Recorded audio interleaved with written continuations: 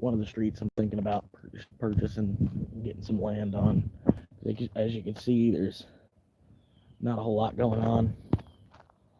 Um, come out here, buy some land, doing my thing, man. And then I was out here, just parked the car, was Uber driving for a little bit. Starting to get late for the day, so figured I'd hang it up for the day. And then where I parked, like right over here,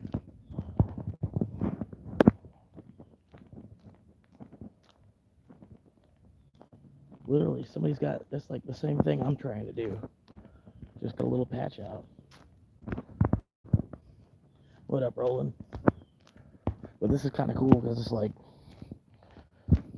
this is the street I was thinking about getting land on. Just, just buying a quarter acre or something somewhere out here, and making a driveway that goes off into the woods. And yeah. Anyway, on the other side of the street, somebody's already got a camper out there. Like they cut out a little spot and then like literally just have a camper on, and that's literally on the same street. So I don't know why I wouldn't be able to do it. You know what I mean? But I'm not gonna have a whole camper either.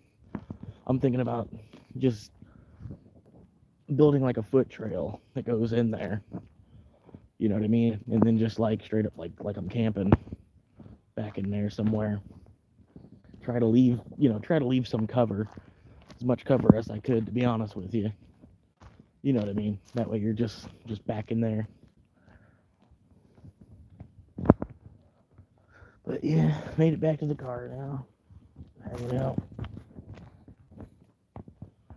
Yeah. That's pretty much it though. I mean this whole street is like that. I'm I don't know. Like I want to poke around a little bit, like look around a little bit, but I don't know. I would like to get a piece of property that's got a palm tree on it. That'd be nice. You know what I mean? One of the lots. Like this one's got like there's a little tiny palm tree growing, but like eventually that'll be like a big, like the taller. Anyway, it's still a baby. Basically, it's a yeah. But anyway, over here on this other side, there's a palm tree right there. So like all you have to do, you clean it up a little bit, get rid of some of the underbrush all around, take off some of those, the long spikes that are going up it. But yeah, it'd be nice to have like a palm tree on the property, and then like driveway going along, either one side or the other. Have a driveway that goes out.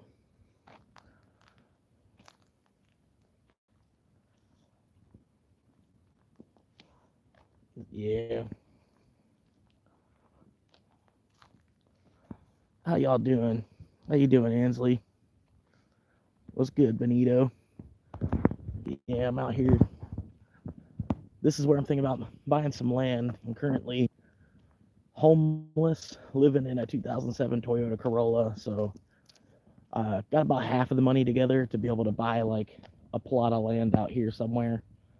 I just need to get the other half of the money together.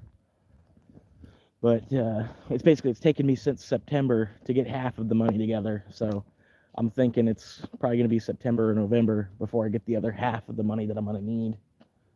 But I really do like it out here. Like I come out here and I just park on the side of the pavement.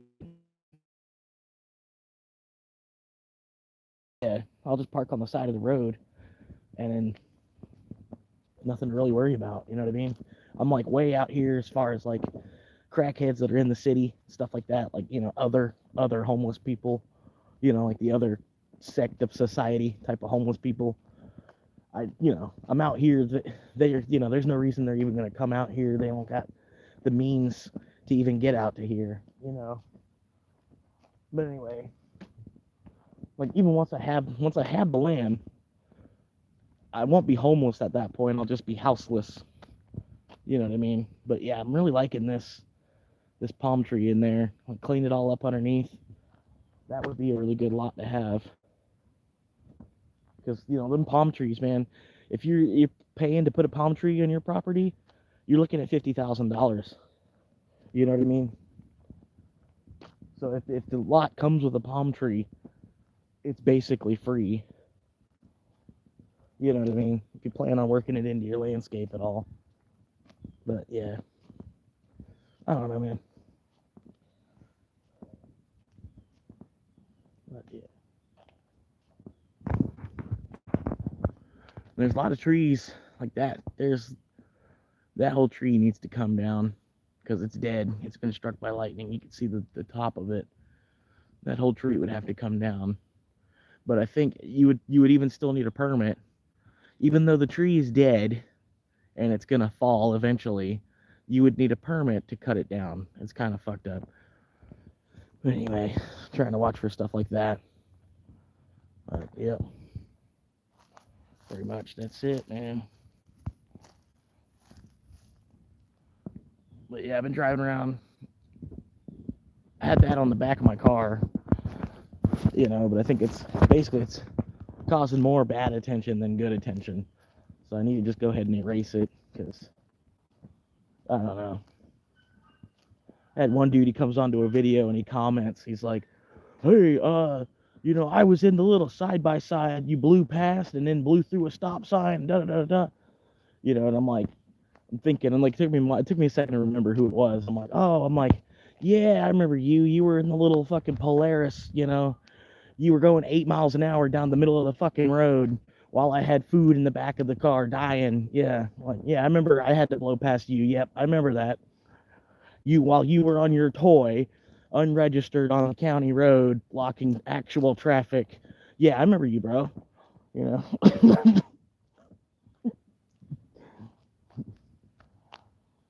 but I don't know. People are stupid. But yeah, anyway, I'm probably gonna take that off sooner or later. Yep. This is where I don't know. I just like this area out here. It looks really, really nice. There's so much potential too, because it's just like woods off, you know what I mean? There's a road, and it's just heavy ass woods. You can pretty much, I mean, like I'm saying, I'm not even worried about building right away on the land. Just have a piece of private property that's mine. You know what I mean? I don't know. But if I do build on it, it's a nice place. It's not going to end up, I mean, worst comes to worst, they'll build a bunch of houses up and down. You know what I mean? Worst comes to worst, there'll be like 30 residents, there'll probably be like 15 on one side and then 15 on the other side. You know what I mean? That's like the worst I see happening here. And it'll probably take years for that to happen just because of how long it's taken so far. You know what I mean? Like this neighborhood, right? This has been here since the 70s. I don't know if it was like 1971, 1975, 1978. But anyway, this neighborhood has been here since the 70s. And this is what it looks like after almost 60 years of developing it. 50 years they've been building houses in this neighborhood. So I could, maybe another 50 years it'll actually fill up all the way. You know what I mean? Who knows? It might take 50 years for that to happen. I mean, granted, everything's kind of exponential growth and stuff too. So that's probably going to happen faster than that. Probably be like a 4 or 5 year process. I don't know. But in the meantime, it'd be a quiet place to sleep. That's what I'm looking for.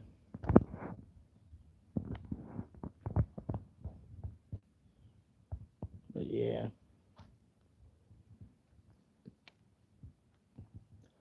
It's a really quiet street in general. You know what I mean?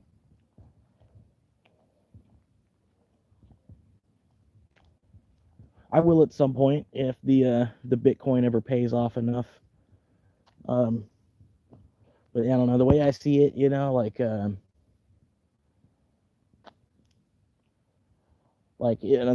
holding 10% of a Bitcoin isn't gonna like necessarily make or break me. You know what I mean? I'm gonna be living on the street whether I was holding onto that or not. You know what I mean? But me holding 10% of a Bitcoin could potentially make or break me in the future. You know what I mean? Like, it's not going to make or break me today, but it might completely make or break me in the future to be holding that same 10% of a Bitcoin that I am today. I don't know.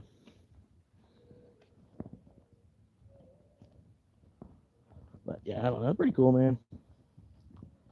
Finally got my schedule worked out at the actual job.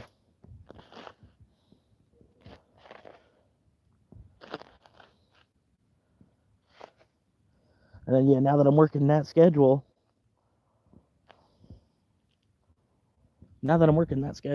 like, I might as well be the GM already.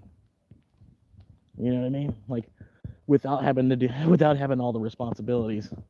And then since I don't have all the responsibilities of being the GM, I don't get paid like, you know what I mean? But still, you know, they're not going to fucking pay me like that anyway. You know what I mean? But now that I got my schedule set the way that I want it, pretty much, you know, like, until the store actually closes down, you know, if I don't do too much wrong, I'm going to have a job there. You know what I mean? Probably even after, once the location closes down, if I've been with the company for 10, 15 years, they'll probably just move me to another location. You know what I mean? That's what it almost seems like, you know. But they're talking to me. They want to move me up. But at the same time, I'm not really interested in it because as you step up and then they just want to pile more shit on you, you know, like there's just more responsibilities. You know, more things you have to be responsible for, more things you have to do, this, that, and the other. And then the pay increase, it's not even, you know, there's not even really a pay increase involved with doing it. So I'm like, I'm fine where I'm at, you know. For $1 less per hour and have, you know, half as much shit to have to actually worry about with working the job, you know. It's like, you know, it's gonna take a lot of $1 an hour difference to really make a fucking difference. You know, you're talking maybe after 100 hours time, I'd have $100, you know. I'd have $100 more than the other version of myself that didn't take the management position. And then by the time I do 100 hours, man, that's a month. It took me a whole fucking month to make a fucking $100 difference from being the manager. You know, like, what the fuck? It's not even worth it. And then since I'm the manager, there'd be a lot more things for me to, like, straight up to be responsible of, and a lot more things I could fuck up on, and a lot more things I could lose the job over. You know what I mean? It's like, it's just a win-win to stay right where I'm at. But I don't know. You know, and the thing is, like, I'll become a manager, and then they'll still want more from me anyway. So that still won't be enough. You know? It's never enough. It's just fucking stupid. Damned if you do, damned if you don't. You know what I mean? Yeah.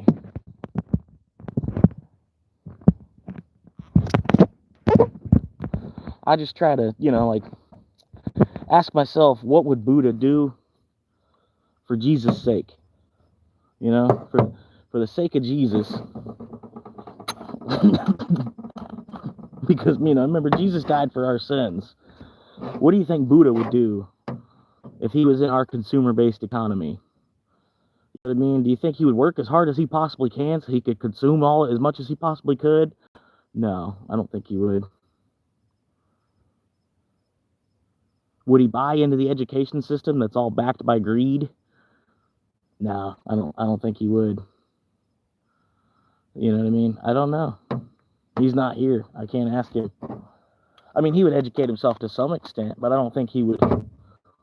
You know what I mean? I don't think Buddha would really be like worried about getting a doctorate degree so that he could become a surgeon that makes $100,000 a month. You know what I mean? I don't think Buddha would do that. I don't think Buddha would even. I don't know. I'm not gonna say that. I think Buddha would be an electrician. I think Buddha could probably be a pretty good electrician. You know what I mean? I don't know. He'd probably be good at doing framing, you know, doing some drywall. Who knows? You know, but I could see him having more of like a blue-collar person's job too. You know what I mean? I think he would feel guilty working in an office and then getting paid double what the carpenter makes. You know what I mean? I don't know.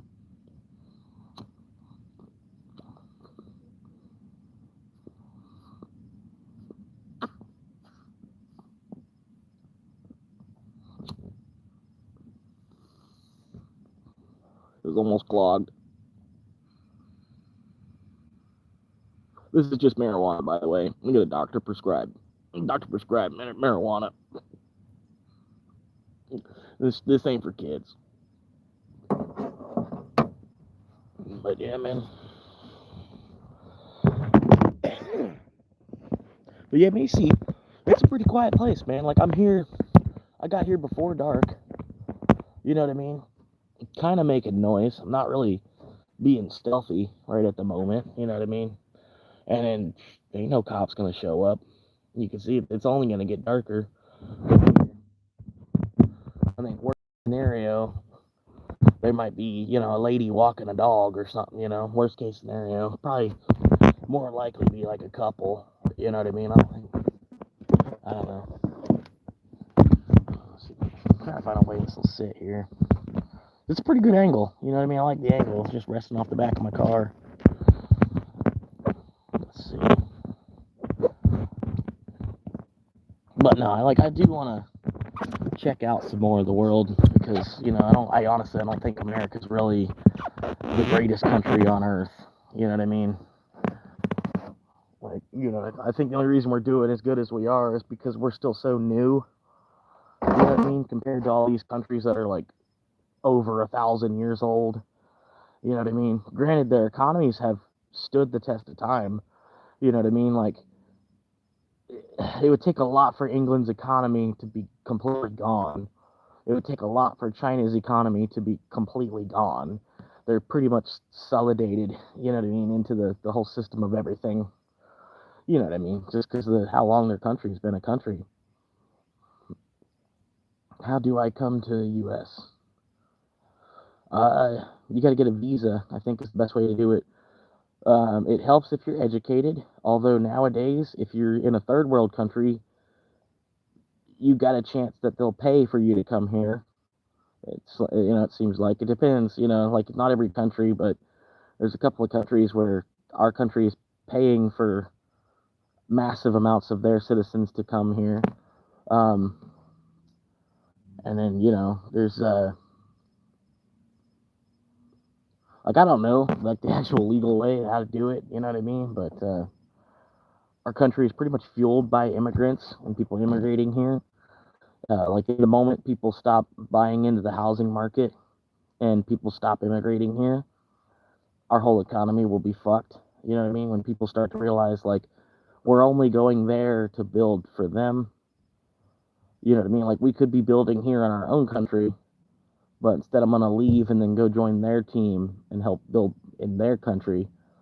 But at the same time, I really don't want to be a part. I don't want to be an American. I just want to live in America. That's the mindset a lot of people, you know what I mean? They don't really come here because they want to assimilate with us. You know what I mean? I'm not saying it's not saying it's a good thing or a bad thing. You're free to be who you are.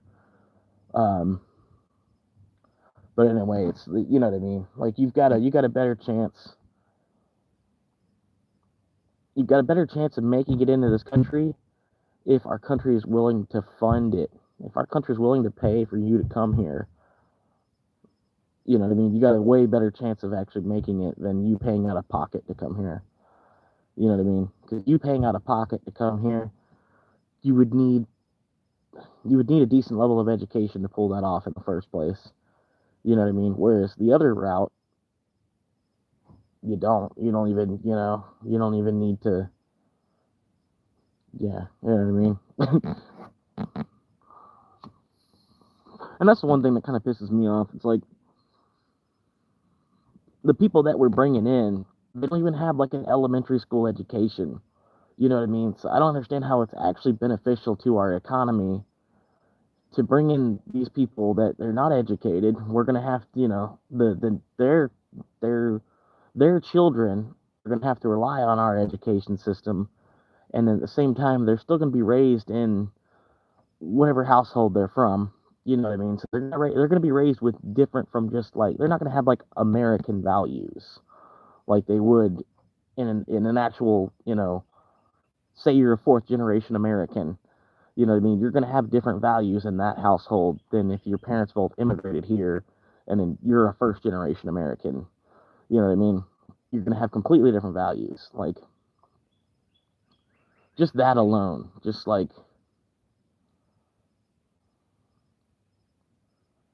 I don't know, man. And then, on top of that, you've got some of the countries, like you've got these women in these countries, they've never worked before. You know what I mean? And then so they come here to America, they get here, they're broke, and then they're told that they need to go find a job, and they flat out don't even know how to work because it's not part of their culture.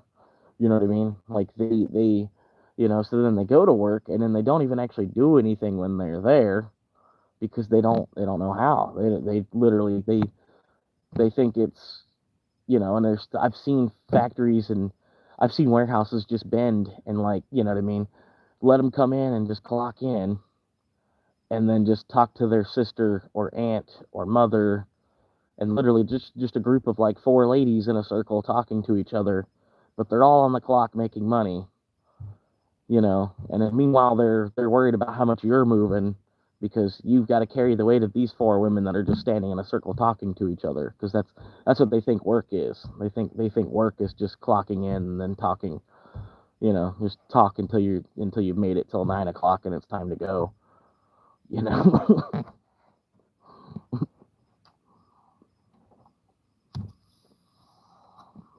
And at the same time, I don't, man. I hate that I'm American, to be honest with you. I would love to go to Ireland. I'd love to be like, I feel like I'd be a beast like Barback. Like not the bartender, but the guy that's like the assistant to the bartender. You kind of like help keep the bartender stocked up and shit. You know what I mean? I think I'd be awesome. I'd be awesome moving kegs around the back wall of at a bar. You know what I mean? But instead, I'm here in America, where for one reason or another, I can't even actually find a job. Or if I can find a job, they're glued to 40 hours a week because they're all about production. Like, how much can we possibly get out of this factory in a week? In order to do that, we need 120 employees that are all full time. They don't want to deal with, you know, having to have 200 employees because a certain amount of the employees want to be part time. You know what I mean? And that's the way I see it too. I'm like, because we are really frivolous as Americans. We really have way more than I think we honestly need as Americans, and we pay for it. You know what I mean? Granted, like you don't get it without paying for it. You know what I mean? But at the same time, do you have to put so much effort into life to begin with? You know what I mean? Like, I get it. You want your life, this, that, the other. You want to have a better life for your kids. You want to do more for your kids. You want to provide more for your family, this, that, the other. But it gets to a point, man, and like, you look around at everything you have, and it's still not enough. You know what I mean? And it's like, it's never enough. And then, you can work your ass off one week, and then they'll still expect you to show up the very next week and then pour it out again. Like, I don't know why we deal with that. You know what I mean? Like, instead of like celebrating more of our actual freedom, we celebrate, we're worried about how much money we can make as fast as we possibly can, rather than worrying, going on the other side of things and being like, how good a life can I live on as little as possible? You know what I mean? Because it ultimately should be about freedom in the first place. You know what I mean? Like, you're kind of going the wrong direction if you're like willing to line up and climb a fucking corporate ladder for 30, 40 years. Granted, you need to do something. You can't just not do anything. You don't want to just be a fucking bum and a parasite on the planet. You know what I mean? You have to kind of like work, you have to till the land in order to kind of reward. You can't get a reward from the land if you're not like actively doing. You know what I mean? So I understand that whole side of it. You know what I mean? But I think honestly, we're pouring too much of our soul and whoring ourselves out 40, 50 hours a week. I don't think that should, you know what I mean? It shouldn't necessarily still be a thing. You know what I mean? Because it was a concept that was invented by Ford like over 100 fucking years ago. And he needed workers in his factory, so he created the work week. You know what I mean? He created an alternative to what was at the time. Everybody was working a 12-hour day, 6 days a week or something like that. But he offered the same pay in a 5-day week on 8 hours a day. And so he had a whole bunch of workers that were flocking to his factory. You know what I mean? But it was really just because he just needed a pulse. That's where the money was going at the time. You know what I mean? That was going to happen anyway, because that's where the industry was going that direction. Everything was going that direction. The technology was going that direction. It was going to happen regardless. You know what I mean? If not Ford, somebody else 2-3 years later. That's basically what I'm saying. But yeah, we've been pretty much products of that environment for the last 100 years, and it hasn't really made anything better. We've just been putting more zeros onto the end of the same shit that's already here. You know what I mean?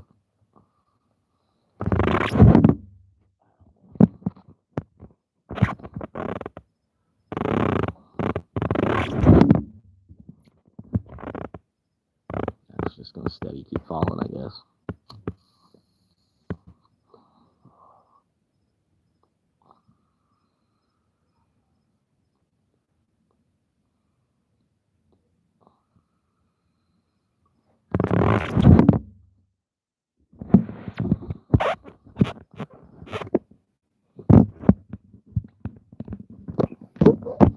Yeah, but honestly, it's like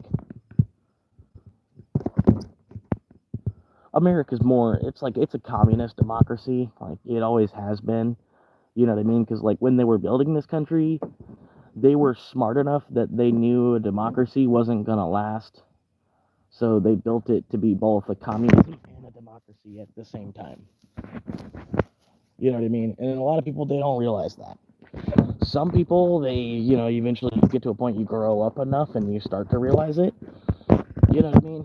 That's only some of us, though. It's not even, not even the vast majority of us even actually realize that we live in a system of government that is both a democracy and a communism at the same time.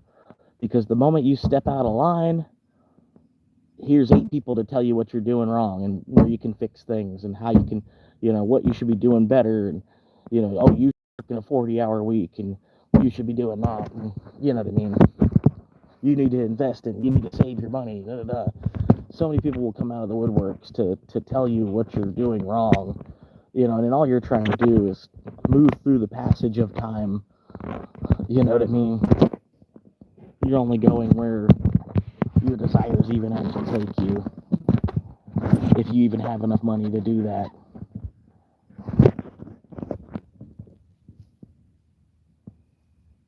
But yeah, I can't keep this. It doesn't want to sit. There we go. It just won't sit like it was, man. It was sitting real good. I had it sitting here on the back of my trunk. Now I can't get the angle to where it's going to sit like it was. Maybe that's it.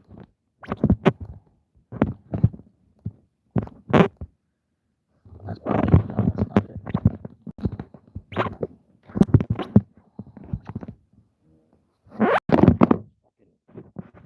Got a fucking alien battle cruiser sized beetle flying around.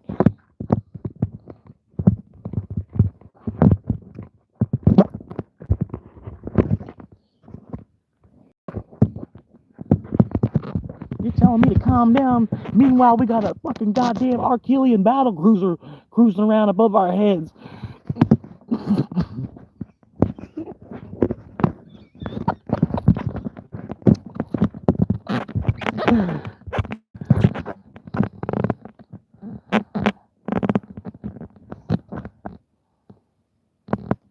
It's time to mean business. We got a goddamn Archelian battle cruiser goddamn flying by, man. Did y'all see that shit? Holy fuck. He's trying to get in my car. God damn, this motherfucker. Don't get in my car, please. You're gonna get in my car and you're gonna get somewhere, you're gonna get stuck, and you're gonna fucking die in there. Oh my god. This beetle, I swear, is huge. It's like the size of my grinder. This fucking beetle that's flying around right now. Goddamn alien battle cruiser. What up, Jonathan?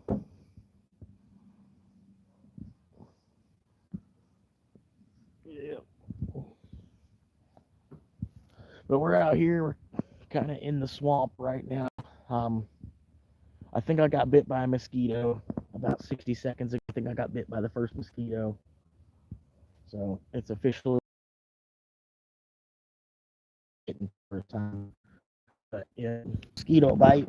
And so summer's official. We made it. No more winter. We'll see you in November, winter. Why is it doing that? It was sitting for like forever and a half. Sitting perfectly. Right there. Perfectly. Forever and a half. But then this goddamn alien battle cruiser comes flying through, and now I can't get the phone set up the right way.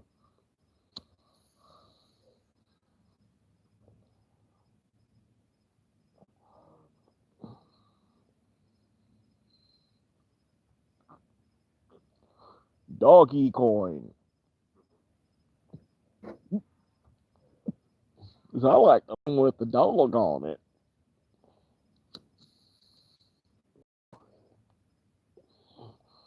But no, like they've been needing to take the slave owner off the $1 bill for like a long, long, long, long time. I don't know why we have a slave owner on the $1 bill, to be honest with you. You know what I mean?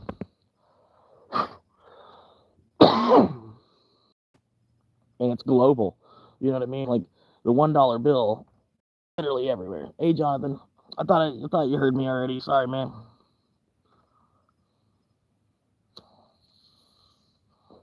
How's your night?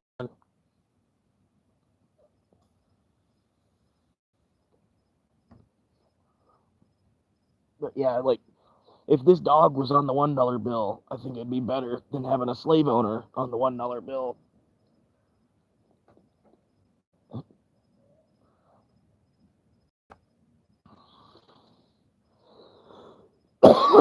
Not bad, man.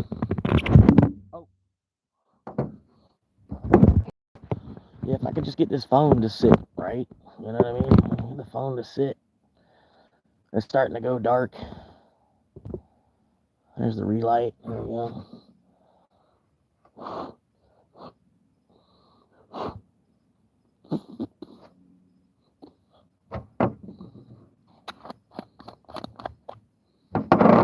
Rat pack another bowl here. It's only marijuana. Don't freak out. I'm not an actual drug addict. I just look like one from time to time.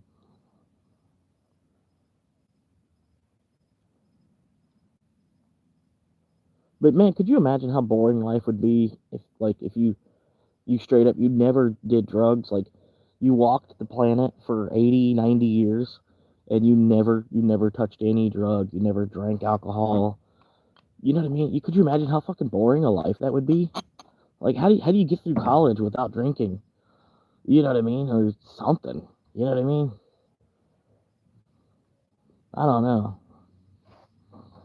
Good evening, Kitso. How you doing, man?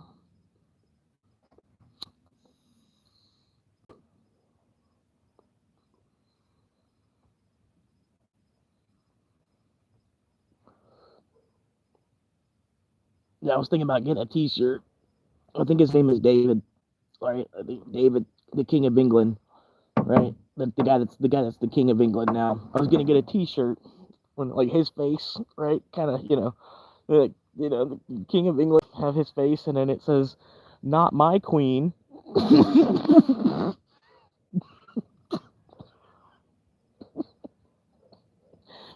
Not my queen. That's not the queen I remember.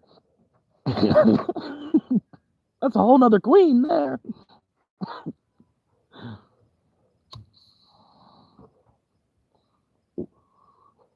Hell yeah.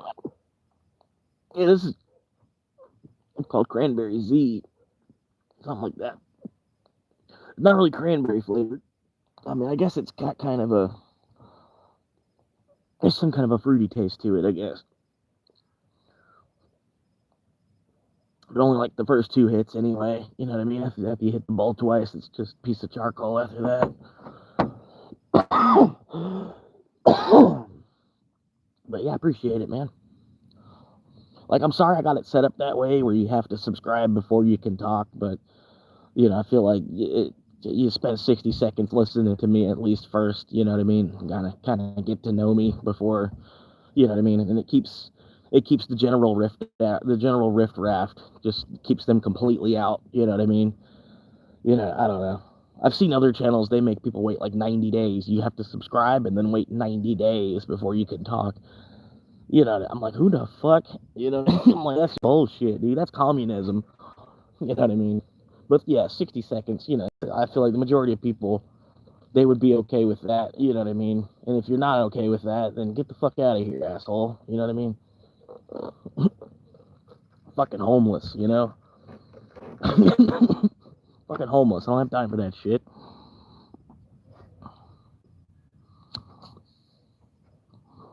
But nah, I've been like just car camping, living in the back of my Toyota Corolla, saving a shitload of money.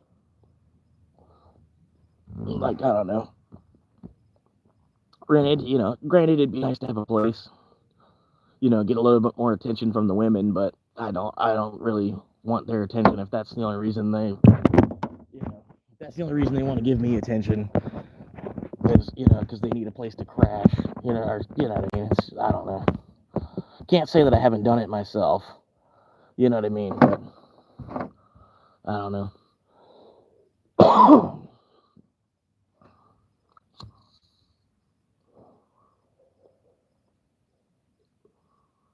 But yeah, I'm thinking about getting land out here where I'm at right now. I don't know if there's a way I can turn on the flashlight or not. The sun went down. I've been out here live streaming for about a half hour. I'm buying land out here. I'm thinking about, I'll probably buy it one more street over. The street that's over here, they got a lot of houses on it already. There's about, not a lot, you know, but there's about 10 different, maybe 10 different houses, because there's probably 5 on one side of the street and 5 on the other. Maybe even more than that. But, you know, let's say like roughly around 10 houses on that street. And I know, like, I'm sitting here, I'm like one street off that street. There's land for sale on this street because, like, the whole street, they don't even have electric lines going down it yet. You know what I mean? All this is all lotted out. Like, they plan on selling it, but nobody's bought it yet. The next street's the same thing. That's why I'm thinking, you know, I'd probably buy land off the next street over just because I'd have extra lots to create, you know, space between me and the people that are the closest neighbor, basically. But yeah, it's kind of loud. Like, I'm probably being a little bit loud too, because, like, I'm not even, you know what I mean? I'm talking to you like I'm talking to a friend sitting next to me. You know what I mean? Like, I'm not trying to be loud. I'm just trying to be loud enough that you can hear me. You know what I mean? I don't know, man. I don't know. They just picked George Washington. They just left him on the dollar bill. I believe the dollar bill, I don't think, was a thing until like 1890. I'm not 100% sure on that. Because it was like Lincoln, I think, invented the first dollar green paper bill, I think. And then they got switched where they were like a silver note, like a $1 was supposed to be an ounce of silver or something like that. I don't know. But that was, I want to say, between World War I and World War II, where the dollar was like a note that was exchanged for silver. I don't know for sure. But yeah. I don't know why. I don't know. I really don't know why George Washington is on the $1. I mean, it's part of history, you know, and he was the first president. So they put one with the number 1, you know, and then, I don't know. It all started with him. He was the general of the army at the time, and like kind of at that time, I don't know how to say it the right way, but like at that time, pretty much, you know, more than half of the country was a slave owner too. You know what I mean? Think about it this way: George Washington was not only a slave owner, but he was also a serial killer. You know what I mean? George Washington was a serial killer. Thomas Jefferson was a serial killer. I think even Abraham Lincoln probably killed a couple people. You know what I mean? They murdered people. But like back in that time, it was just part of life too, at the same extent. You know what I mean? Like it was, I don't know. It was still like, you know, battle of the fittest.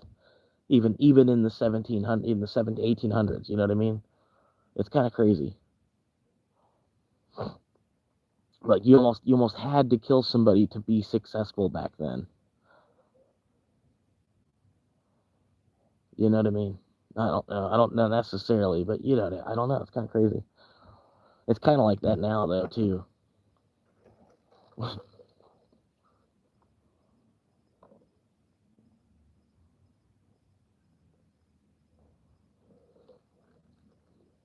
But yeah, it's like it's weird. We have a serial killer slave owner on the $1 bill, and it's like very widely known too. You know what I mean? By the time you make it to, or let's say even through high school,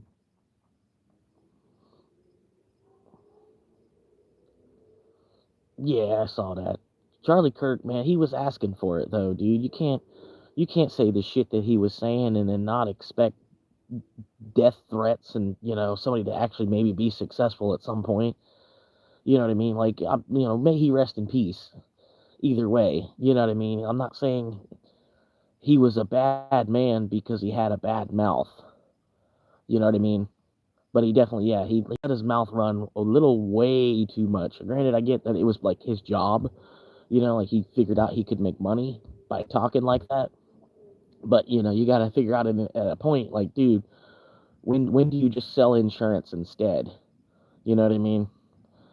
Yeah, it's like, but yeah, he was kind of he was kind of fucked up person at the same time. He was really classist.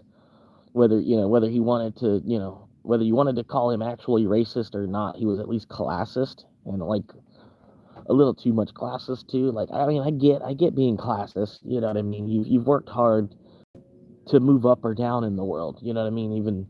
Even moving down in the world, it's kind of a trek. You know what I mean?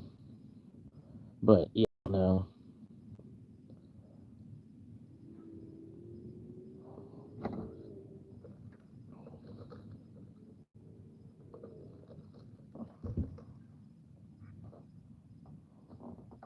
yeah, man, it got dark quick.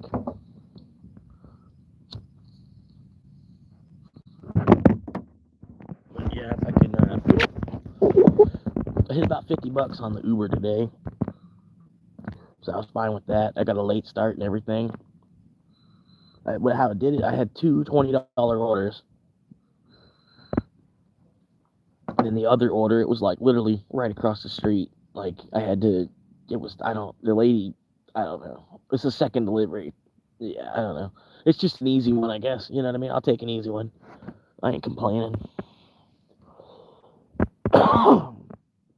But yeah, that's what kind of made it happen.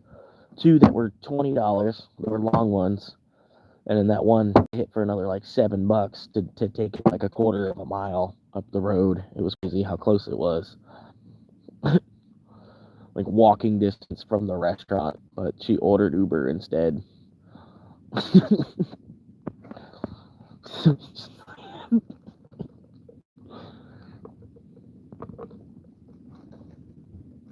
But anyway, I made $7 out of it. Yeah, like could you imagine being like imagine being in a hotel. It's only like a 3-story hotel. You're on the second floor, and then all you have to do is leave the hotel, hit the crosswalk button, and go across the street to the McDonald's. But instead, order Uber Eats, and then get the McDonald's delivered. It's like I don't know. It's almost the dumbest thing ever. Like I can't believe it's like such a thing as it is. You know what I mean? And then they fucked it up where like pizza delivery. There's no pizza delivery anymore. It's all delivered. Well, if you get lucky, Domino's is kind of old school. At least where I'm at. Like you can. That's what it is. But yeah, Domino's. You can be delivery driver for Domino's, but not Pizza Hut, Papa John's. They all got rid of them. They don't pay employees to be on the clock to deliver pizza. They just use an Uber driver to do it, and then the cost gets passed on to the customer, and then the Uber driver gets fucked out of actually being paid properly. You know what I mean? Because you ought to make a wage. Because you ought to make. Because you're on time. You're still being timed. You know what I mean? You're being timed on the way there, and you're being timed on the drop off. And then there's a certain level of customer service that they expect you to have when you're talking to the customer. You know what I mean? You're representing Uber. You know what I mean? But then they don't want to pay you any kind of like an hourly commission. Only all you get is your tips. Like you do get like a rate for the delivery, but the $2 they want to give you sometimes it ain't fucking worth it. It's like sometimes they'll give you the $2 and the person didn't tip, so you only made $2, and then it was like a fucking 10-mile drive one way. It ended up being 22 miles of fucking driving, and all you made was $2. Granted, you don't have to hit yes on that shit, but when they send it to you 3-4 times, which I've seen them do, they'll send me the same order 3 times until I finally have to accept it. But yeah, it's just parts of it are fucked up. I just wish that they would pay, from the time of accepting the order until the time of drop off. They should pay you an hourly rate, I feel like. And then whatever tip you make on top of that, you know what I mean? Whatever, because, you can't expect people to tip. You know what I mean? You can't expect your employee to be paid in tips. You need to pay your employee. You know what I mean? And if they make tips, so then that's between them and the customer. You know what I mean? It's just fucked up.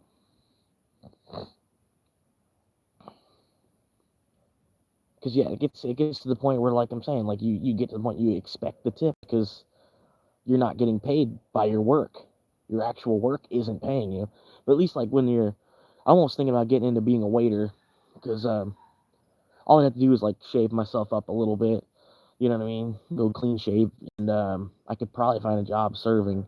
I think they make $10 an hour plus whatever you make in tips to be a waiter. You know what I mean? And if you're working somewhere, say I get lucky and I'm at a steakhouse, my tables, I'm looking at 20% of $100 bill on every table I get sat. You know what I mean? Say I got a section of like 3 or 4 tables, and granted it's a steakhouse, they're gonna want to chill for a minute, but still, if my tables are full, you know what I mean? I'd get only peak, I'd be a newer waiter and everything. I'd only be there as like an extra set of hands. I'd only get like the peak hours where they normally run with 5, but since it's a busy day, we're gonna have a 6th server. You know what I mean? And I'd be that guy to be like the 6th server. You know what I mean?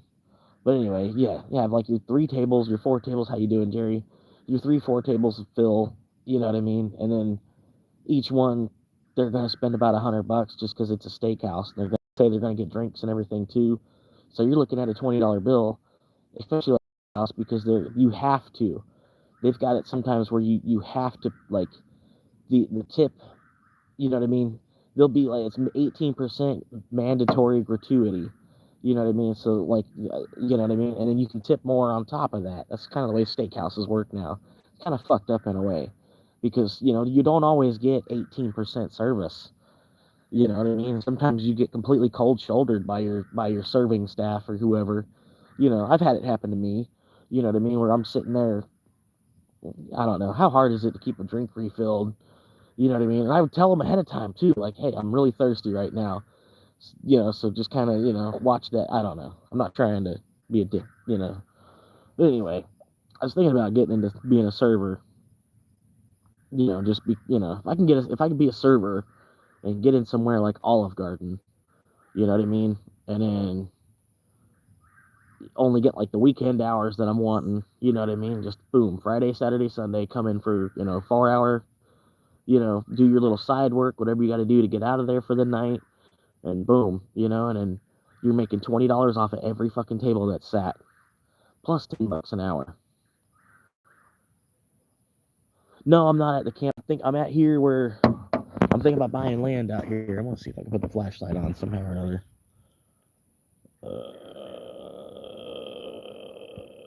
I don't think I can. Maybe I can. Flipping the camera. No, flashlight won't come on. But anyway, I'm out here. This is where I'm thinking about buying land. I camped out. I just took an order up the street. Like I ran into town after I got that 22. I don't know. You were in the live stream.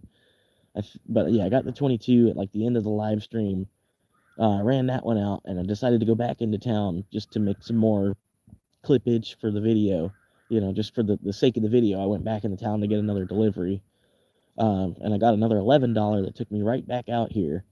So I was like, I'm gonna take that as a sign, and then just take the $11, get it dropped off, and then just relax for the rest of the day. Because it's already getting dark now, and not that it's really bad driving around in the city. You know what I mean? I pretty much already drove through the worst of it to get here, but yeah, there's not really a whole lot of markers out here. It's all just like a street with woods. You know what I mean? Like a 2-lane paved road, but like just a thick patch of woods all the way up the street. There's not power lines on the street. Um, so yeah, I don't know. There's not even like marker sticks. I saw a couple of marker sticks like to like mark like this is this plot of land. But that was only a couple. It wasn't like, yeah, I do live in Florida. Yeah, they're all for sale, man. There's like 12 to 20 grand. You can buy a quarter acre out here in this neighborhood. There's some that are even like really close to the lake. Like you'd be bicycle walking distance from the lake. You know what I mean? And then for like 15 grand. Granted, it's not lake view. You can't see the lake from your property. You know what I mean? But you could take a short little walk and boom, you're fishing. No, there's no power. That's what I was just saying. There's no power lines on this street.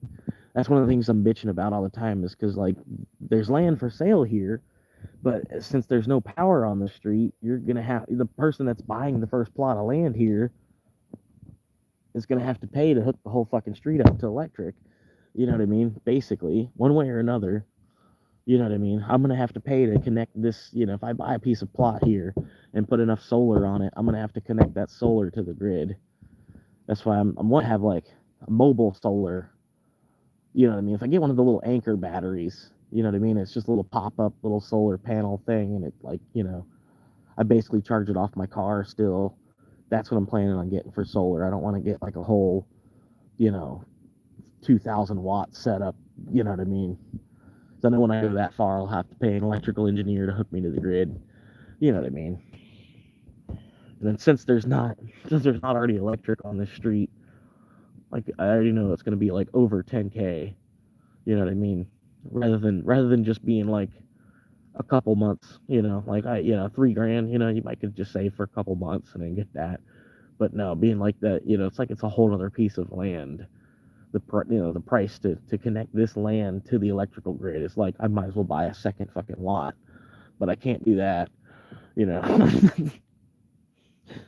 Which I might as well almost, before I connect the lot to the grid, I might as well just buy a second fucking lot. You know what I mean? And then in a couple of years, I could have that lot that I bought. I rhymed. Anyway, that lot that I bought in a couple of years, I could have it on the market for cheaper than every other lot. You know what I mean? Just by pricing it at what I bought it at, have somebody else buy it, and then hook us both up to the electric, basically. You know what I mean? Like they pay to do the big part of it, and then I just piggyback off of once they've connected their electric, then boom, I'll just get my permit, and it's only about $1,000 to connect me now. That'd probably be the better way to do it, actually, because I think all this land it's going to go up in value. You know what I mean? I'm looking at these are like $25,000 pieces of property. You know what I mean? But for right now, they're 15K. You know what I mean? That's the way I'm looking at it. So in a couple years from now, when the value's gone up even more, if I put it back on the market for the same price that I put it on, I think I'll find a buyer quick as fuck.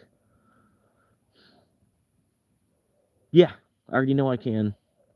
Yep, because you're doing nothing illegal. You're doing nothing illegal sitting in a parked car or even resting. It's they have like a Bill of Human Rights or something like that. The international universal universal Bill of Human Rights, where every human has a right to rest, and especially if I'm on my own private property, that I can either show them or they can do a little bit of research on their end to find out that I actually do own this land. There's nothing that says I can't be on my land. You know what I mean? Like, because where else am I going to go? If I'm on my own private property, and the cops tell me that I need to leave and go somewhere else, where else do I go? I'm already on my own private property. Where else do you want me to go? You know what I mean? Why did I buy the land then? And if it comes down to that, then, whatever. You know what I mean? I still don't think that's going to be too big a deal, because, like, basically, say, like, if a neighbor, say if one of the houses on the other street were to call the cops, you know, after, like, the first or second appearance, like the second time the cops get called out here, and then, the second police officer that shows up, it's a different police officer, and I got to re-explain everything to him. At that point, the word would go back to dispatch, and then dispatch would already, you know what I mean? It would, the third time wouldn't even actually happen, because they would know from the first two times that, oh, that's just that dude, that's that guy that lives on that property. That's just his neighbors giving him shit, basically. You know what I mean? Because I would assume the neighbors would know right off rip that I've bought the land. You know what I mean? So they would find out from the police when the police come and contact me, and then as long as I respect them, because they're the law, they're the police officers, they're coming to investigate what's going on this mysterious plot of land. There's a car on the side of the road on this plot of land, and it's only until they talk to me that they find out that I'm actually the owner, and then they go to the person that called and made the complaint, and then they would let them know, like, yeah, that guy actually owns that land.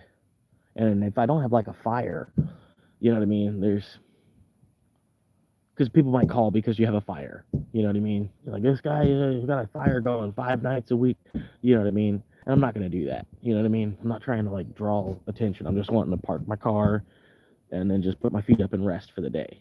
And then when it's time for tomorrow, get up and start moving again.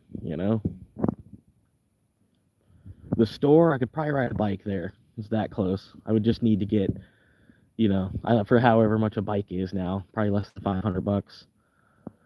But yeah, I can get a bicycle and ride to the store. It's not far. I can get chips and, Slim Jims, whatever, donuts, whatever, hot dogs.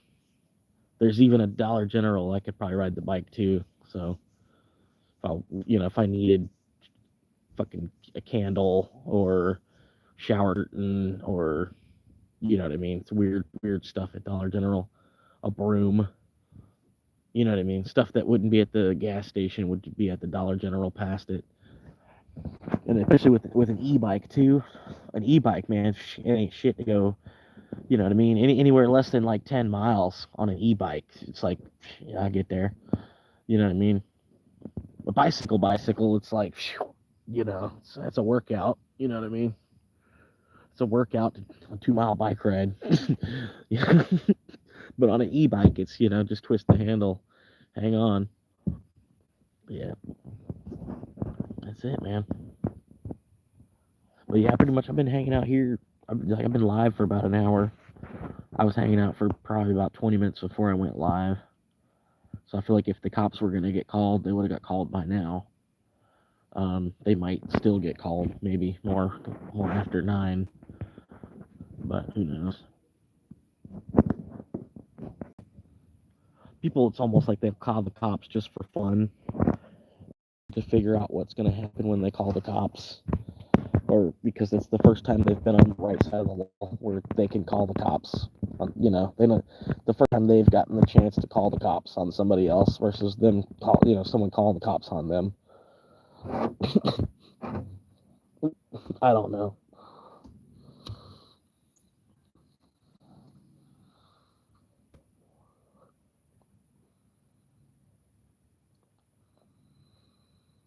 But yeah, pretty much I slept out here last night. I don't know if I said that.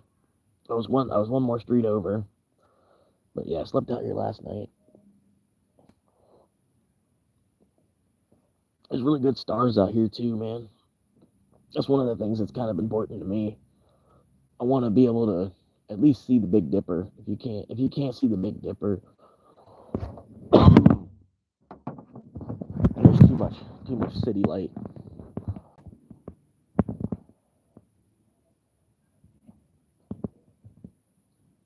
Yeah.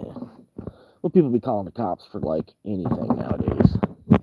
That's why when the cops show up, they you know what I mean. They already know it's just bullshit. They you know what I mean. They've heard from dispatch before they've even gotten there. You know, it's like, oh, it's just, it's a parked car, fucking suspicious vehicle. Just, check them out, make sure it's not a meth head, and then you can see that I'm not like a meth head, you know what I mean? I don't know. I got a different method, but I'm not a meth head.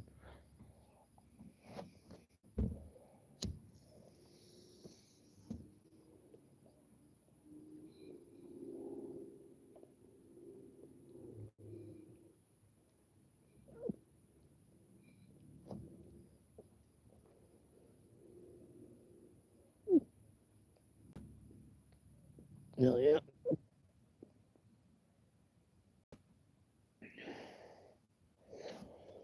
But yeah, I might do that. It's actually a pretty good idea that I just had. Buying two plots of land instead of buying into the electrical grid, buy two plots of land, and then in a couple of years sell my other plot of land, and whoever buys it, they would probably hook us up in the grid. I don't know.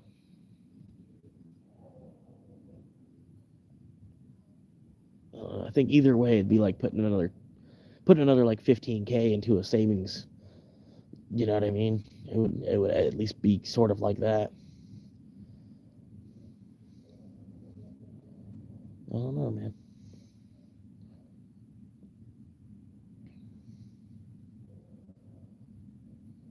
But I just think it'd be cool just buying a place to live, whether house or not. Buying a place to live for flat out cash. You don't even have to worry about not having to worry about no mortgage payment on it, nothing. You've got enough cash where you're just buying it fucking flat out for 15 grand.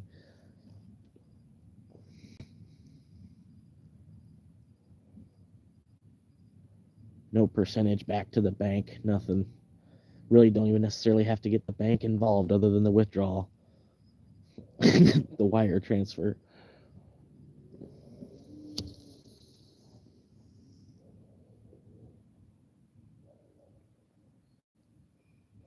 But yeah, like people say, like the video where he's like, pay off your debt, buy your car in cash like a G.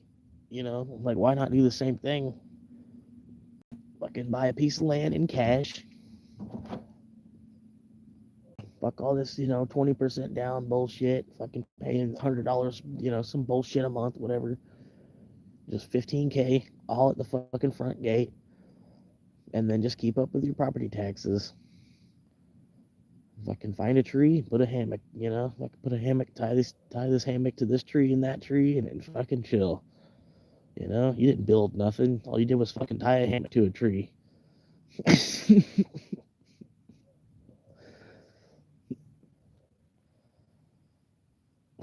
10 years later, and then yeah, you would have been able to live there for the 10 years too. You probably in that 10 years you probably went somewhere else and started paying again or something. You know what I mean? One way or another. You were in a place that was basically I don't know. That's the way I'm seeing it. You were in a place that was already rented. Yeah. Yeah. But yeah, I was thinking about getting a little cargo. No, not a cargo trailer, but like a flatbed trailer. I think you were in I think you were in the live stream earlier. But yeah, even just putting a sleeping bag on it, fucking, you're off the ground at least, off the ground on this flat wooden trailer, on sleeping on a sleeping bag, and then just continue to build from there. You know what I mean? Don't just stop. Don't think you've made it at that point.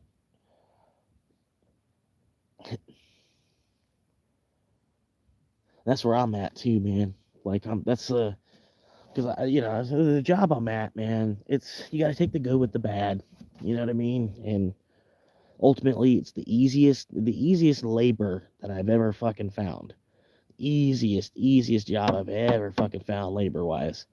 And if I were to quit and go somewhere else, and then maybe make 50 cents more an hour, you know what I mean? And then, yeah, I don't even know if it would be worth it. You know what I mean? So I'm trying to, just plan on keeping this job for like the next 20, 30 years. Um, I'm hoping Bitcoin, works out for me. You know what I mean? But, say if that, if say if that breaks and I lose all that money, it doesn't really make or break me. I'm only out about a year of savings at this point. You know what I mean? Um, but if it does, it does turn into something, it could honestly make or break me. You know what I mean? For like on the plus side of things. Um, you know what I mean? And in the meantime, I'm just trying to watch my spending as much as possible.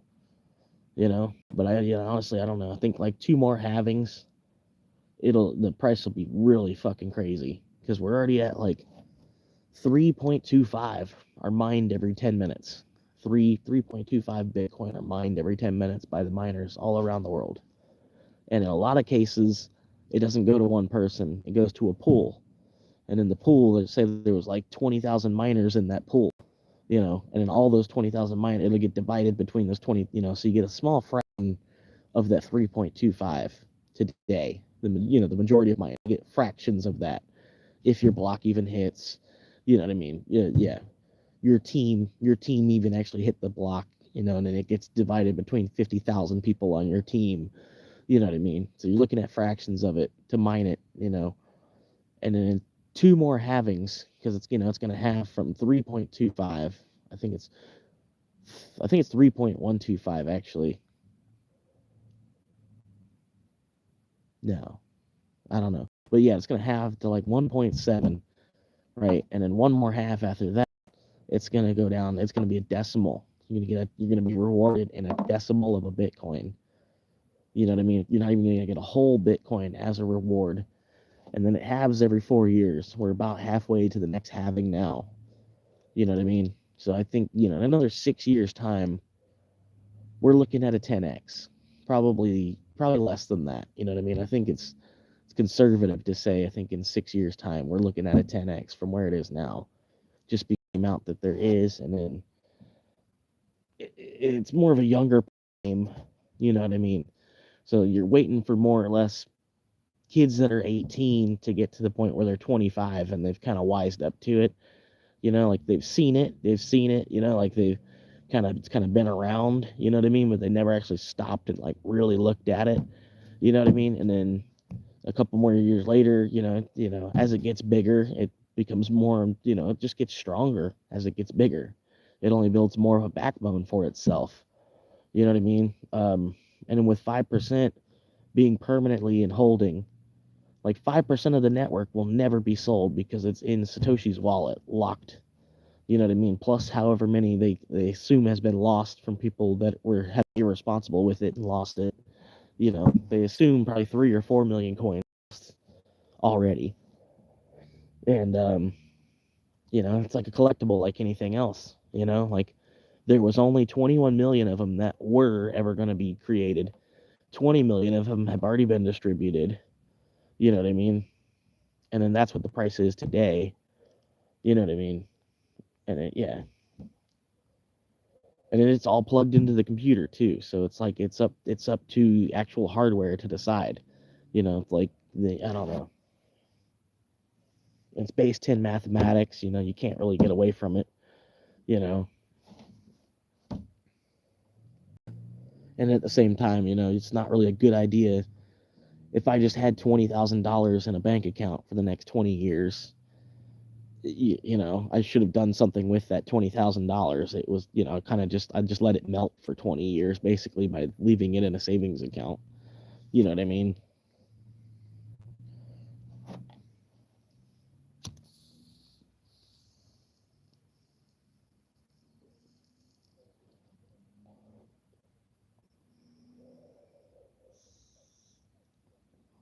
My take on it. You know what I mean? And who am I? You know what I mean? But it's hope at least.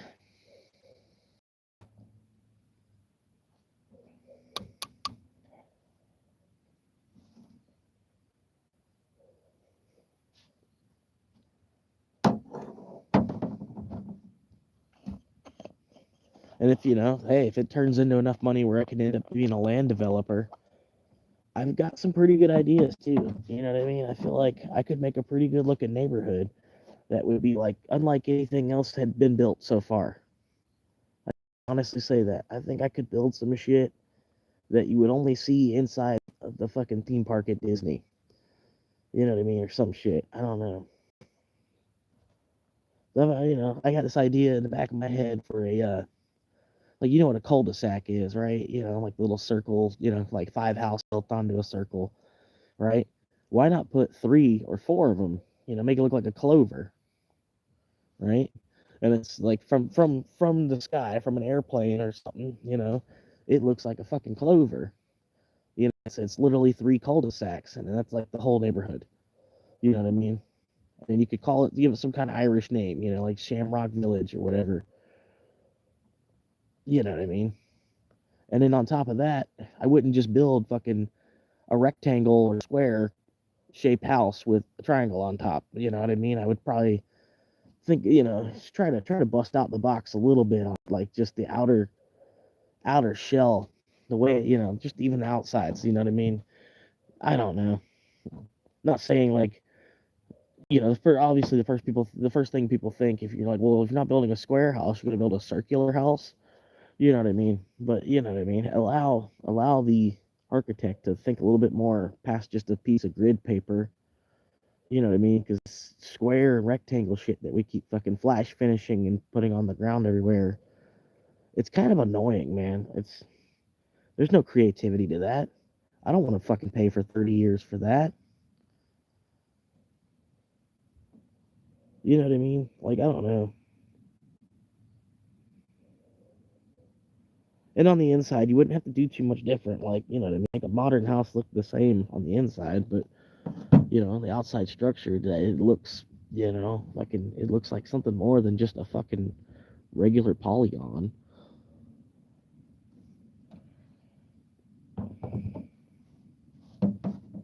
And then the whole neighborhood's like that. You know what I mean? Maybe even the house would be shaped like a clover too or something then.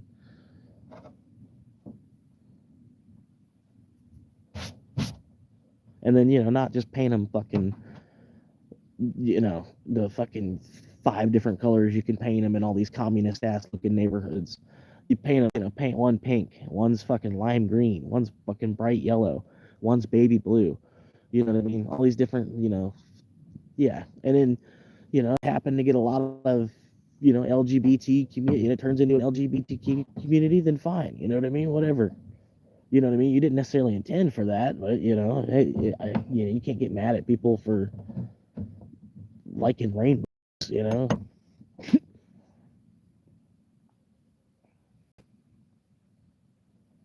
6 minutes into past 36.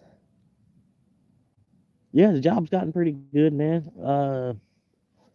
Pretty much finally got the GM to listen, and I got the schedule I've been asking for since like November. I got to this store in September, fighting for hours, and then fought for hours and fought for hours and fought for hours for so long that I kind of gave up on it. And then all of a sudden they wanted to start giving me hours, but the hours they were giving me were still shit. It was like 5 nights a week and only 5 hours each day. And 1 week it was 6 nights of 5 hours each day. So I changed my availability around, and I'm like, you know what, fuck it. I'm like, I only want to be available on the weekend because I feel like I could go find a part-time weekend shift somewhere. Um, so I changed my availability around. Only available Fridays, Saturdays, and Sundays. And it took months to work that out finally. And in the first week, he tried to give me just like 6 hours.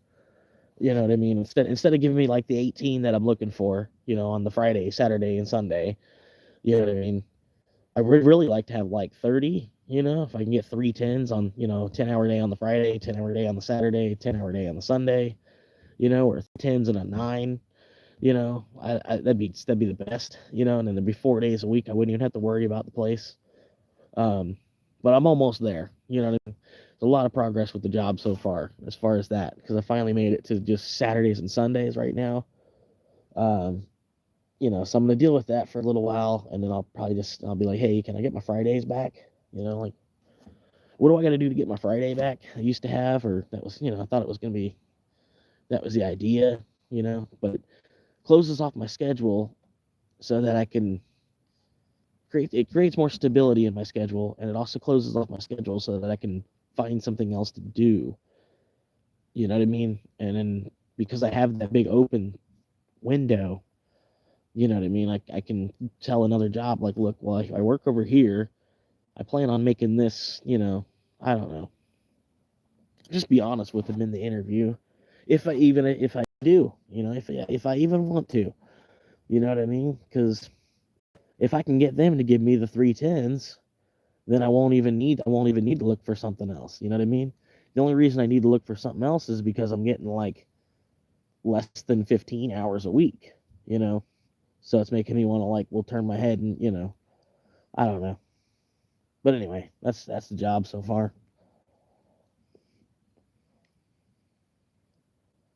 But at least they let me smoke weed, there's no drug test. The application wasn't a bunch of bullshit. The work itself is fucking easiest job I've ever had. And I've got more of a brain than I did in my 20s. In my 20s, I would have already been low-level management, doing twice as much work as I'm currently doing for another like $35 a week more. You know what I mean? Probably $30 more a week. Let me assume twice the responsibilities. Let me jump from just being a salesperson to being a key holder. I have to do half of the manager's paperwork for them because they delegate all the paperwork to me anyway. So I'd have to do half of their job in at least the paper note part, the paperwork part, and then only be a key holder and only make $30 more per week after taxes, probably. I'm like, no, I'm all right.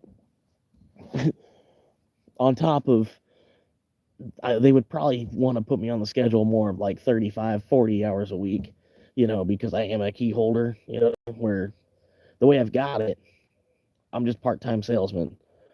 I mean, it makes no sense for me to be there for 35-hour a week because there's only so many hours that they even have, and I'm just a part-time salesman. I don't know.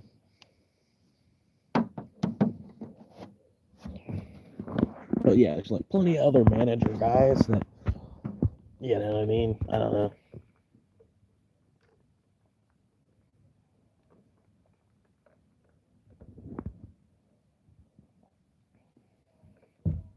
That's pretty much it, man. Pretty much I just try to go to work, and I got a couple little tasks I need to take care of for us to get out of there on time. And I make sure they're done. There's a time the store closes for the day, and then we try to be, we try to have all the side work done right about that time so we get out, Pretty much like, any other job. If the restaurant closes at 10, you need to be out of the kitchen by 10:30, or 11 p.m. the latest. Pretty much the same thing.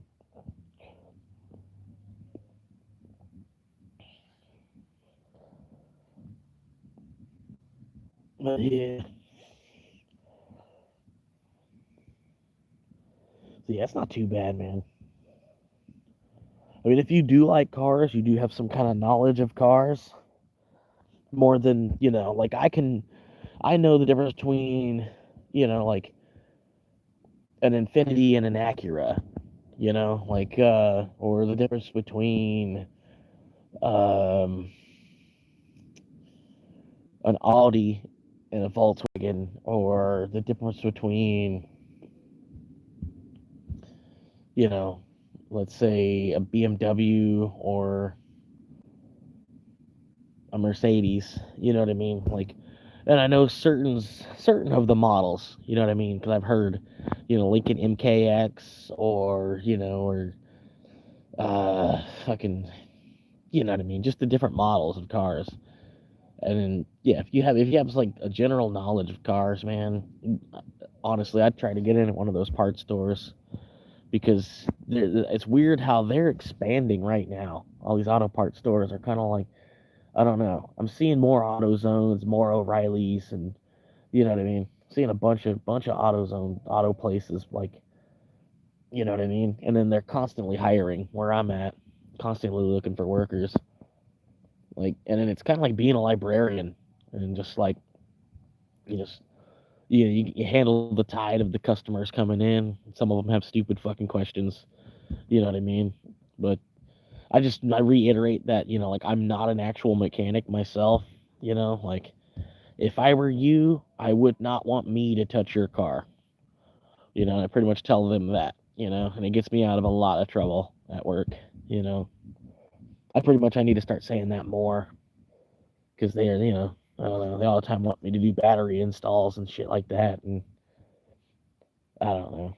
Not that I can't do it, but some cars, man, they've like overcomplicated it.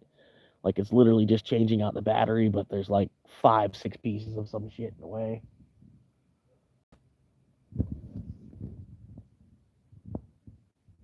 I thought I heard someone walking up the street behind me.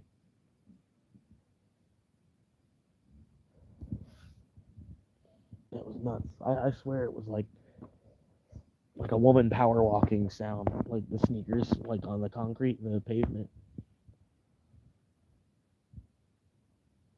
I don't know. But thank y'all for the likes, man. Appreciate that.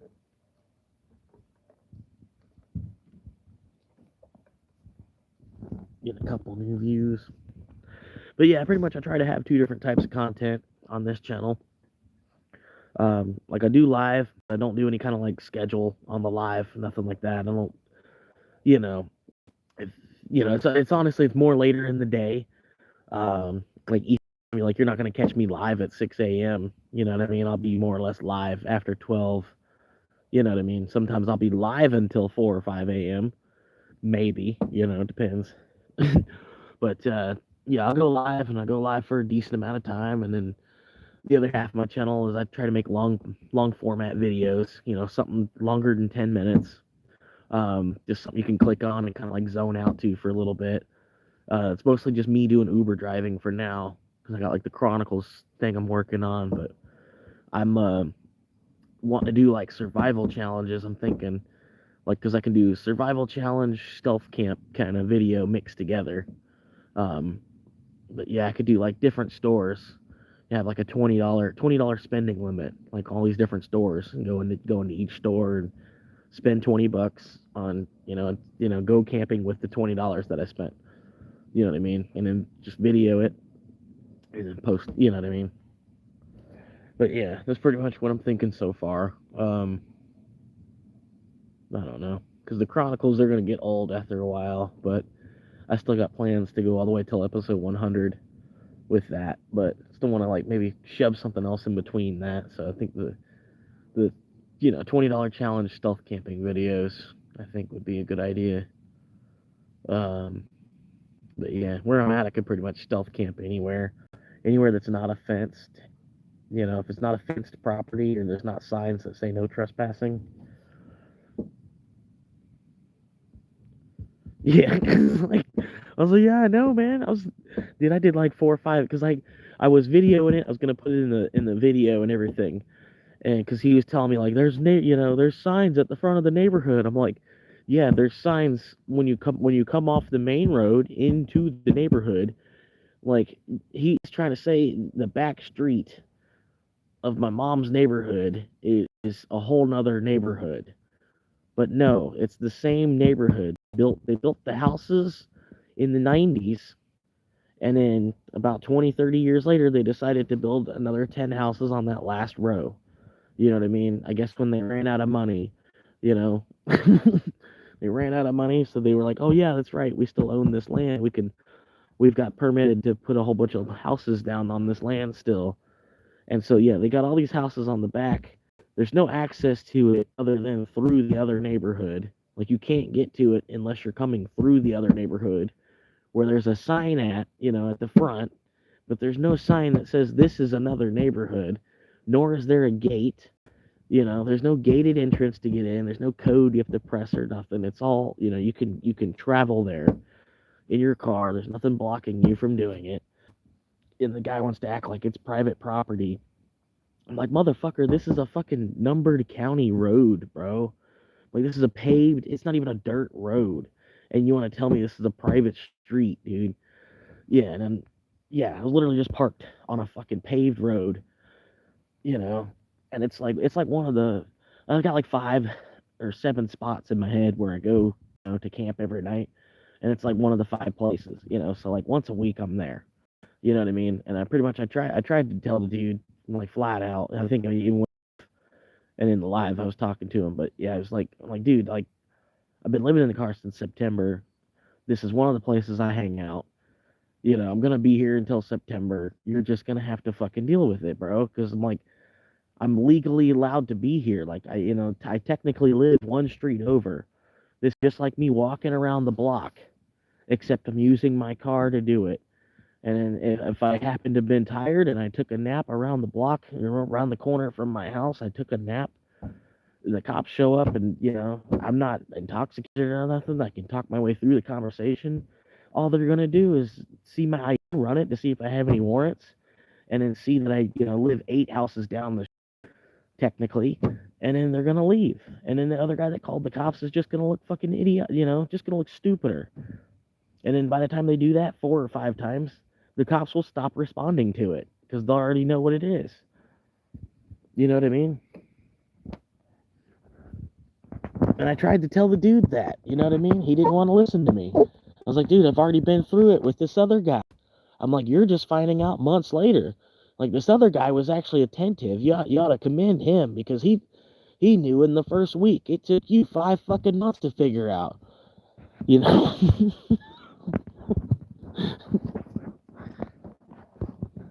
And then he lives in a whole other fucking neighborhood. I'm like, this dude lived in a whole, dude in a whole other fucking neighborhood knows more about what's going on than you do. And then you want to think it's a fucking private fucking road. Like, dude, get the fuck out of here. This road was paved by the fucking county. I was out here when they did it.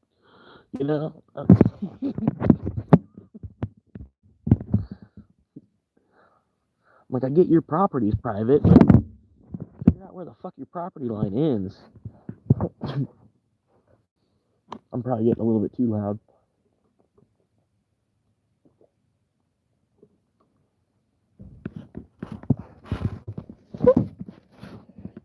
But yeah, man, we're chilling. I'll just tell them the same thing, like, I'm just waiting for Dogecoin to go up to $20 a piece. As soon as Dogecoin's $20 a piece, I probably won't even be in this country anymore. If you want to help me out, let's help get Dogecoin $20 a piece.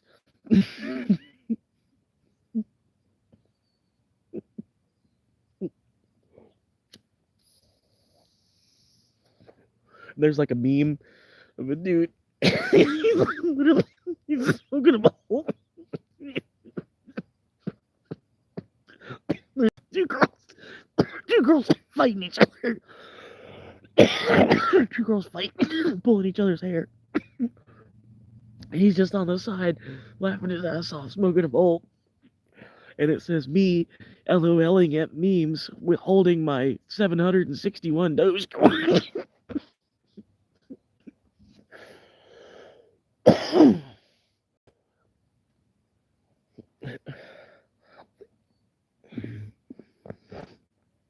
It's funny.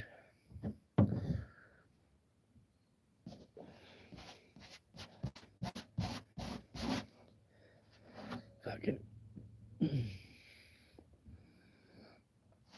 Yo. No banks aren't up to speed on that yet. You can do it through, there's like banks that have made themselves on the internet, basically. There's one called Firefish. That's the one that I've used. They are a little cheaper than Ledn. Ledn is the bigger one. But yeah, Firefish is about 2% cheaper than Ledn. And my Firefish loan, it was successful. The only thing is I defaulted on it, and but it's okay. You know what I mean? Like the price of Bitcoin fell more than I thought it was actually going to. You know what I mean? I got the loan at 115K on Bitcoin, and the price fell under 62,000. So it like forced liquidated. You know what I mean? So I lost the Bitcoin, but the loan was repaid. You know what I mean? So all I had to do was the $1,600 that I was gonna use to have to buy the Bitcoin back. All I did was buy more Bitcoin. You know what I mean?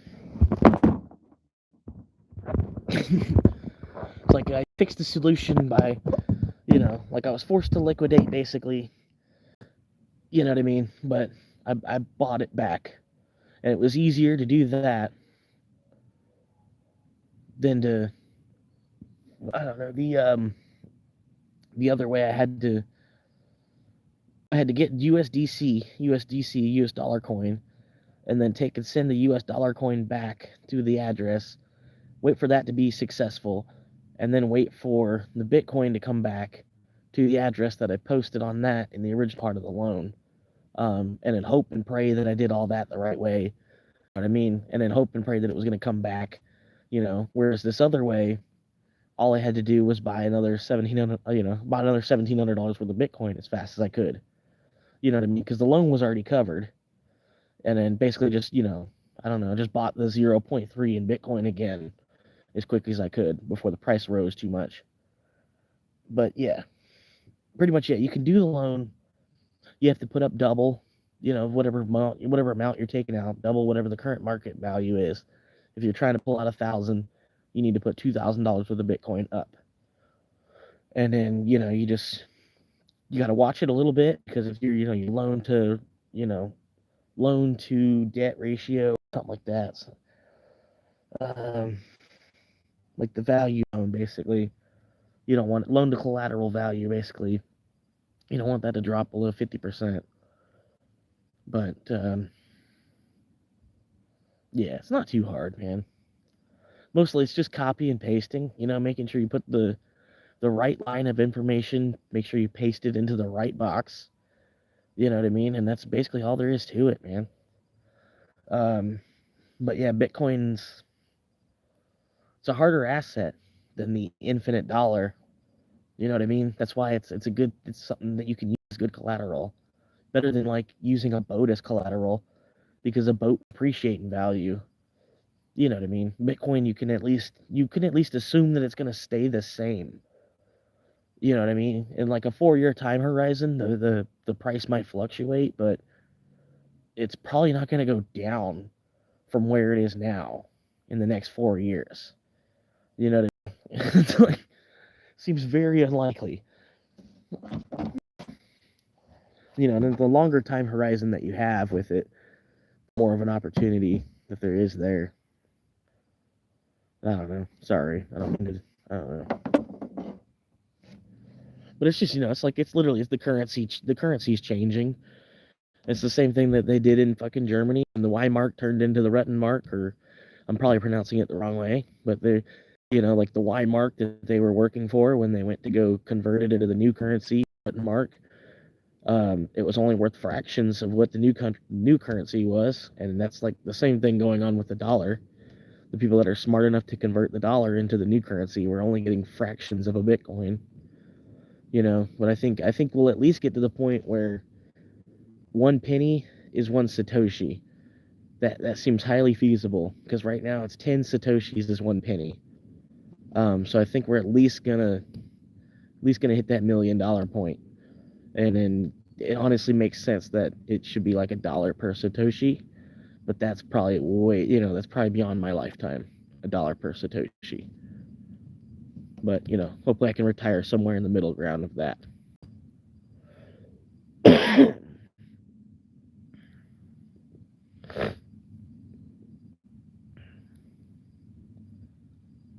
Yeah. I'm just trying to present the information that I know, you know what I mean? All of the information that I know is mostly from either YouTube or the white paper, which I've really only read the first maybe 4 or 5 pages of. You know what I mean? Like I got the hint after that, and then You know what I mean? I didn't really need to look at all 18 pages. You know what I mean? I was pretty much okay. Yeah, I was like, I see what's going on here. But yeah, I don't know, man.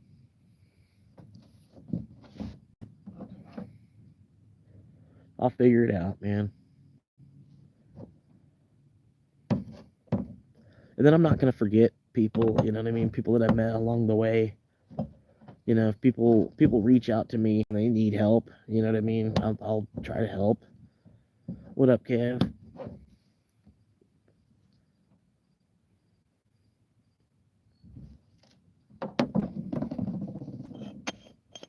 You know, like I wouldn't make it and then not like pay off my sister's house for her.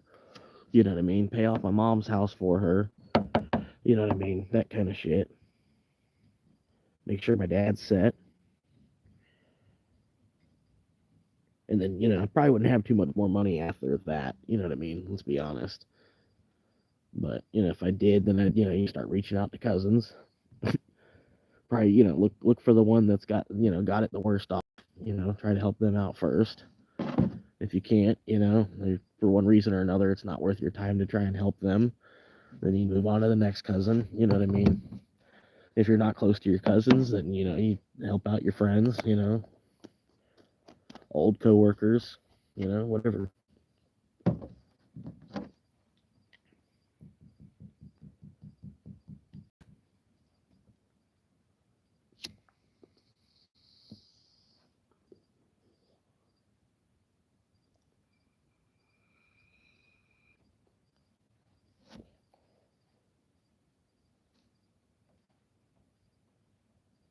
Yep.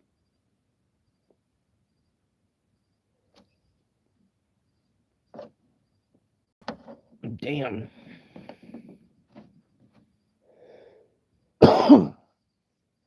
Yeah, I'm trying to eventually get to the point I can no longer have a bank account, but I think I need to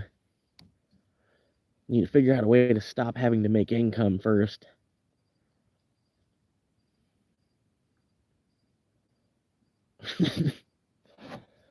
I can just find a way to stop having to even worry about what money is coming in, and then I can just close down my bank account.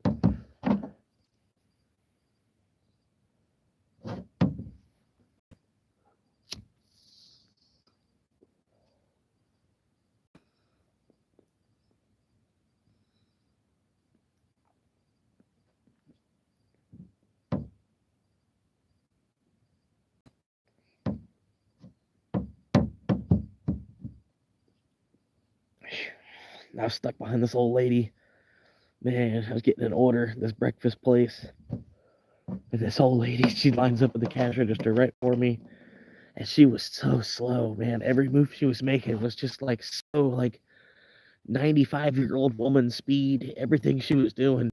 And I'm like right behind her. All I need to do is tell them the name of the order I'm there for. I can see it, it's ready, but this old lady's right in front of me, I gotta wait for her.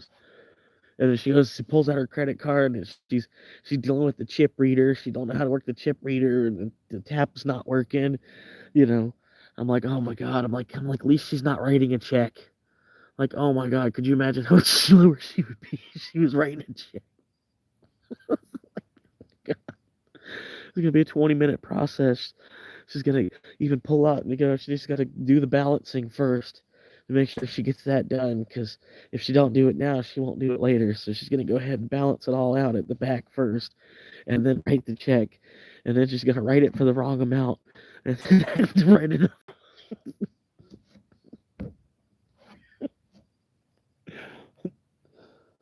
But no, she figured out her credit card. It's all right.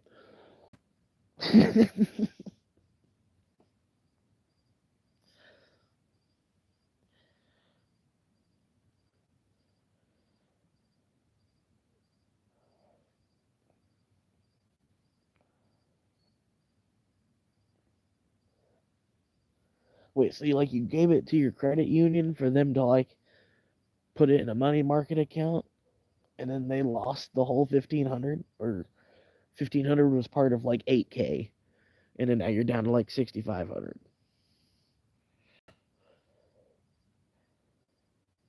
like they've been doing terribly with so far. But I mean, the dollar's been kind of like shit for like the last like 4 or 5 years anyway. The dollar's kind of turning into sawdust. If I had a paper dollar right now, I would light it on fire on the live stream. I would. Well, that's not too bad. You're only down like 3%, man.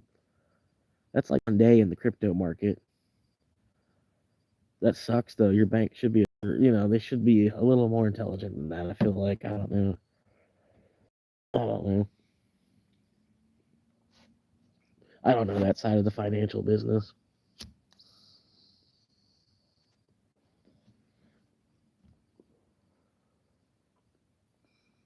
Just trying to get out of debt and then avoid ever putting myself back into debt again. Not for a car, not for a house. No, not doing it. Not for a jacket, not for a pair of shoes, not for a fucking tarp. I don't know.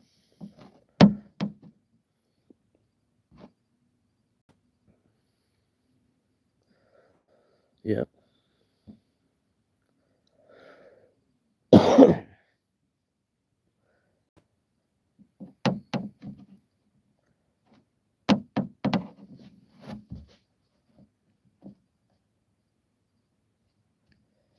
But yeah, I don't know, man. We'll see, man. I'm still moving, just trying to build just one income.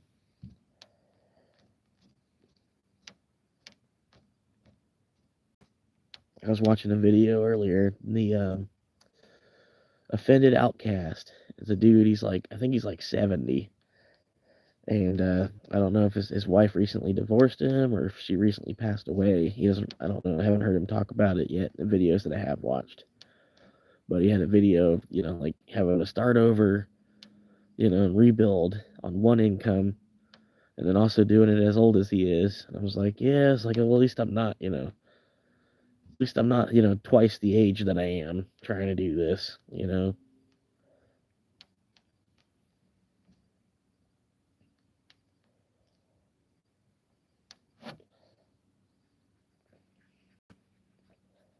But yeah, I don't know, man. I'm almost tempted, man. I've got enough money. I could buy a piece of land, but it'd be way, way, way out of town, not close to anything that I need it to be close to. So I know it's more intelligent to wait until I have double the money that I currently have. But yeah.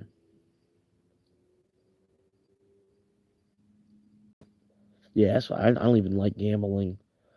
Like I can't say that I would never do it, because Jesus did die for our sins, but I'm not trying to like pile on, a fucking 100,000 sins of gambling, you know what I mean, or that this that the other.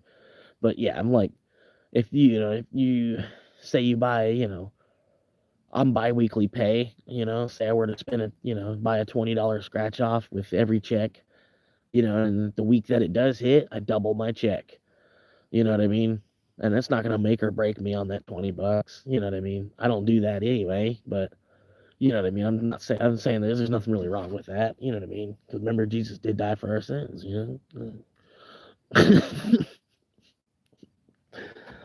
But yeah, that's where I stand on that. You know what I mean? But yeah, when you're buying them scratchers, and then you're down 100, and then you're buying another fucking $20 scratch off to see if you can win the 100 back. Yeah, I don't know. That's too far at that point. But you know what I'm saying? I could understand, buying a 10 or a 20 like once a week. You know what I mean? And the money's supposed to go to the education system one way or another anyway. At least that's what they say.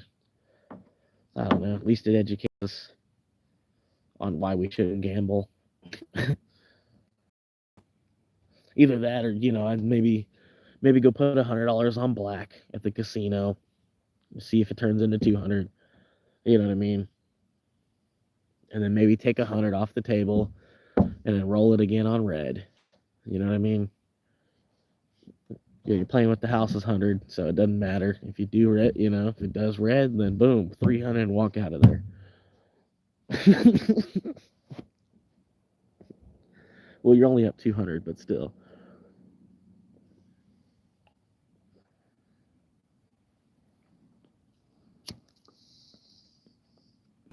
But yeah, $200, man, that's a fucking week's pay for me.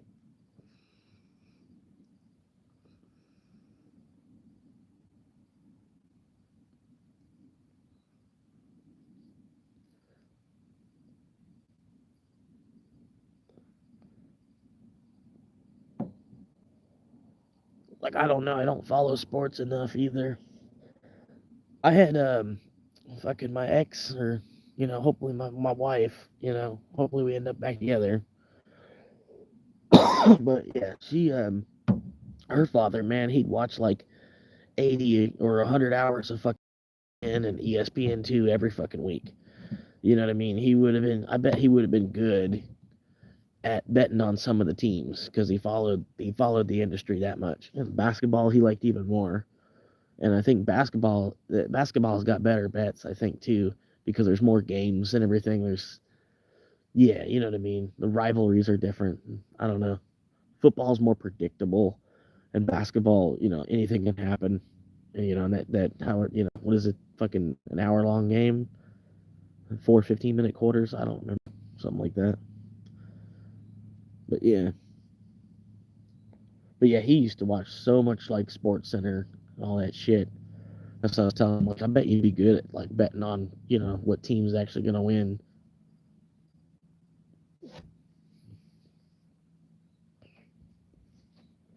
But he never did.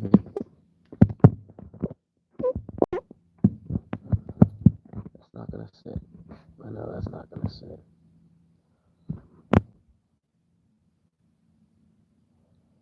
Is that gonna sit? That's gonna sit. All right, I'm gonna get a drink real quick.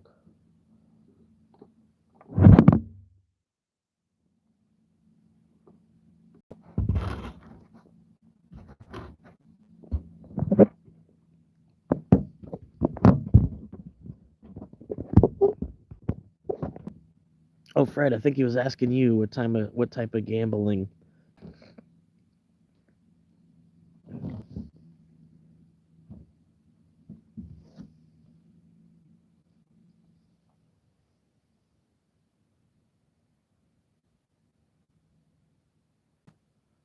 Fucking goddamn Arquillian battle cruiser just flew by.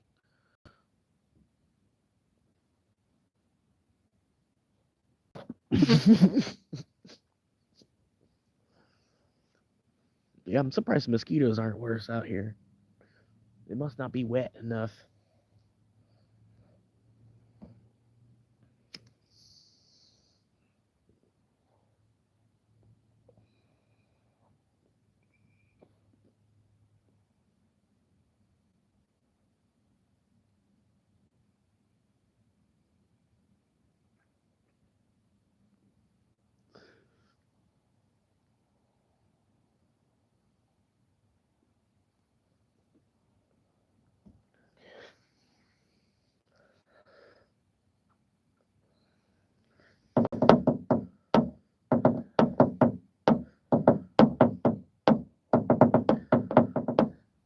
Slots and sports betting very popular in Australia.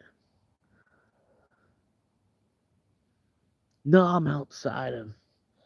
I got the phone sitting on my trunk of my car. Like I said, I'm out. I'm out here. This is like where I'm thinking about buying land. Be like one of the plots, like a quarter-acre lot somewhere out here. There's no houses built on the street that I'm on, but the street right over next door, like the next street, um, there's about 10, maybe 12 houses built on it. But yeah, I don't know where I'm at. There's no houses. It's just straight woods on both sides of the road. Woods that need to be land cleared and shit. But yeah.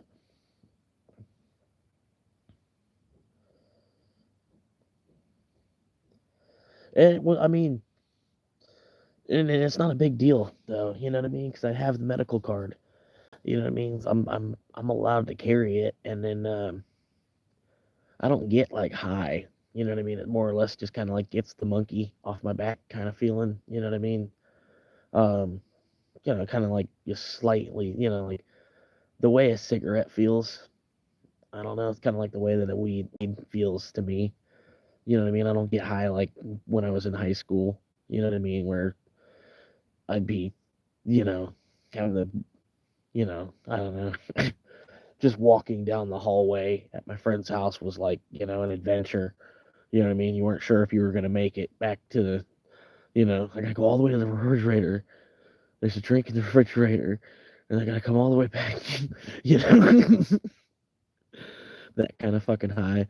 You know what I mean? I just, now it just kind of like puts me at ease, kind of feel, I don't know. So yeah, I can even, like I could hit the bowl and then probably pass the sobriety test. I could probably pass the sobriety test while holding the bowl. You know what I mean? It's not that big a deal. I can walk 10, the main thing is listening to whatever instructions that they're given. Sometimes they'll ask you to walk 9 paces. Sometimes they'll ask you to walk 10 paces. You know what I mean? And sometimes they'll only ask you to do 5. You know what I mean? So just, the main thing is just listen to what they're saying. And then don't start before they tell you to. You know what I mean? I don't know.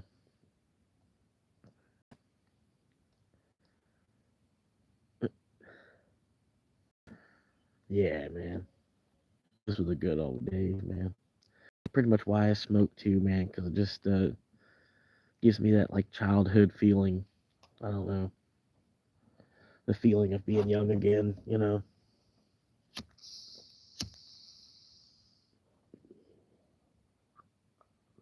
Or maybe I used to just get contact highs a lot as a kid. I don't know,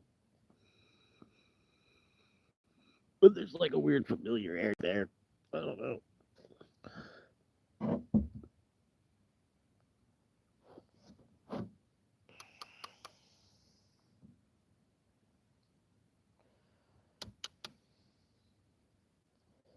And then sometimes, man, I don't know.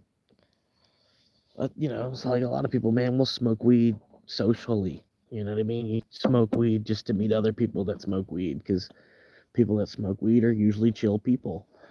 You know what I mean? Um, I'm not saying people don't die over weed, but there's probably a lot less people that die over weed than any other drug. But granted, weed is also a little bit more popular too, so the numbers are probably a little misconstrued. But you know what I'm saying? Probably more crackheads in prison than there are potheads in prison.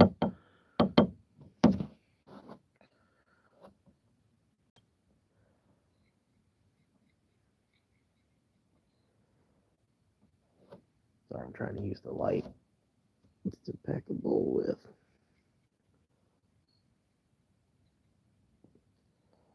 There we go.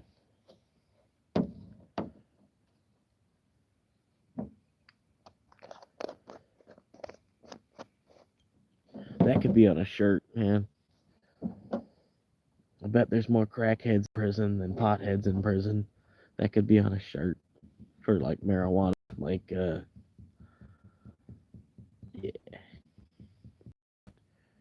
anti-prohibition shirt. I don't know if you're really saying anything. You're not really saying anything positive or negative to say that though. You know what I mean? It's like, well, duh. Of course, there'd be more crackheads in prison than stoners. You know.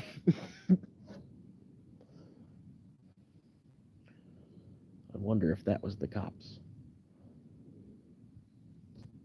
There's like so little traffic on this road that the house on the other street with like 12, wow, the street with the other houses with like 12 houses on it. It's so quiet on this road that there's only been one car that's even gone down that other road with the houses on it. That's why I'm thinking maybe that was a cop car.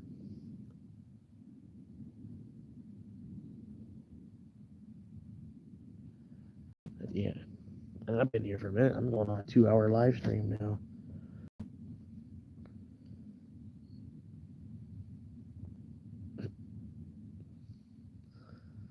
They just turn out in the middle of traffic, forcing people to stop.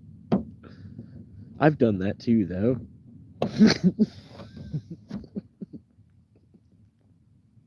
Sometimes it's fun.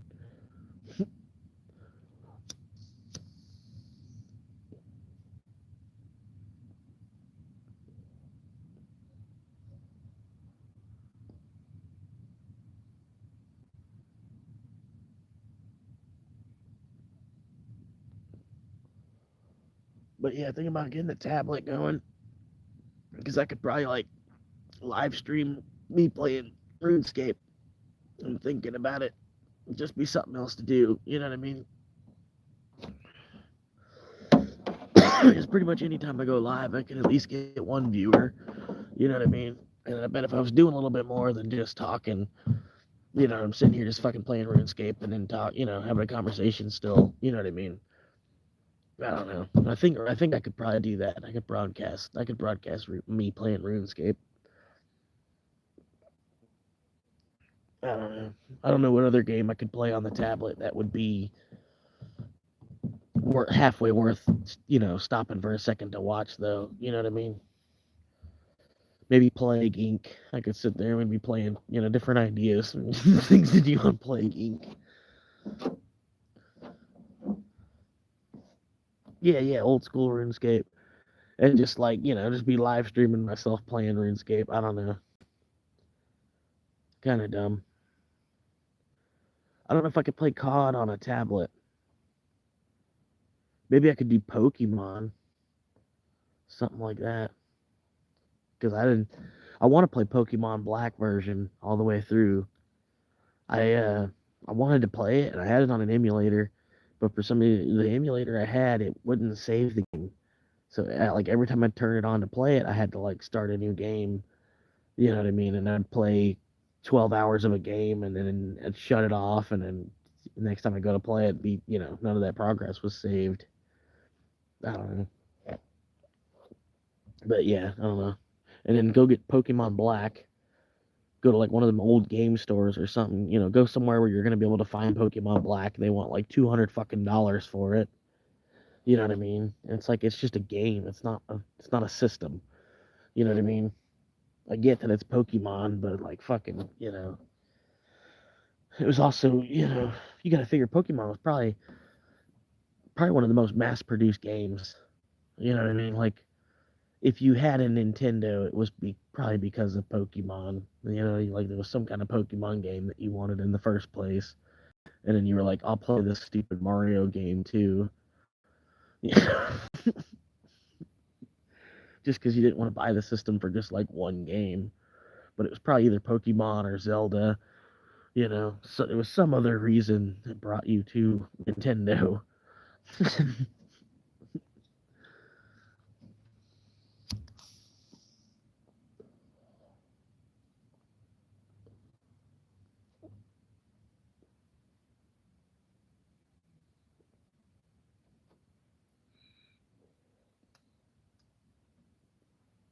But yeah, man.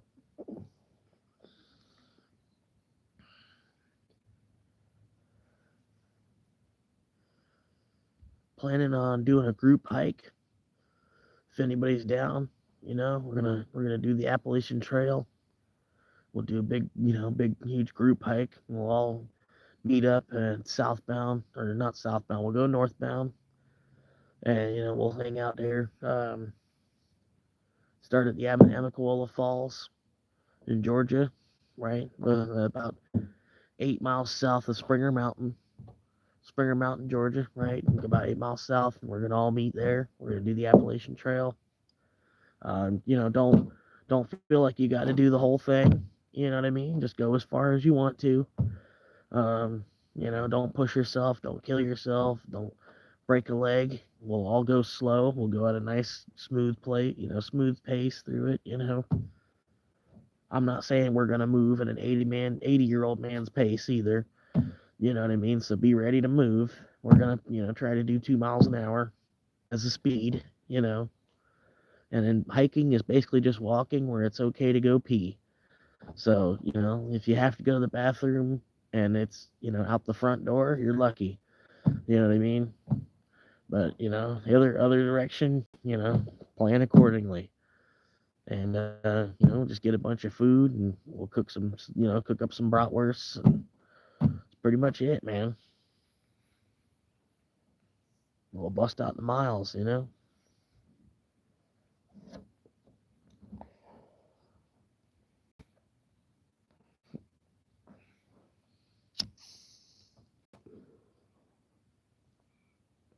But yeah, pretty much just walking, eating granola bars and fucking chocolate bars, and whatever, drinking a protein shake, or some powdered iced coffee stuff,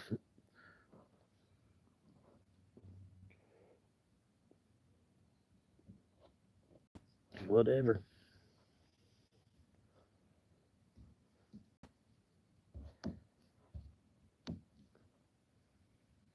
It's a trail name, because I went and did the Appalachian Trail already, but I only did the width of it. So I'm wanting to go back and do the length next time. But I was able to actually, part of another road trip that we were taking. We did make it out there. Stopped on the trail, and like I said, I hiked the entire width of the trail so far. That's one of the reasons I want to go back and try to finish it off and go the length. Um, but yeah, pretty much that's how I got the name. It's like a trail name, like a trail name, kind of like a Native American, like Native Americans, their names, kind of like your spirit name, not necessarily your spirit name, it's your trail name. You know what I mean? Who you are on the trail, who you are. But yeah, that's pretty much it. That's Swamp Monkey. And then yeah, I mean yeah, pretty much that's it, man.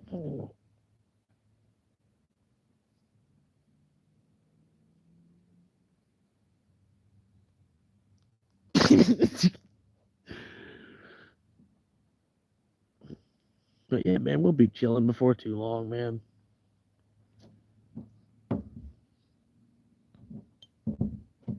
But I like that boat idea too, man. I like the idea of getting like a small yacht instead of buying a house. Because if a house is gonna cost 300-400 fucking $1,000 anyway, might as well buy a $400,000 boat. Yeah. I don't know if they charge you property taxes on a yacht. They probably do somehow or another, especially if you're living on it. They probably do. I don't know. Wouldn't actually have an address though.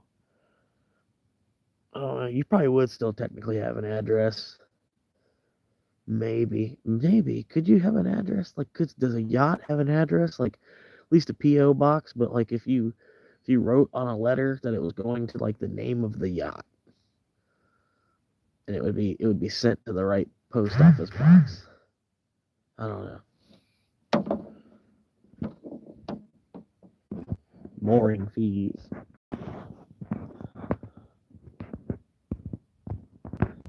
Mooring fees.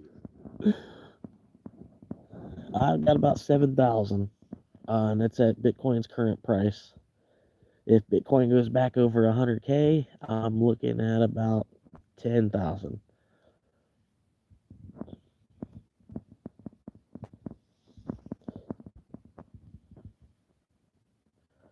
And it's just, I don't know, it's just what I've been able to save basically since September. Um, but yeah, even that 7 grand, it's more like 5 grand because I got a couple credit cards that are like upside down right now. But I'm doing my thing. The main thing, I've been trying to like get to a certain decimal point with how much Bitcoin I have, because I don't want the price to like explode on me. You know what I mean? I want to secure X amount of it before that happens, because like when it's $300,000, I'm not wanting to buy it. You know what I mean? It's gonna be, because I could have bought it at 70K. You know what I mean? I could have bought more of it at 70K, I don't know when it, you know what I mean. I don't know. I'll probably still be buying it because I don't know what else I'll want to buy. You know what I mean. But at the same time, I don't like I said, I don't know how much I'm even actually gonna need. I mean, I know how much I'm gonna need. I feel like I got a round number, a picture in my head of how much I want to stack up. And if that turns, if it turns into early retirement, then cool. You know what I mean? If not, then at least I only stacked up with so much. I didn't try to get like a whole coin. You know what I mean? Because I'm too late to get a whole coin. You know what I mean? But at the same time, it's only 17 years old. I feel like nobody knows where it's gonna go in another 17 years. And China's tried to ban it and unban it, and then tried to ban it and then unban it, and they can't decide what basically. But the only thing they're doing is slowing down their citizens on you know being the citizens that are wise enough to get into that race. They're basically just slowing them down, ruining their position, ruining the position, of their own citizens. Basically, their own citizens are going to be fucked later. Basically, whatever country decides to ban Bitcoin, because every other country is going to lean into it harder. Somewhat or another. Because that's exactly what we did though. Like China bans it, and then the U.S. kind of like doubles down. U.S. and Europe, we kind of like they picked it back up, and then China could only ban it for so long because they already felt themselves falling behind.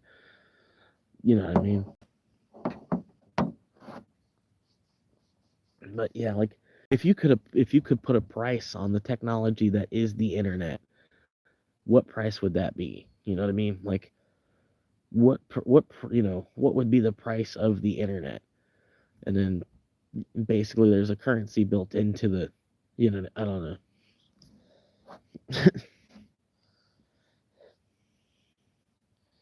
I don't know. And then it's the proof of work consensus too underneath all that, which like the world already runs on, right? The world already runs on like, you want it? Well, work for it first. Prove it to me. You know what I mean? Like even since we left elementary school, any math we've ever done to get a grade on, for the answer to be right, you had to show your work. You know what I mean? You had to show that proof of work. It's part of it's like it's physics. It's the physics of the earth itself. Like and then that's only Bitcoin and Dogecoin operate under that. You know what I mean? Under like you know what I mean? How much energy did it take for you to actually produce this coin? You know what I mean? You know, I don't know.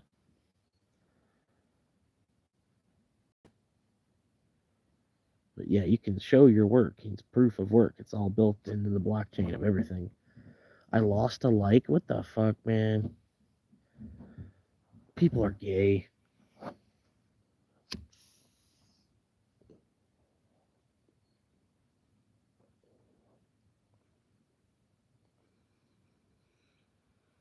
I was talking about proof of work, and somebody unliked.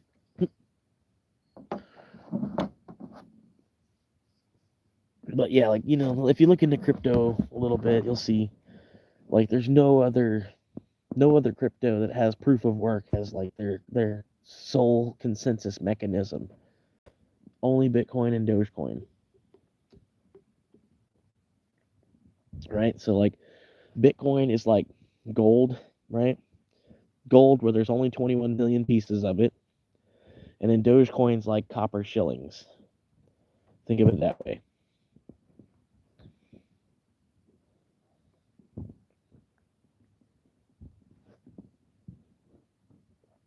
That's pretty much it, man.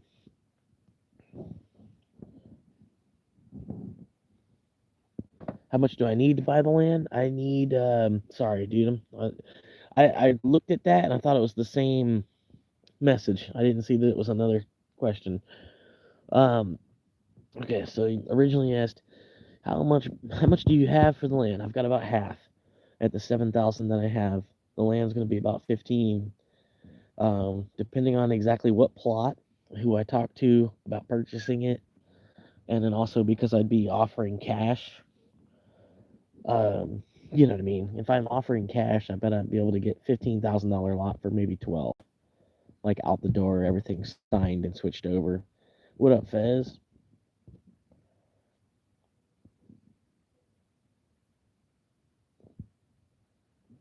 But yeah, there's plenty of lots out here for sale. So I bet I'd be able to find one for at least the 15K. My idea is I want to open up a boiled peanut stand. But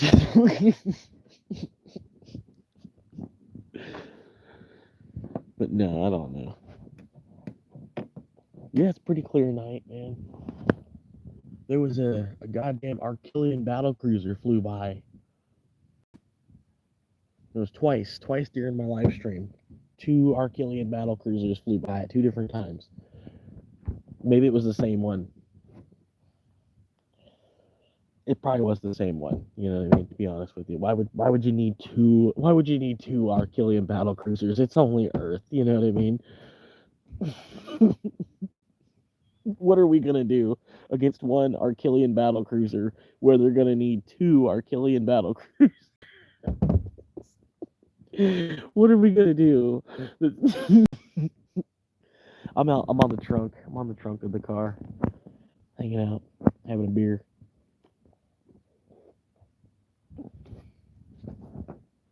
Four Loco. Got two cans of Four Loco and a Polar Pop cup.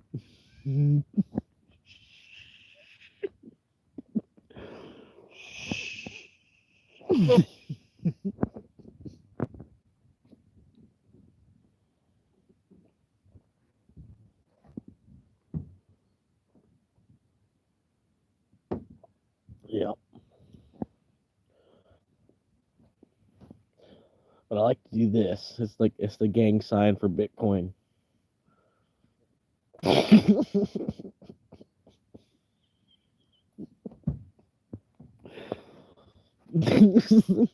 Bitcoin.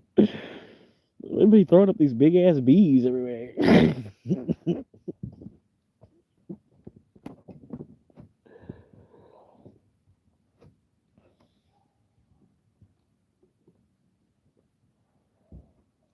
But yeah, and the people that are rooting for gold, like necessarily, but you're basically rooting for nuclear fallout at the same time. Whereas I'm rooting for the internet to get bigger. You know what I mean? People that are Bitcoiners, we're voting for internet and communications to like see that this is a faster, better way to transact. Whereas people that are into gold, the best thing for that would be to go back to, a barter system, and the people that are buying bags of silver, the old silver coins and shit that they think that they're gonna trade. You know what I mean? Like you're ultimately rooting for something that's probably not even gonna happen, you know.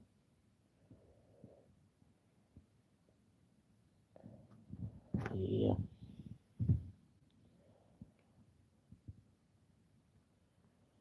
Right. I mean, I think the only really value in a gold is that it conducts electricity faster than copper. You know what I mean? It's really the only real for that reason. You know what I mean? That's the only reason it should be valued more than copper. You know what I mean? Is for, but I get that it's jewelry too.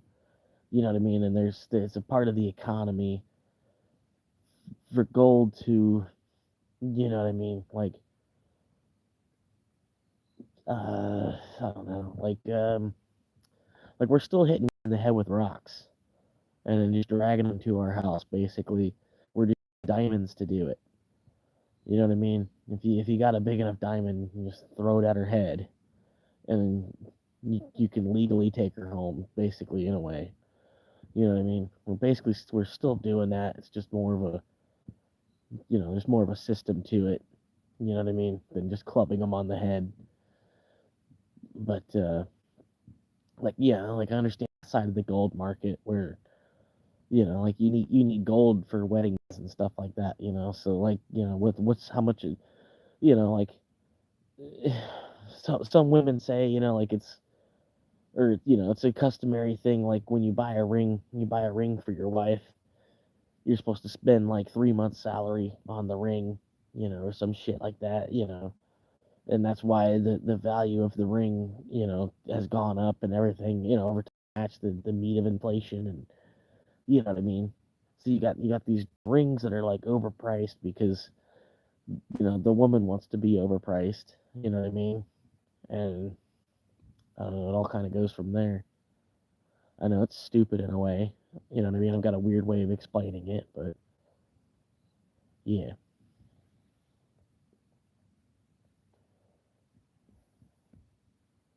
Like in a way, we live in a based economy that was originally powered by women. I'm saying that the right way. I'm not trying to sound sexist by saying it that way, but I don't know. I feel like woman started the fire. Woman started the fire, and then yeah,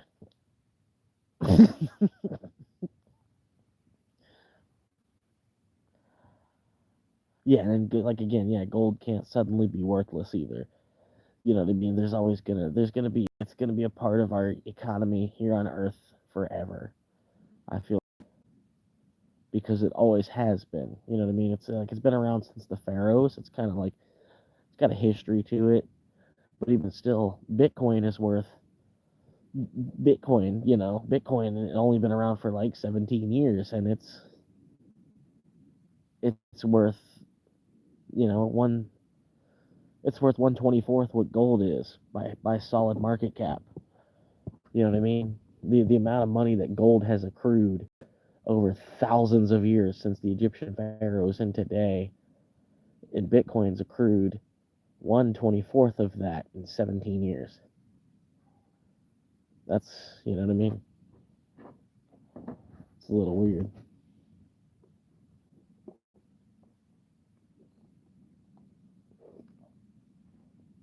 And then $1 trillion is nothing nowadays. You know what I mean? Like Apple, shit, their market cap is like 3.8 trillion or something like that. Last I looked. Amazon's like 2.5 trillion. Like the company Amazon, all the stocks. If somebody owned all the stocks, they'd have 2.5 trillion dollars worth of money. Um, yeah, Bitcoin is only worth about half of what Amazon is by total market cap. But see, the thing is eventually Amazon's market cap can flow into Bitcoin. Same thing with Apple's market cap can flow into Bitcoin. Nvidia's market cap can flow into Bitcoin. The U.S. can build a stock. Countries will build a stockpile reserve of it. And then I don't know, dude. It's eventually everything's going to be a decimal of a coin instead of a dollar. Instead of seeing the dollar symbol next to it, you'll see, I don't know. But we'll still have the dollar around too, because it's not going to just, it's not going to just step aside. If they can print it, they're going to make more. They're going to make more for themselves.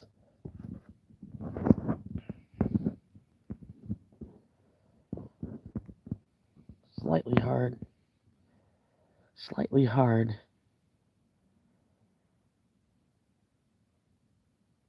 Take, but I just think gold is inflated, and I think it's underpriced. To be honest with you, because we had like a gold based economy, and then we took the dollar off the gold standard, and then started pricing the dollar in oil, and then basically we were free to print dollars based on how much oil was coming out of the ground. Um, but I feel like honestly the gold price I think it's suppressed by like every country on the planet, to be honest with you, because granted, it shouldn't be the entire economy. You know what I mean? Like, I don't know how to say it, man. Like, and in the way it is now, like gold's not the entire economy. Basically, the entire economy is real estate, and then gold's part of the transfer. Part of the transfer of wealth through generations, and then it's part of all of that. So is the real estate to some extent. You know what I mean? But then there's a certain amount of money that is left in, liquid money so you can spend it, I don't know. Yeah, I know, man. That's why I think honestly gold's on its way to 10K an ounce.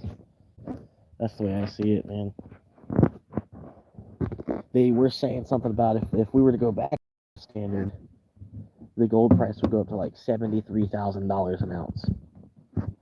But I'm not sure if that's going to quite happen either. It seems like we'd be moving backward to do that.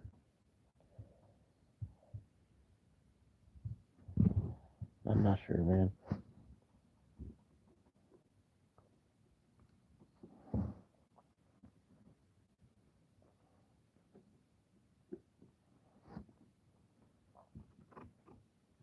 But yeah, I think a lot of that is, man, boomers cashing out.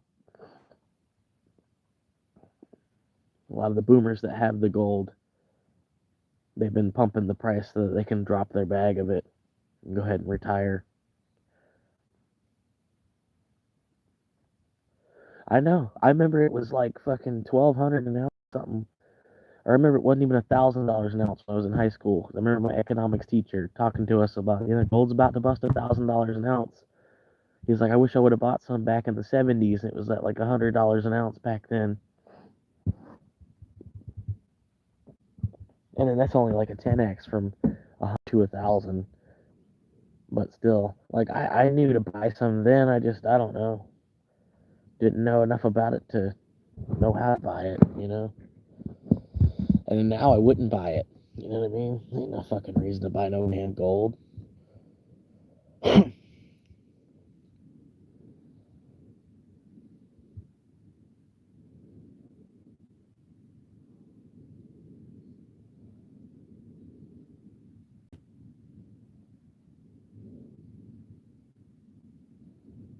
Right?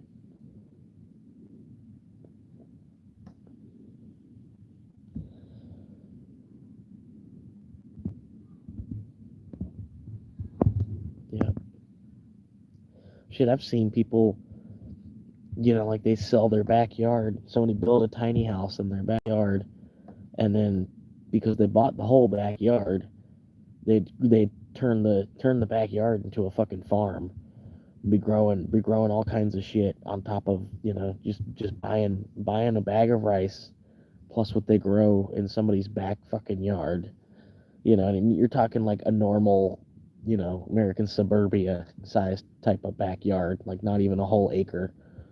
Like the house itself isn't even sitting on a whole acre of land. Well, I mean, I was live earlier. I did run about 4 orders on Uber, but the shit, sorry. Oop, sorry. Okay. Said something about like a 49-second clip was just uploaded to the channel. I don't know, or something like that. I'll worry about that later. But anyway, yeah, fucking the orders paid so well. I had 2 different runs that were fucking $20 orders. So I made it to $50 before I knew it, and then I was like, you know what? I'm not gonna be greedy. I wasn't even planning on making 20 today.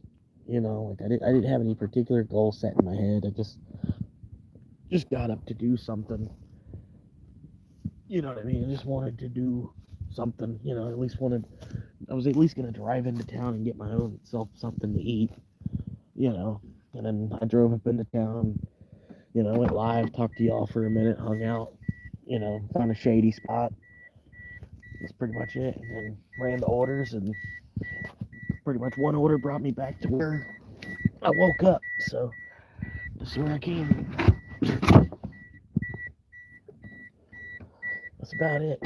And I'm just bored too, man. You know what I mean? If y'all are willing to hang out with me, it's better than me just sitting here bored, I've watched so much shit on YouTube that I've run out of shit to watch, man. Like I watch my own shit enough while I'm editing it. You know what I mean? And then sometimes I'll post it, and then I'll be the first one to watch it. Once it posts. You know what I mean? I'll rewatch it. But a part of that, the reason I do that is because I'll be like checking it, make sure I didn't say something that was too inappropriate, this, that, and the other. Because if I'm doing that, I at least want to do that in the live stream, not in the video. You know what I mean? But yeah, like I'll watch my video once I post it, just to rewatch it one more time.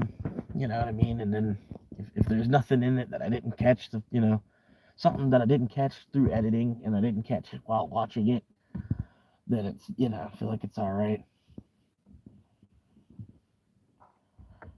The algorithm hates me already anyway, so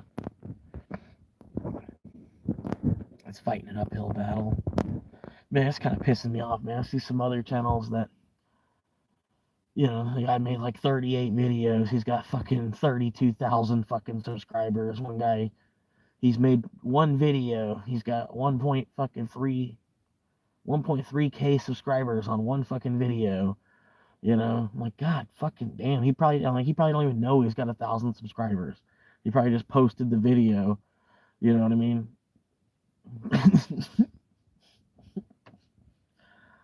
Yeah, I don't know.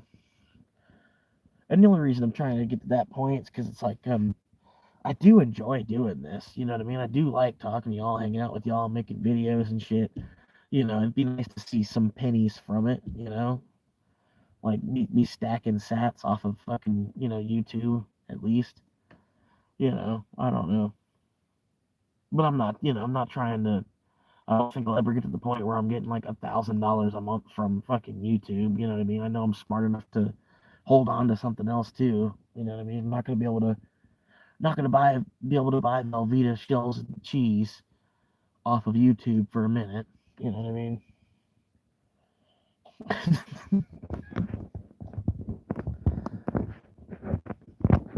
But yeah, I mean, if I get to the point where I might buy myself lunch from YouTube, you know what I mean?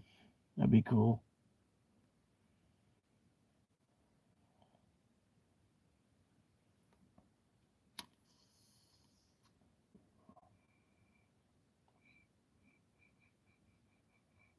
But no, like, the part of my channel is like partly like I'm an IRL streamer. You know what I mean? I just don't have a lot going on.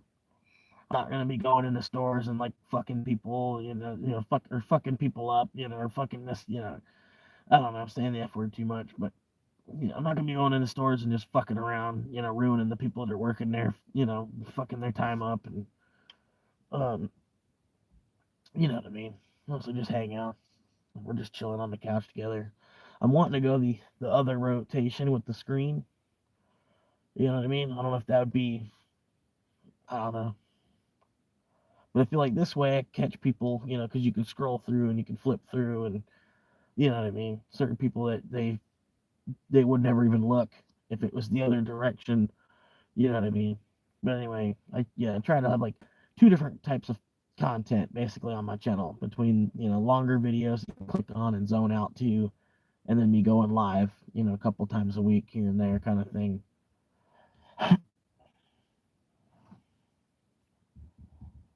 But yeah, I don't know. Like I said, I'm gonna get the tablet going to try to do some kind of gaming. Like have the phone pointed at me, or something. Like, I don't know. I was thinking of watching videos, watching movies, because I don't know. Like, yeah, I could probably at least stream other sit there and like, my live reactions, like in the live, and I don't know, watching a video, I don't know, watching a video for the first time, and yeah, you get it. I don't know. But yeah, it's kind of like the same thing Osmond's doing. You know what I mean? I don't know. Just so there's more going on, because like I'm already getting an audience. You know what I mean? So people kind of are catching my vibe. At least wanting to. People are at least laughing at me. You know what I mean? Even if they're, if people aren't laughing with me, they're at least laughing at me. I'm at least getting viewers that do that. You know what I mean? If I had a little bit more going on, who knows? You know what I mean? That's why I'm thinking of that. You know what I mean? I'd still be basically the same personality. I'd just probably be talking a little bit less because we'd be, more or less watching more of the video. And hit the pause button and be like, huh, what what the fuck, what do you say that for? I don't know, whatever. I don't know, just an idea.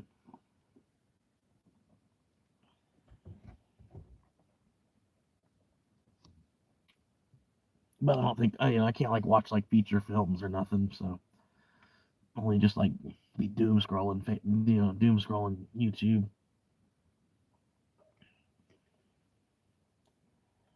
But yeah, pretty much. I don't have any other kind of social media or nothing. I do have a Twitch channel. The Twitch channel. It's proof of work.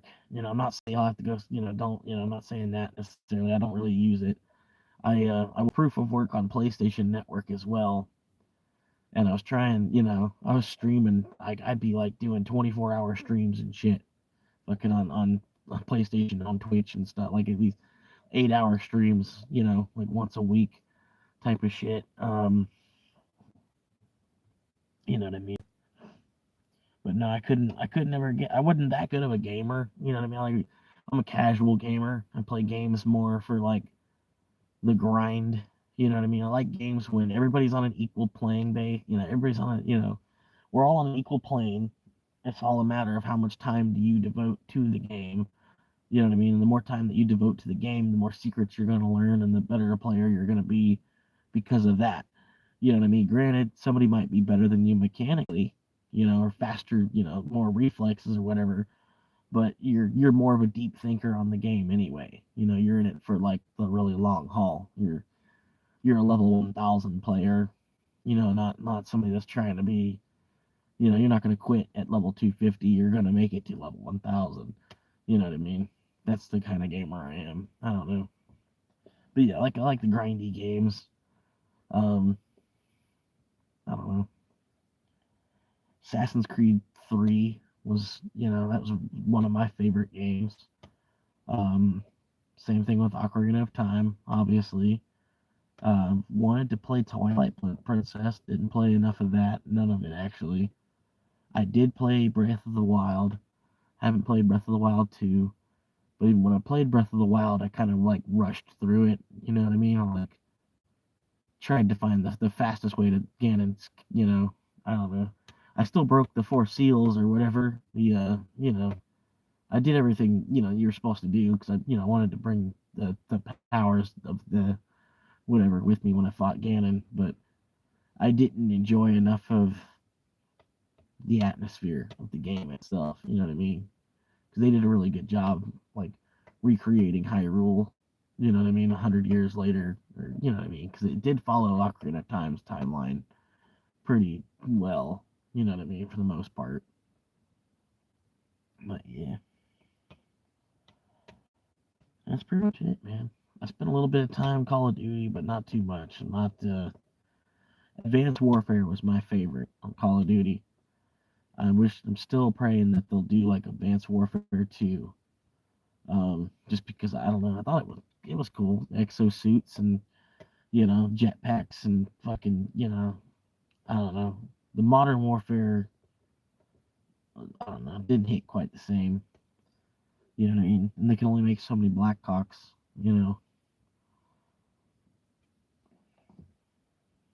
and even Blackhawks, I feel like they stole that. You know what I mean? Because there was a game on regular Xbox that was called Black, just Black. And it was a bunch of bullets on the cover.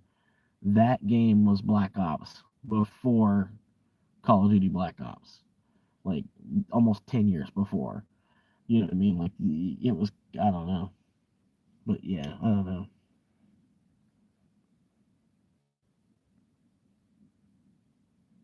But yeah, I'm not saying zombies are bad. You know what I mean? The zombies is its own game almost. But yeah, and that's pretty much it, man. I don't know what other games. Red Dead. I spent a couple thousand hours on Red Dead, a couple thousand hours GTA Online. I'm waiting for GTA 6 like anybody else is, but I don't think I'm gonna play it the day it comes out because I'm living in my car. But you know what I mean. Um, I do feel a lot of people are pissed. You know, GTA 6 they pissed a lot of people off, and I ultimately think it's sad that that's like the best game that's on the horizon. Like there's really nothing else that's meeting the media hype that GTA 6 is meeting, and that's kind of I don't know. It's just kind of sad that there's nothing else. You know, no like Ratchet and Clank, Jack and Dexter, or fucking. You know, I can understand a Mario game not having that kind of hype to it. You know, or you know, I don't know. It's kind of crazy.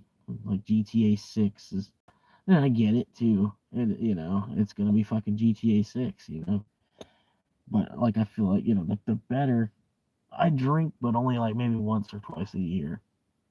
Um, I kind of been tempted wanting to go get something to drink. Um,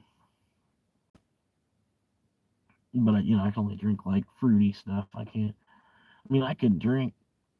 Get me some rum. I'll do some shots, but I need a chaser. I don't have a Cash App. I'm sorry, man. I mean, I do have Cash App, but I don't use it enough to know what the fuck I'm really doing with it. I've got a Bitcoin Lightning wallet. If that's if you want to help me out like that, man, I appreciate that. You know what I mean? I ain't gonna be mad at you. But yeah, my Bitcoin Lightning wallet, just to save you some time from having to ask if you're, I don't know. It's proof of work at speed, just like it sounds, speed, SPEED app, APP. Proof of work, all one word, at speed app. And then just like you're sending an email, and then you can send Bitcoin to that. That's my Lightning address. Instead of like BHQZ38 BH484Z84. You know what I mean? Like a 90 letter long fucking bullshit. Hell yeah.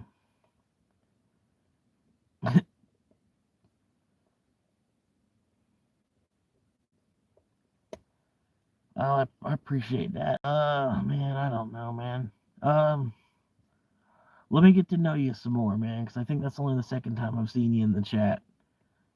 I'm not sure, man. Let me get to know you some more, man, because I'm fine to be honest with you. You know what I mean? It's need over want. First thing I need after breathing is something to drink. And then after, I'm in complete survival mode, kind of, sort of, too. You know what I mean? I do have shelter. It's mobile shelter, so it's a big, huge. It's a steel tent. You know what I mean? Um, but yeah, like you ever saw that show Alone? Yeah, any of the 12 seasons of the show Alone. You know what I mean? Doing way better off than any of them are. You know what I mean? Any of them were. I'm not praying for a fish to eat. I'm going to McDonald's. I'm praying for Uber order. Uber. I should probably just get on DoorDash a little bit more, but I don't like the way DoorDash is. It's more complicated.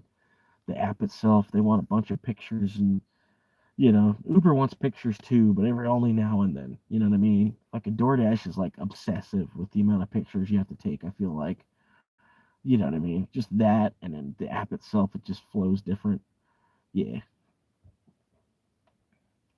Uber is home, and then like, yeah, DoorDash is like playing on the away team's field. You know,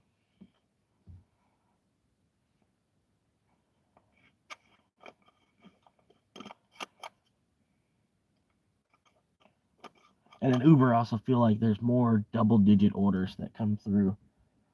At least in my area, I know every area is a little different, but yeah. And I'm not saying it's always like that with Uber either. There's a lot of twos and threes and bullshit fucking comes through on Trip Radar. And it comes in on Trip Radar, it'll ping 3, 4 times on Trip Radar. Nobody will want it, and then they'll send it to you as a direct order, and it's like, fuck, now I gotta hit no on it. You let 20 people fucking look at it, and nobody wanted it, so you send it to me for me to have to fucking reject it too. You know? But yeah, and then since I'm living in the car anyway, basically I Uber because I'm bored. You know what I mean?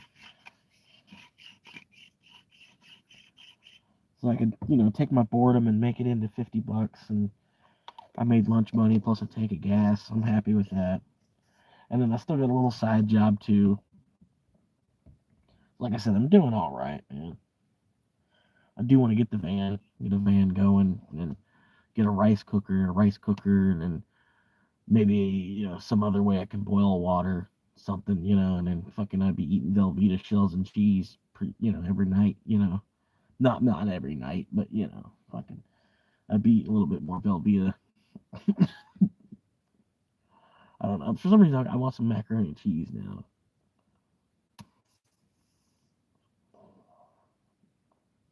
But yeah, what I do now,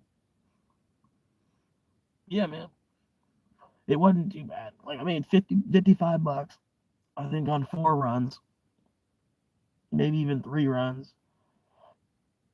No, 4 runs. Yeah, I had the 44, and then I hit another 11, and then that last $11 brought me out pretty much to where I'm at camping. Yeah, I got here early. Got here like 6:30. That was the only shady, because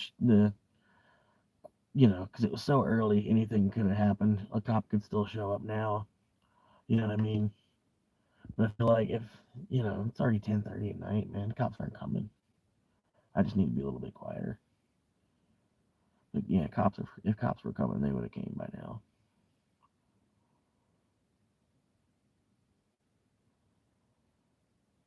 And if they do come, all the most they can do is ask me to leave, which I'll respectfully do. You know what I mean?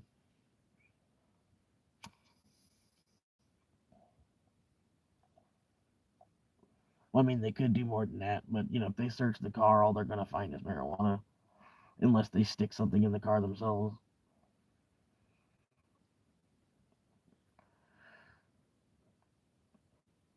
You're right,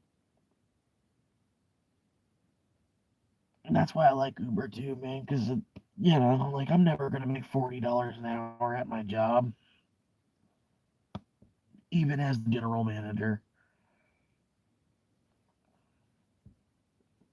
If they were to ever look at me like I could be the general manager, you know what I mean? Now they're doing some shit. They got the dude was talking. He's like, "Oh yeah, I think you'd be perfect to be.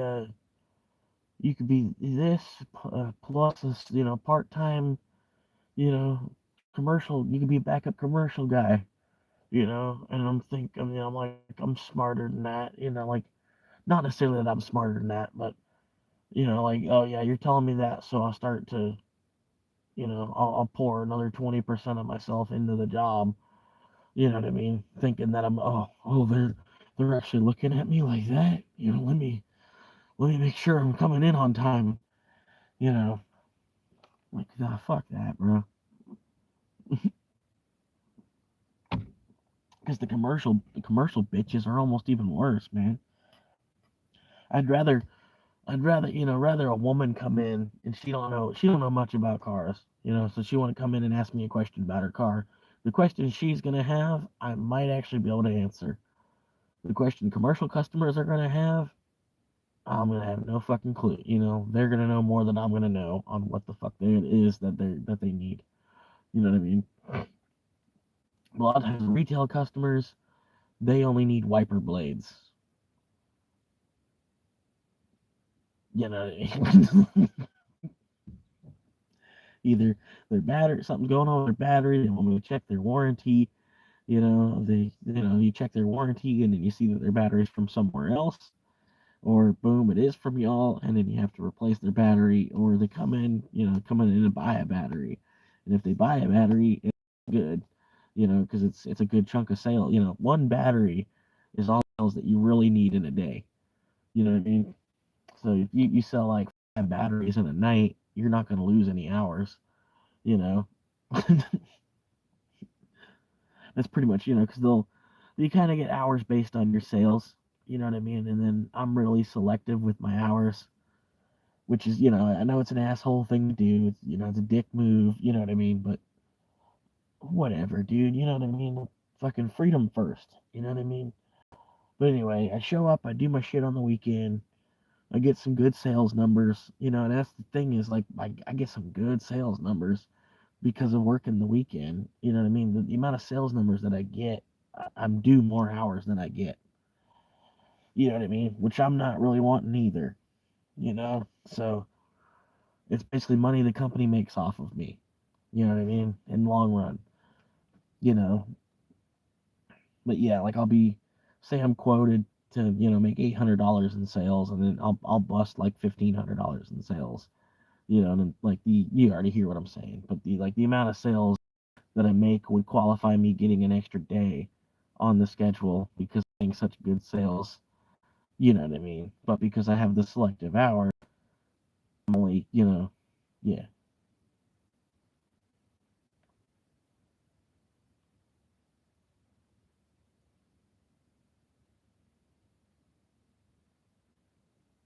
I'm not sure what F2 game is.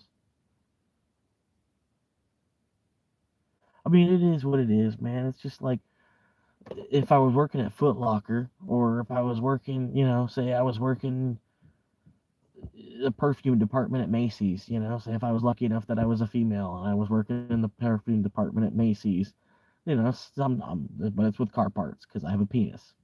You know what I mean? Not to be sexist, but you know what I mean? It's like the world itself is sexist.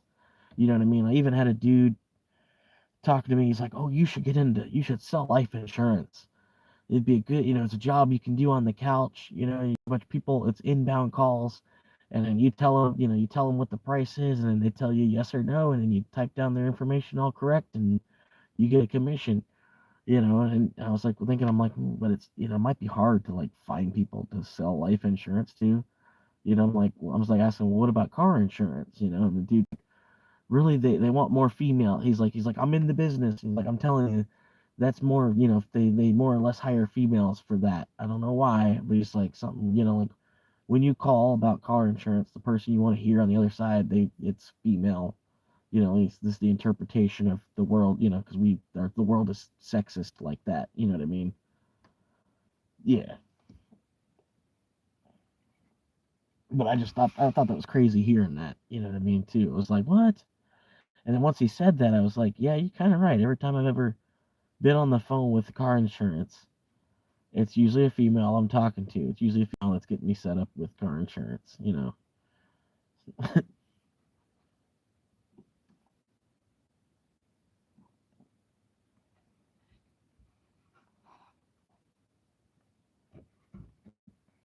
But yeah, I don't know. I was like, I don't know about selling life insurance too, because like, once I sell to the four people that are gonna fucking buy, what do I do for the rest of the fucking year or the following year? You know, you know, you know, 'cause that's what he was saying too. Is like, you sell to your family members. Your family members, they know that they're buying to help you out. Like they're buying to pay your check. You know what I mean? But I'm like, yeah, but I don't have like 30 fucking cousins. Like, yeah, like, you know what I mean? I don't have fucking 12 aunts and uncles and fucking 45 fucking cousins and whatever. You know what I mean? It's like fucking,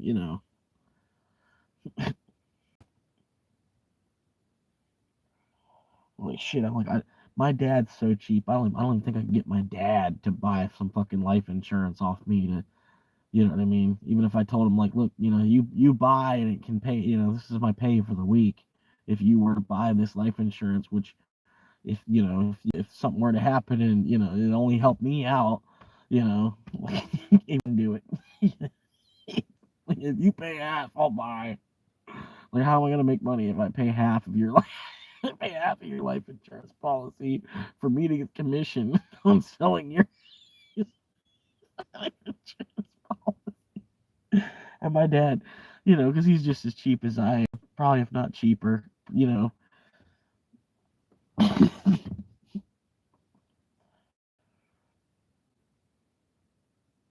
man.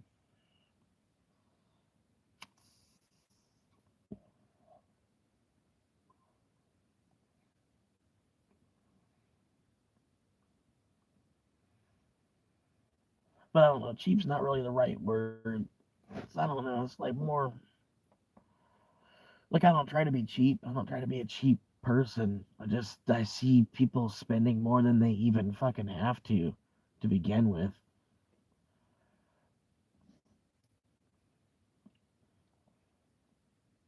I don't know what F2D is.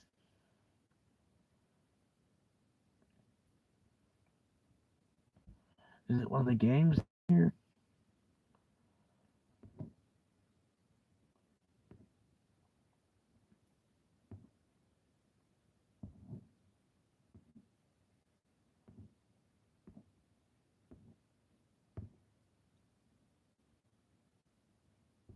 No, there's no game.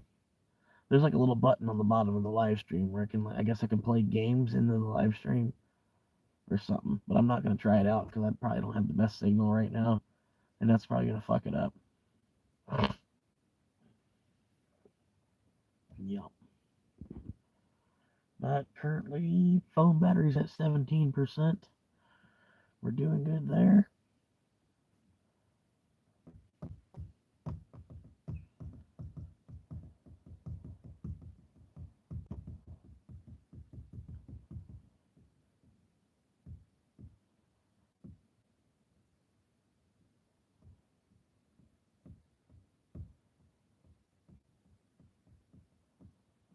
No, that's a different dude, isn't it? Roland's been here like all night talking, asking questions and shit.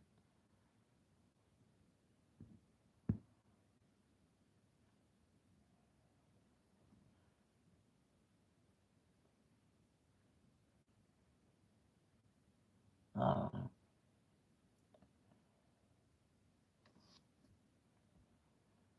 I mean, it might be a little bit of both.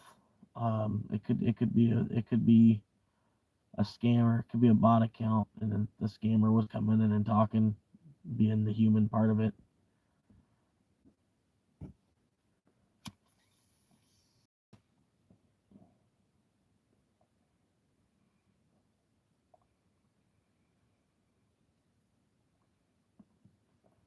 I don't know if he's trying to get people that are on a computer to hit the F2 key, like that's gonna do something.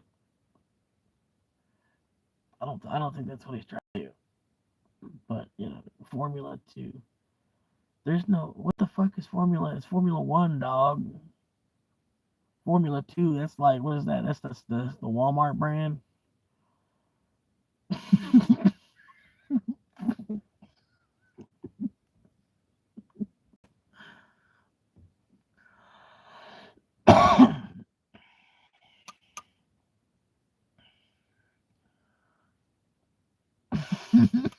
Easy with looking at it.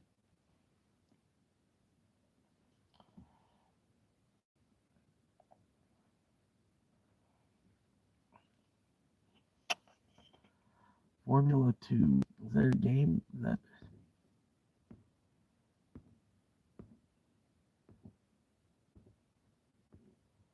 all I got Maze, Bottle Jump 3D, Guess the Answer, card game called Kings and Queens, 8-ball pool, Turbo Stars, Sticky Dash, Basketball Battle, Draw Climber, Emoji Puzzle, Words of Wonders, Good Puzzle, Good Puzzles, Hide and Seek, Thief Puzzle.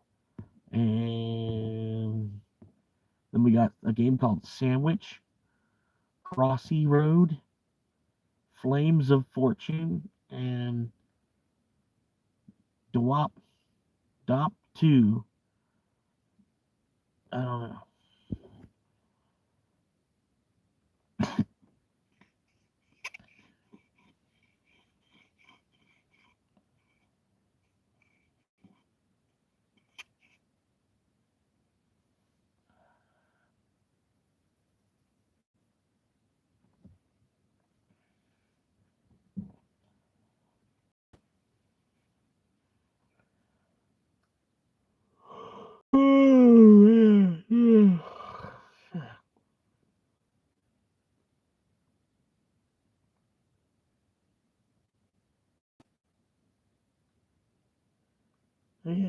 crazy day today, man.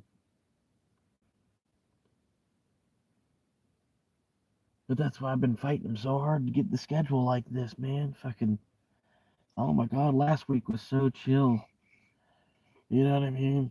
And then fucking came in, only had to do Saturday and Sunday. And before I knew it, man, the weekend was here again. You know? Fucking.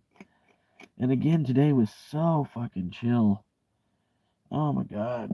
I don't even have to worry about the place until Saturday morning. Like Friday night. I don't even have to worry about the place until Friday night. Past what I am, currently. But I'm not even really that worried about it.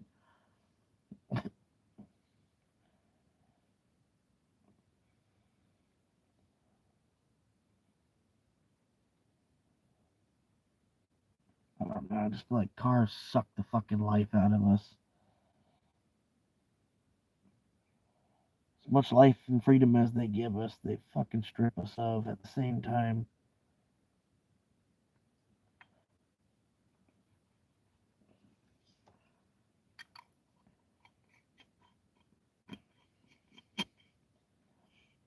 But yeah, if I get this land, man, if I can get things really moving and if I can get the van, if I can be able to run the car for maybe about another year, doing Uber after getting the van, have the land all paid, the van paid, if I can then sell the car, or even just wait until it's only worth the scrap, only worth about $200 in scrap steel, I don't know.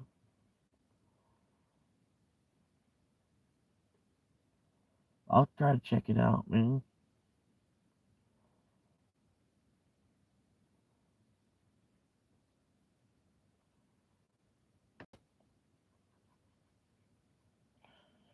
Yeah.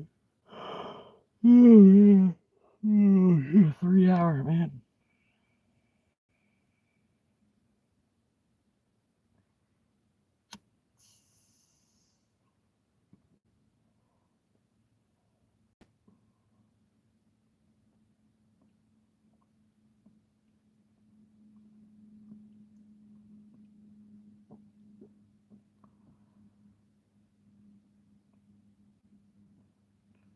No, I'll definitely shut it off before I go to sleep.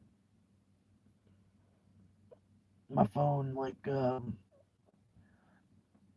don't want to burn out my car battery while I'm sleeping. Have all that going. I'm sure, like, I don't know. It probably ultimately would be safer because like if something were to happen while I'm sleeping and I'm live streaming, even to like one person, at least somebody would immediately know. You know what I mean? And I don't think the one person that would be watching would really be the one person I'd have to worry about.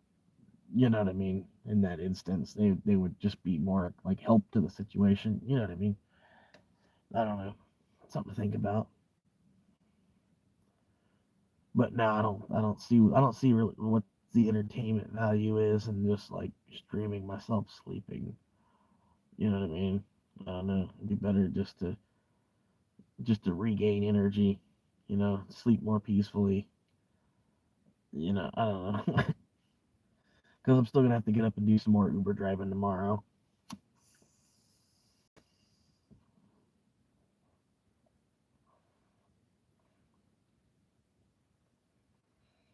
But yeah, I gotta made like I said, 55 today. I spent 40 on Bitcoin already. All I gotta do is make sure I send that money over to my bank account. Um, yeah, and we're good. I'm up $15 technically.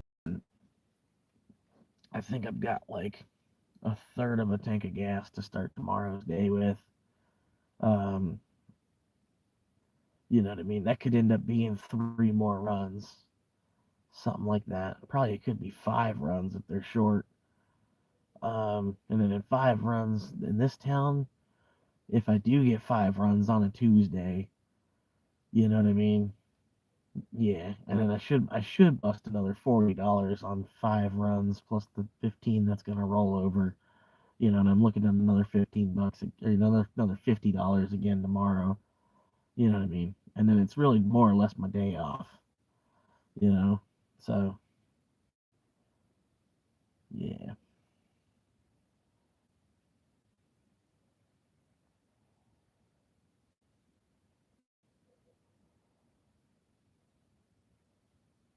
And then my paycheck hits fucking Wednesday, like 1 o'clock. My paycheck will hit. I'm already planning on taking that whole check and throwing it on Bitcoin because it'll put me at the decimal value that I've been trying to get to since I've been looking at Bitcoin as hard as I have been. Um, Pretty much, I don't know. I guess the decimal. But anyway, just one more whole check. If I were to throw it on it, boom, I'll close out that decimal, and then I'll take that. I'll put all of that onto a hardware wallet, and then basically just give the hardware wallet to my sister for her to hold on to. Then I don't even have to worry about holding the bit. Like it won't even be on me or in my phone. You know what I mean? It's like locked up in the hardware wallet and then at my sister's house. You know what I mean? You know what I mean? But yeah, and I don't have to worry about her. She's not gonna take. You know what I mean? She's not gonna fucking crack open my coin, wallet and like send herself 1%. You know what I mean? You know.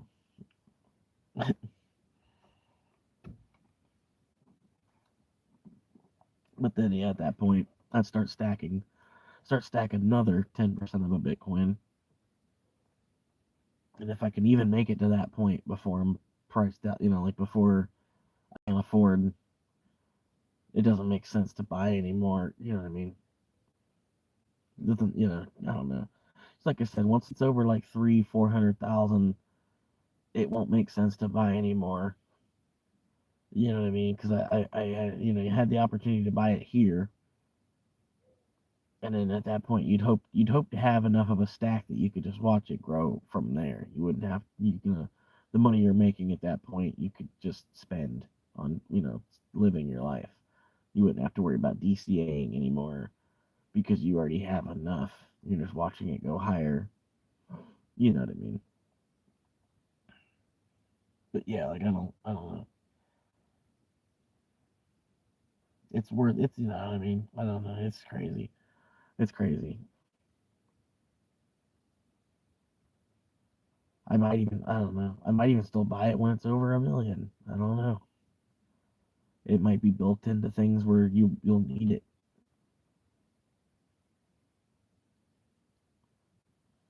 I don't know, man.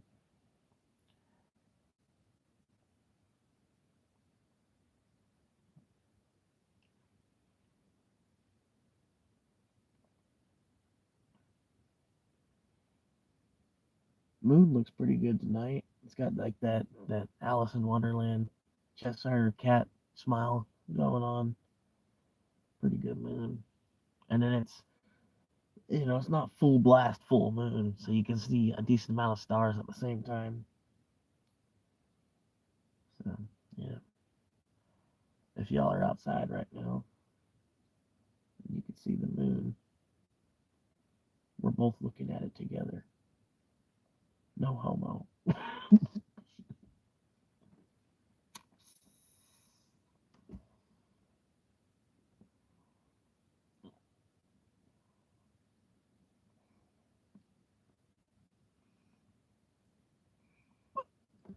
But yeah, I had the car off.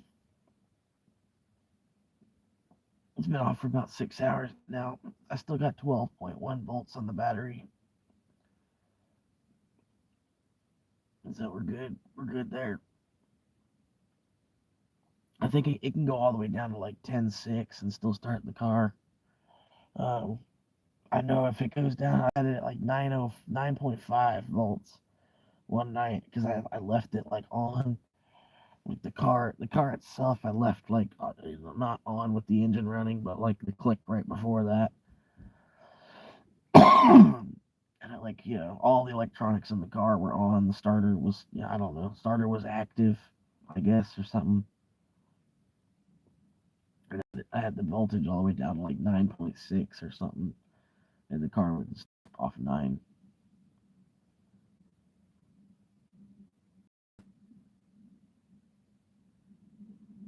Oh, okay, that's a dog.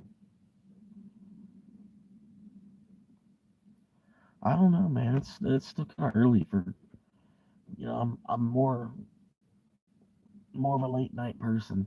Like it is late, it's 10:47, but at the same time, it's still kind of early. Like if I were to shut the live stream off now and then go curl up in the back, I probably still wouldn't fall asleep till about 1 or 2.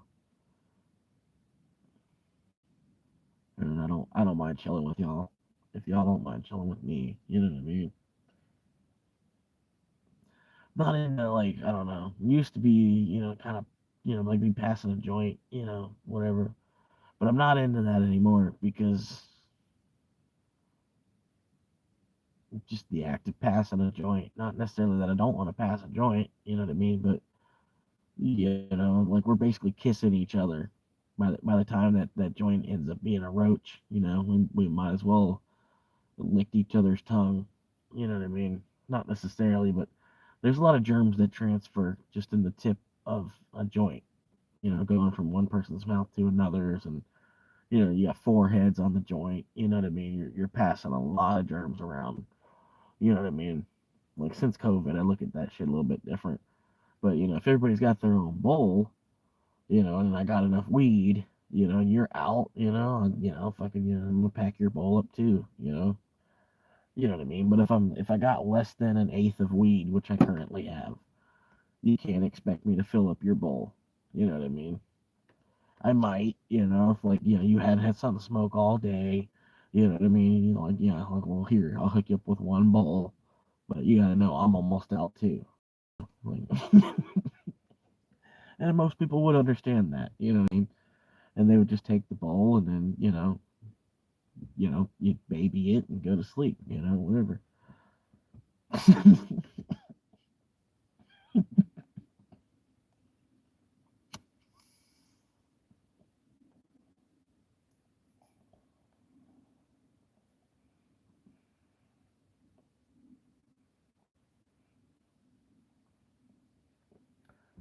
But yeah.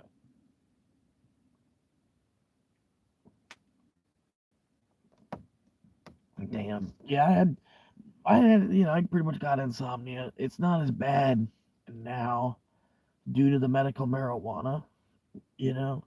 But yeah, like I had a job. They wanted me to report there at 6:45 in the morning, 5 days a week. Um, and fucking I couldn't do that, and I did it for a couple months. And the entire time I was asking them, like, yo, can you, switch me to the other shift? Like, I like working here, I like working with y'all, I like working for y'all, you know. But I was like, I can't do this, showing up at 7 a.m. shit. I didn't realize the way the work was, you needed to be like in uniform and you had to show up. You couldn't just be wearing your street clothes. You had to show up in your street clothes, and then you had uniforms there that you put on. So you needed to show up at 6:45 to clock in at 7. You know what I mean? And I couldn't do that being a night owl. You know what I mean? 5 days a week for them. You know, I tried. I did it for a couple of months, and I don't know, I couldn't fucking do it, man. I'm not that kind of person. The 5 days thing or fucking before 7 a.m. thing. You know, and it drove me mentally insane. Like the amount of sleep that I was losing on that. Sorry, I'm scratching the back, like pulling got the hair on the back of my head's all fucking knotted up. I'm trying to unknot it basically. But man, yeah, like I said, the job itself wasn't bad. It was at a marijuana facility, working like not necessarily a greenhouse, more of like a warehouse that was converted to grow marijuana in. Um, yes, that's it was honestly, I was trying to hang on to the job. It was going to be a really good, beneficial job. Like the marijuana industry isn't going anywhere. Kind of at this point, it's only going to get bigger. And it's it kind of just basically just started in a way. you know. But yeah, I don't know. And I don't know, man. But yeah, like not going to bed until 5 a.m. and then trying to wake back up at 6:30 to make it to, fucking shit like that. I'm like, no, this is not fucking happening. You know.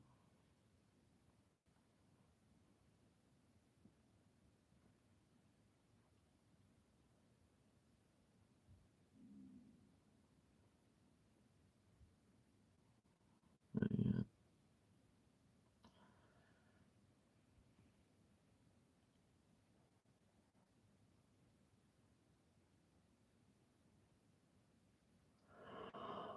Yeah, I get kind of tired though, man. I might have to go get a refill.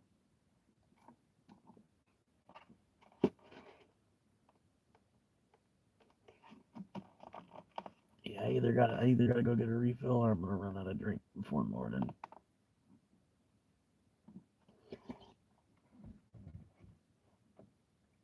But yeah, I mean, sleeping in the car too, you're pretty much forced to wake up early.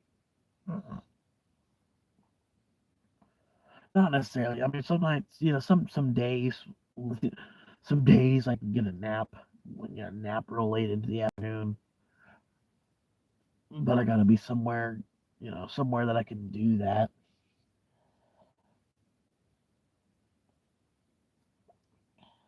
Like where I'm at right now, I think if I'm here after like 10 a.m., somebody's gonna freak out. Somebody's gonna be bullshitting me. I'll probably leave before 9 a.m. to be honest with you.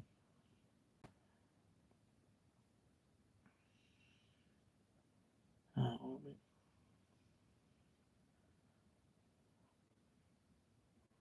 yeah, usually every morning I wake up, I've got the urge. I gotta run to the bathroom somewhere.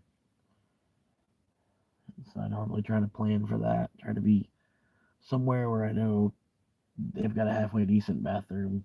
Like I'm less than a 4 mile drive away from a halfway decent bathroom.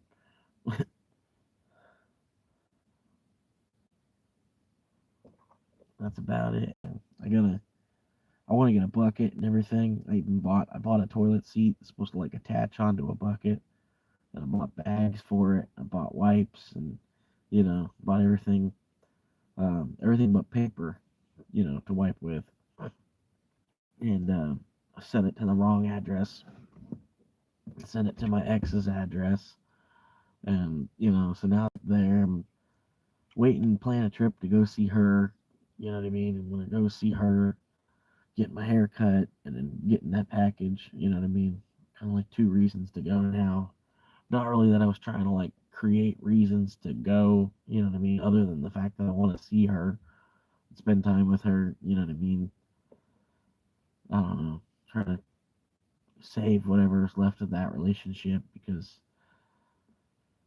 I'm not really interested in like reinvesting the time in someone else and like trying to build another 9, 10 years of trust with somebody else. You know what I mean? If you can even trust somebody, you know what I mean? Because you never know what somebody's ultimately thinking in the back of their head. You know what I mean? You know, I don't know, but yeah. But I don't know. With her, at least, I feel like it's like 9 years. I know her. You know what I mean? I know her inside and out. You know what I mean? Like she's not gonna betray me bigger than she's already had to kind of put me in the moment that I'm in.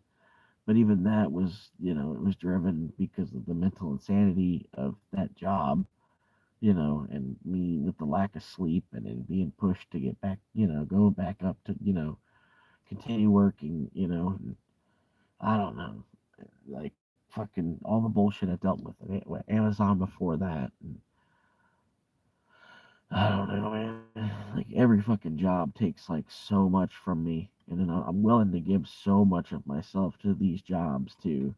And that's where I've kind of gotten to the point now that I'm like, fuck y'all. It hasn't done anything for me to be working for y'all the way that I've been trying to push my body to do to make y'all happy. You know what I mean? That's my alarm. Anyway, so my understanding of your situation is you came to here to make money to build a house with her, correct? You don't split. Like honestly, she wouldn't want me talking at all about it. Um, but yeah, like pretty much like I was homesick for Florida. I fucking hated Ohio, and for the majority, like my neighbors were good people, but I still kind of hated them too. And there's certain one dude, the one lady on the one side, her boyfriend, boyfriend uncle thing. I'm not sure what she told us at one point it was her uncle, and then a couple months later it was her boyfriend. I don't know. But anyway, he had like some yard business thing, and also like a tree service business and thing, and then all this other. And the one tree we had on our property, there's a problem with it. He's got to cut it down, and I was trying to talk her into, like, let me, give me a chainsaw. I'll take care of it. I should have just bought the chainsaw out of my own credit, whatever. But, since my name wasn't on the house, it was more or less her property. You know what I mean? It was more or less her deal that she made with the guy, for him to cut it down. And then dude, he cut it down and then just like left it in the yard. Like he ran a chainsaw. He did slice it up a little bit, but he ran a chainsaw for all of maybe about 30 minutes, and brought like a crew of like four dudes. Took a crew of like three other dudes to drop the tree in my yard and then slice it up a little bit, and then just leave it there. And then she gave him a truck. Like it was not a bad truck, but not a good truck. It was a 2000 Ford F-150, and it ran. Like it didn't not run, and it was her dad's old truck, and she got it because her dad passed away, and I was kind of I was upset like on her dad's behalf whenever I shouldn't have been. You know what I mean? Because it wasn't really my grounds to. You know what I mean? It was her deal that she worked out, and that's how she chose to pay for the deal to be worked out. But anyway, he basically ripped us off of the truck, I feel like, because, like I said, he basically ran a chainsaw for all of 20 minutes, and then drank a six pack with his buddies in our yard. Not necessarily, but you know what I mean. Brought like two other dudes with him there to help him drop a tree and then leave it there, not even do the haul away, you know. And then, I don't know. And then they're expecting me, like, oh, we'll just have a bonfire on Saturday and then burn it all. It took it was so much, so much wood to fucking move over, pile it all up, and you know what I mean. It was like a week's worth of work, a 40-hour week worth of work to get rid of this tree the rest of the way. But in between, like watching it all burn and everything, having to supervise a fire while it burns the whole tree out, I don't know, dude. But yeah, like him, yeah, dude. Between that and then we had another dude that was cutting the lawn, and the dude that was cutting the lawn was doing like he was doing like this, like imagine a 14-year-old coming and cutting your yard, 14 to 16, somebody cutting your yard, and imagine the job that they would give you, the job that they would do cutting your grass, right? That's the kind of job he would do, only it'd be even worse. You know what I mean? And the first couple times I felt bad for him because he'd be coming all the way up the street pushing this lawnmower from like all the way up the street, like a long mile long walk to our house with this lawnmower to mow the grass.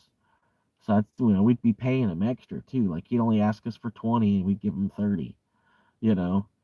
And but then he started giving us the shittiest fucking job, the shittiest fucking mows, You know what I mean? But the mower I had was fucking broken. The fucking, I'm not a mechanic, and a fucking I couldn't even fucking put the wheels on the lawnmower, it coming out of the box, and you know what I mean? It just fucking broke apart more and more every time I'd mow the grass.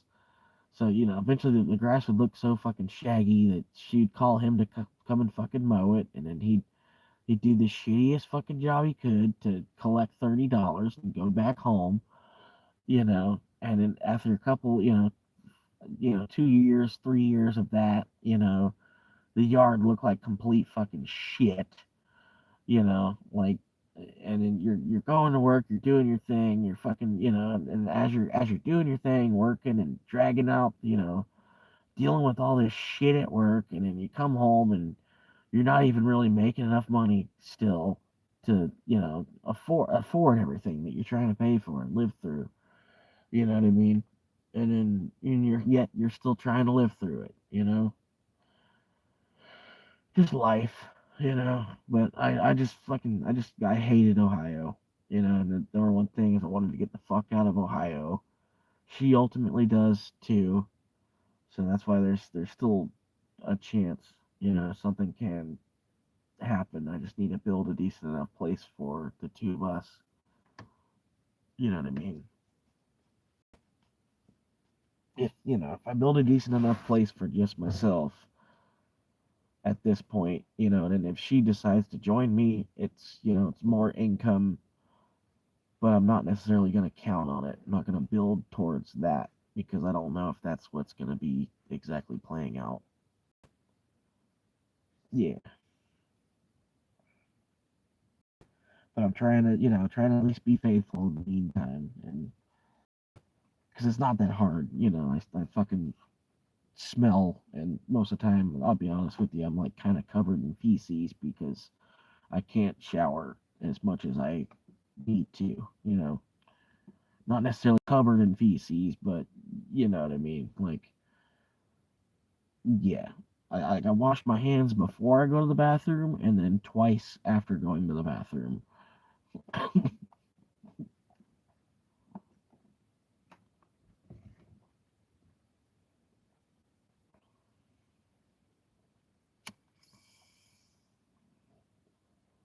But like living in a car, you can't really be flirting with people anyway.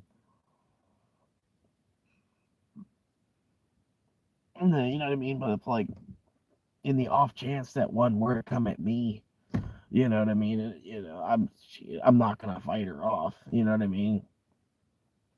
But I don't see that happening either because they always want you for what you've got. They don't really necessarily want you for you. Like you have like a sexual market value as a man. You know what I mean? And you have a sexual market value as a woman.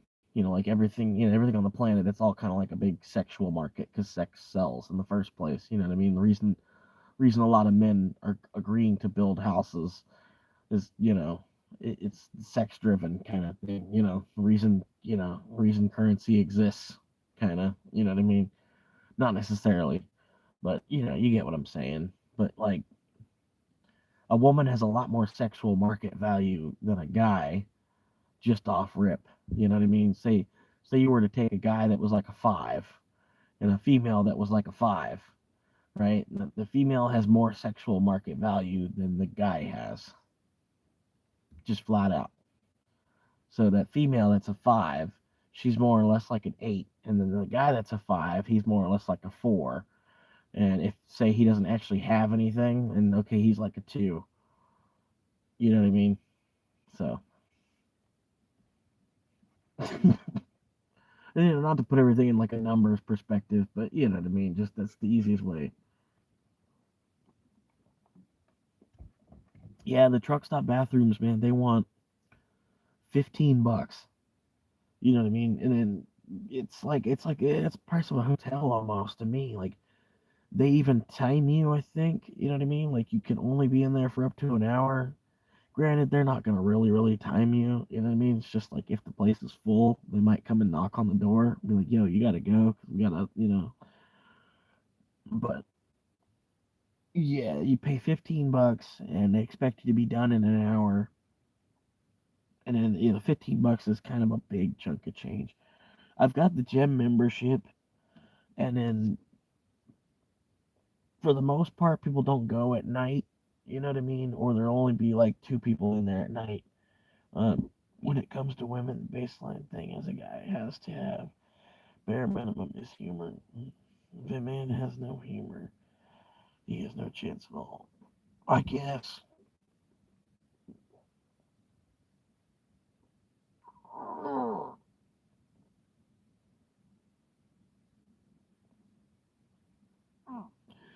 Even still, I don't know if that's true.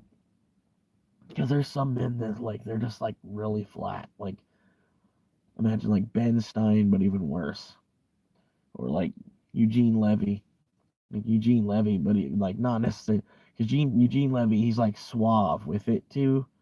You know what I mean? But like it's like his humor is even drier and flatter than Ben Stein's. You know.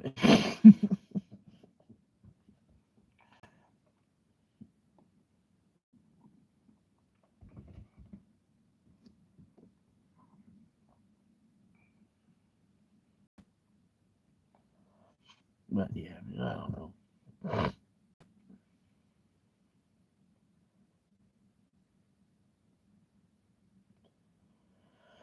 But yeah, I don't know, man. They've been telling us for years, you will own nothing and you will be happy. And ultimately, I don't know. It seems like that's been well here recently. I don't know, man. It's been rough, but it's been freeing at the same time. You know what I mean? I am still helping her out a little bit. It's like I'm hoping it's kind of what's gonna save the relationship later on because she threw me out, but I'm still choosing to try and help her with the bills there because I don't want her to be completely responsible of all the bills involved with the house that I talked her into buying. You know what I mean? So now she's stuck there because she doesn't want to take the hit on her credit. You know what I mean? She doesn't want to have to foreclose on the house or file for bankruptcy. You know what I mean? And I get that. You know what I mean? You don't want to lose what you've already put into it, this, that, the other. You know what I mean? That's why I'm trying to, like I pay for us to have a phone, and I pay for the internet to be on. And it's only like $200 a month, and I do it to help her. I do it to try to, like I said, try to keep the relationship baited, to whatever, because she's completely at her wits end with me, after all the time that we've been together and the things I've done throughout the relationship and just the amount of stress that I put her under in that last 6 months before she kicked me out. You know what I mean? Um, but I'm hoping that she'll see that it was all kind of because of Ohio. You know what I mean? Like I don't know. It's like the feeling like you're like dying twice as fast. Plus everybody's trying to rip you off. You know what I mean? Like the state does not want us here. We need to leave. You know what I mean? And then I come back to Florida, and then it's like I'm feeling here almost. So everything, like I'm priced out of everything in that little bit of time that we left. Like the place that we were living here before we moved to Ohio. The guy that owned it was like a landlord. Like he had like 14 different properties, and he was buying out. Like we could have talked him into like just selling us that property, that house that we were already in. You know what I mean? We could have probably got a decent deal on it before the housing market fucking skyrocketed and triple doubled, you know, fucking, and we could have been, I don't know. But instead, I wanted to go to Ohio, because I wanted to check out a different state, like that's part of it too. Like I wanted to see something other than Florida, like on, like a daily routine basis, not just like for 3 days vacation and then race back home, you know. I don't know. But then yeah, Ohio, it was just everybody's a fucking corn, people that aren't even fucking corn farmers are sitting back just watching the fucking corn grow. Like the entire state, it's like it's Ohio State football and basketball, and then just watching fucking corn grow in between, and then ducking on bullets in Columbus. That's, and Cleveland, and Toledo, and Dayton, and Cincinnati, and probably Akron too. Like, oh my god, dude.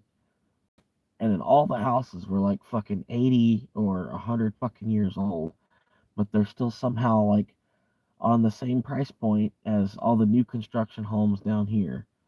You know what I mean? So the $200,000 house that was built in 1919 or $200,000 house that was built in 2019, and it's like, I don't know.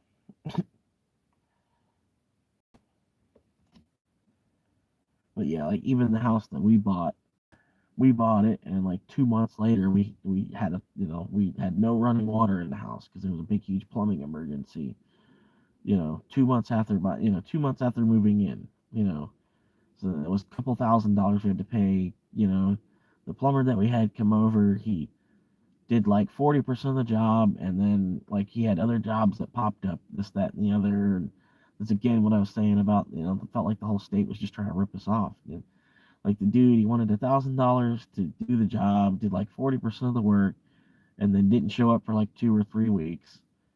And then we finally we put a review on the Google page, whatever, like he didn't complete the work, and then he finally shows back up to complete the job, like meanwhile we didn't have actual running water. You know what I mean? Like the yeah, I don't know. But anyway, yeah, he comes back, he finally finishes the job that we paid him to do, and yeah, it was just the first little incidents with with owning a house, and then kind of one thing after another. You know, the house itself, it's doesn't even have central AC.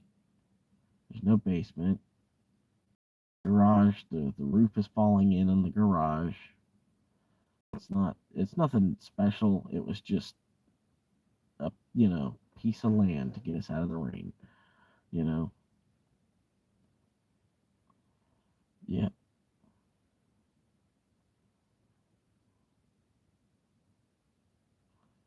yeah, no problem, man. Appreciate you hanging out, talking to me. Yeah. You said you'll still be listening, so you'll still hear me talking. You just won't be talking in the chat. What you're saying?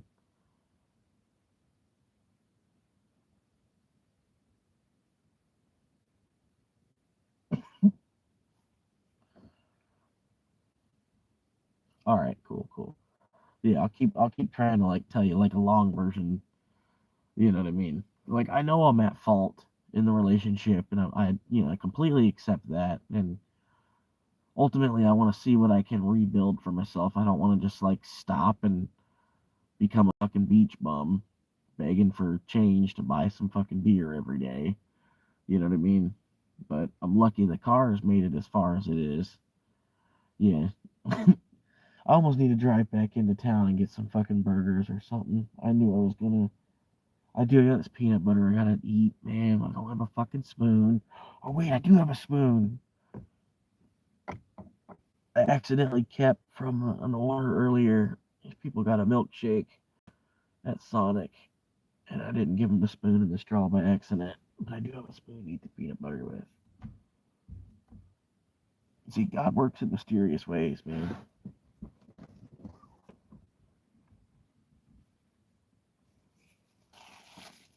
Fucking long, long ass fucking spoon too.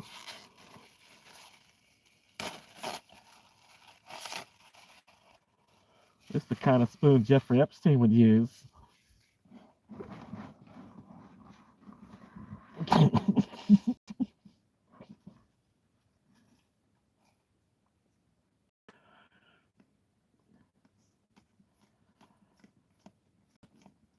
Yeah, man. Anyway, where was I? But yeah, pretty much that brings me to here, and been here since September, so I've halfway gotten used to it, and I mean, as long as I keep moving, things can only get better day to day. Um, you know, and I felt like even if I were to do this, even if I were to get to the point where I'm like begging for donations, I'm not gonna do that. You know what I mean? But they're just like, please, please do it. Even if I don't know, I'm doing it kind of for the subscribers thing. But that's everybody. Everyone on YouTube asks people to subscribe. You know what I mean? You have to, kind of thing. I don't know. Oh, but yeah, it's better than just like panhandling for the money. Because like y'all, you see somebody that's actively trying to improve their situation at the same time. You know what I mean? Versus somebody that's just like, well, you know, like granted, I might be sleeping on a pile of dirt for a little while. You know, but I don't know. You know what I mean? And then like people are apt to help somebody that is helping themselves. You know what I mean? That's one.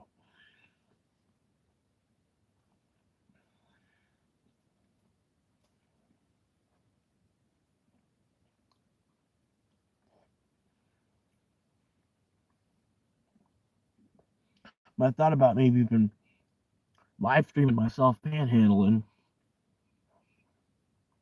I might even catch like different people, people that flip through and stuff. People that are scrolling. I'm out there panhandling, and I might catch different people. I don't know, but I don't really want to panhandle either.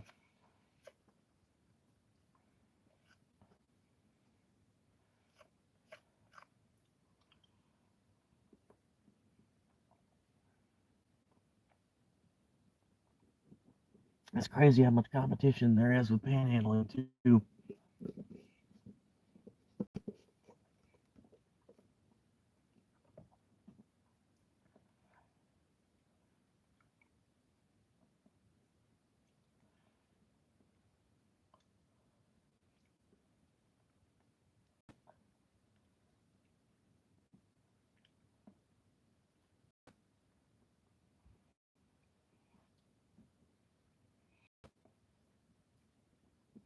Like it'd be crazy.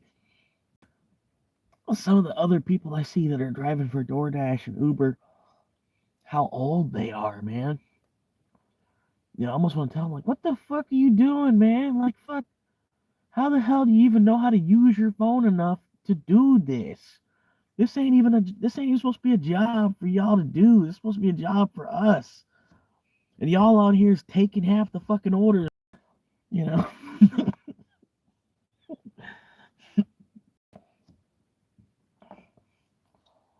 The fuck you doing? You shouldn't be putting any kind of extra miles behind the wheel. You're 85 years old. Why do they let you drive? And you're driving for DoorDash? I don't think you can buy subs. I might be able to go to people on the street and be like, here's $5. You got a YouTube account? You subscribe to my YouTube channel? I'll give you $5 cash right now. I could film it and everything too, but I don't have the $5 cash. Even for like one person to do like a short with it or something. It's like, you want to make $5 too? Well, then sign up to my YouTube channel. But the only thing is,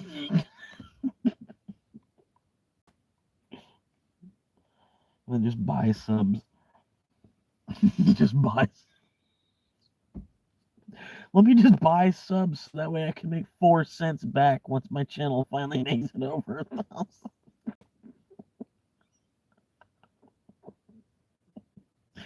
Because you still would have no fucking views anyway. You know what the fuck?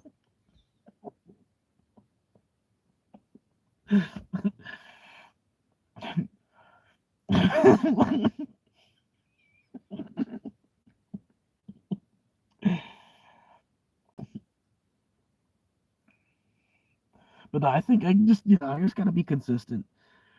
I think with enough time, YouTube will eventually, I'll catch a broad enough audience. You know what I mean? Enough people that, because look how big fucking Asmon is. You know what I mean? he's just been at it longer. You know what I mean? Like, we're not the same dude, but he's from Texas, I'm from Florida. We're gonna have we're gonna have different minds. You know what I mean?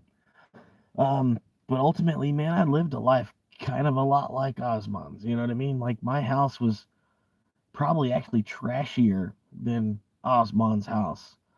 You know what I mean? It's one of the things that like it drew me to Osman when I first started watching him. Because I was like, oh look, it's just a normal guy. You know, but yeah, like my house, my dad's house, man, the roof was caving in 3 different places, just like Osman's. Like it's black mold and shit in the walls, and yeah, fucking paint's peeling because there's mold, and I don't know, dude. It's like the same fucking life. Not necessarily the same life, but yeah. And then somehow the house that I lived in, even though it's a complete, really is probably condemned, but it's still a $400,000 property, which my dad's already sold, and he's hanging out, enjoying his retirement, hopefully.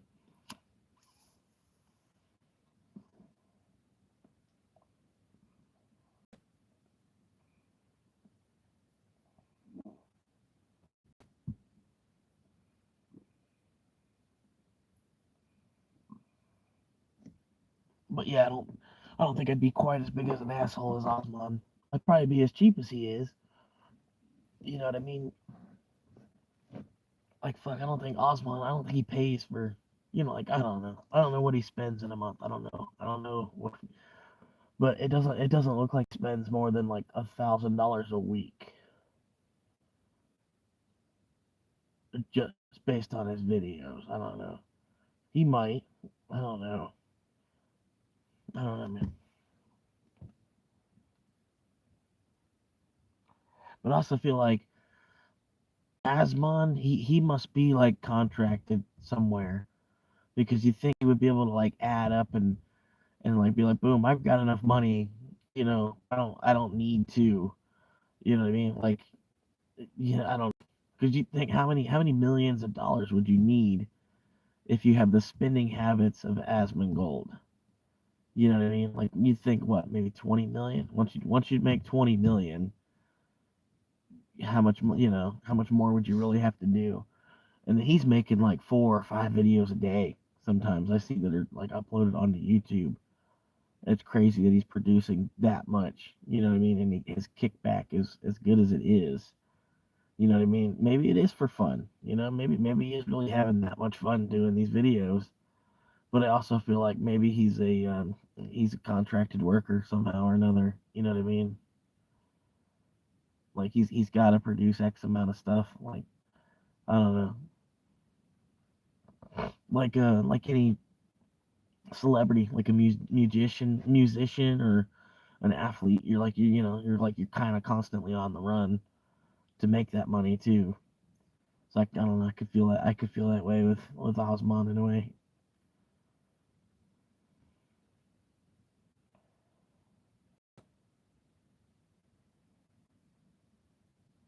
No, like my mom, she won't even let me like park my car on the side of the road in front of her house. She doesn't even want to see me that close to her property. You know what I mean? Like I can't. I can't. Like I can. I'm still. It's a good relationship with her as far as like if my bank account overdraws, and I'm like, hey mom, can you spot me $100 and I'll pay you back. You know what I mean? And and what I mean, like yeah, stuff like that. It's just because I'm too old. I don't know. It's my stepdad. He's got too much of a military mindset where he was doing this and this and this and this and this and that when he was 21, and da da da. I'm in my 30s, and I'm da da da. I'm still in the same place I was when I was 21, and it's 10 years later, and I'm like, yeah, but look at the way the world has been through all that. It's like this has been like almost the worst economy since the Great Depression, since I've been out of high school. You know what I mean? There's no way up from down. You know, But they think I could have accomplished so much more, which I could agree with. You know what I mean? But I had such a rough start at the same time, man. Like it was, like I think the government was ultimately betting on me becoming a meth head. You know what I mean? And that hasn't happened yet, so they don't know what the fuck to do. They don't know which direction it's actually gonna go. You know what I mean? Like I don't know.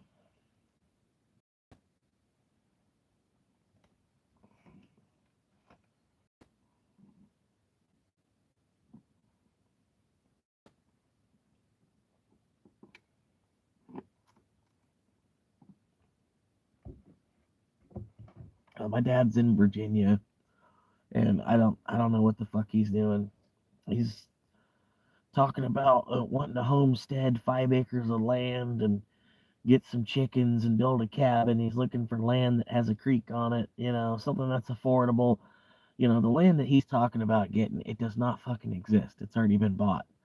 You know what I mean? He's not gonna get the land that he wants with a creek on it, and slightly slow, this and that and the other off of this kind of, got too many stipulations with it. He wants the perfect piece of land, which I get. He's fucking 70 years old.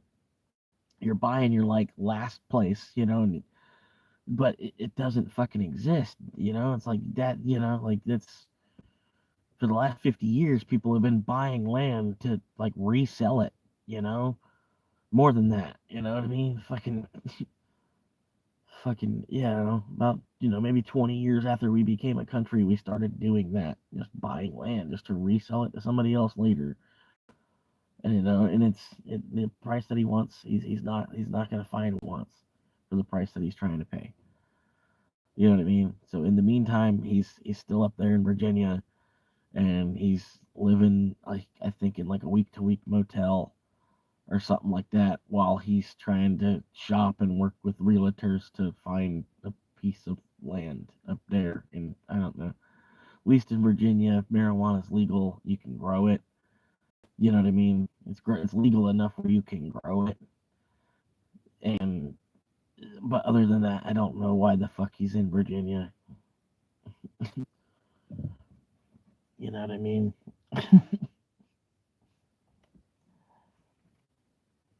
I mean, I guess the people are nice. It's got that small town feel. You know what I mean? Everybody's more welcoming. It's not like central New York. You know what I mean? Everybody's in each other's way. Everybody's pissed off half the time. You know what I mean?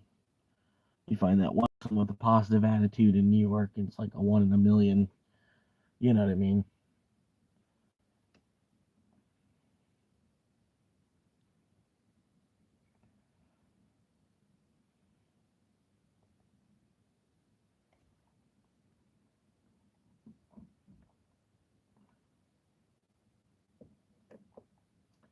But yeah, like I said, I'm in my 30s.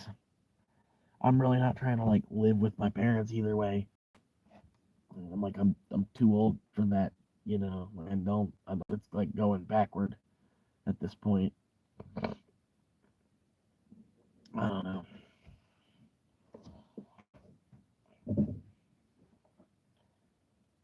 But honestly, yeah, I don't know. Like my mom, her yard's big enough where I could just live in a shed in the backyard, and she probably wouldn't see me for a week while living in the shed in her backyard. You know what I mean? And the yard, granted, the yard's not that big, but she's got like, I think, about a half-acre property. You know what I mean? And then the majority of the yard is backyard. You know what I mean? And then I don't know why she won't let me, just pitch a tent in the yard. You know what I mean? Or if that was an eyesore, like I don't know. I don't know. But at the same time, I kind of don't want to either. You know what I mean? I don't, because she'll probably be wanting rent, for me to even fucking have a tent in the yard. You know what I mean? Some bullshit like that. You know what I mean? And yeah, I'm like, that's fine. You know what I mean?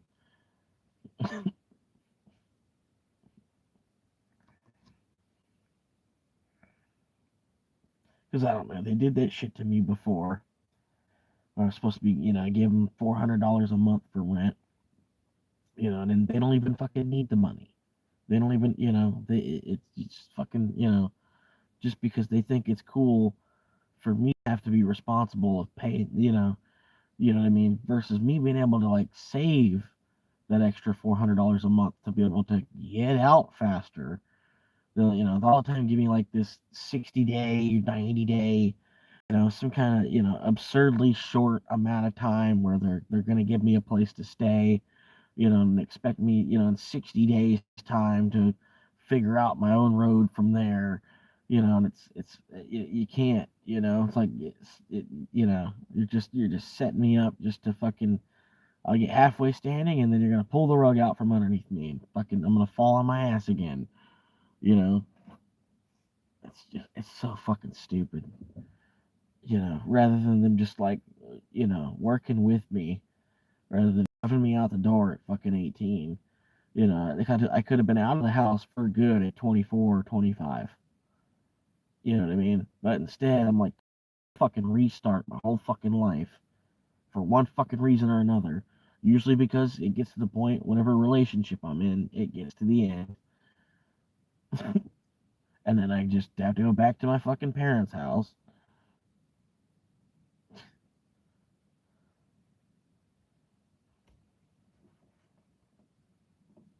And then they want to be like, oh yeah, you're in the same spot you were 10 years ago. And it's like, yeah, because, I've fucking basically just been wasting my money on all this, every fucking bullshit thing I've ever fucking bought.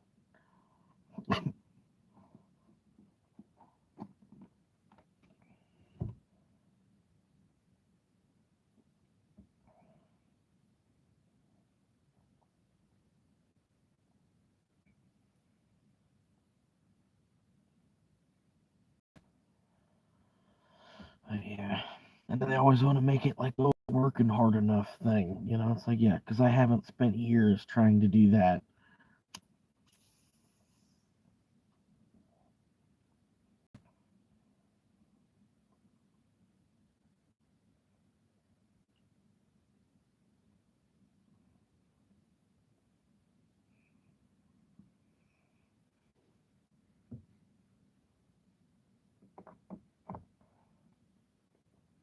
Yeah, I'm not working hard enough while you're sitting at your desk in the back of the kitchen. That's your job. You don't even work in the kitchen, or you sit at the desk for the majority of your week. But I'm not working hard enough.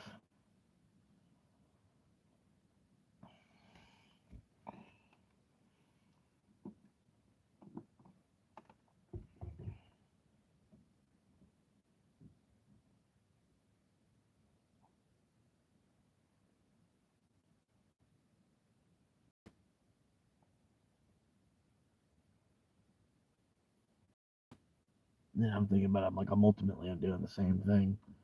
Not in a kitchen at a desk the majority of the week. And I'm like, well, at that point, why do I have to work any harder? I'm doing the same shit you are. Probably working harder than you are, and then making less money at the same fucking time. That's the bullshit of it. Why am I working any harder? Why did you bring condoms? Because I knew I was gonna get fucked.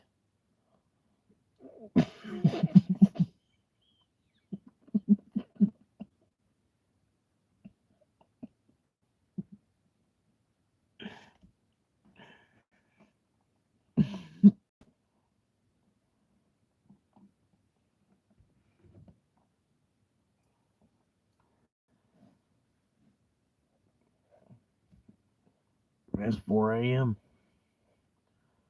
How's it 4 a.m.? It's like half past the hour. How's it 4 a.m.?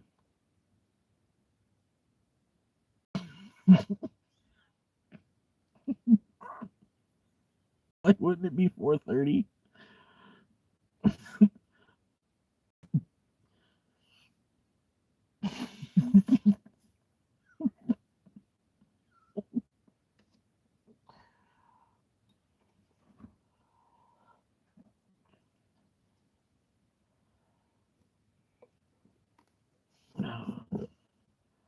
peanut butter. There's like so much more peanut butter left in this jar.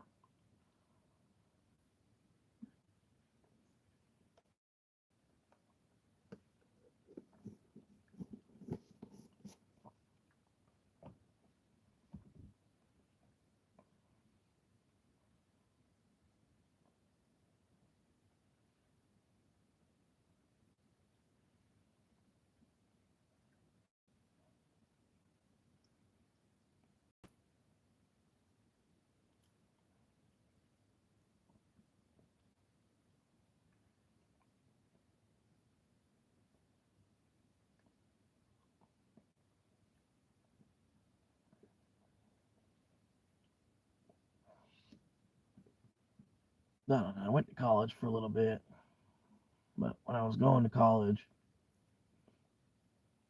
like any other male, I wanted to chase girls around, not books around. Not that I was, chasing, like I was fucking a man whore in college, you know what I mean? But there was one girl in particular that I pretty much like threw away a good couple of years, just because I was so infatuated with her.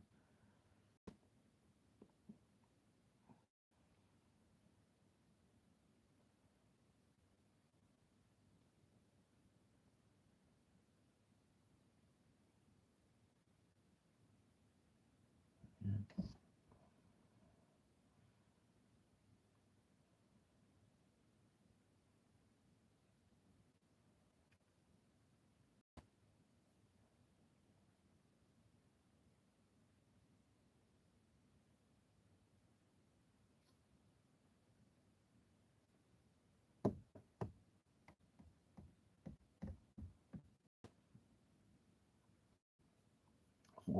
4 hour live stream. We made it.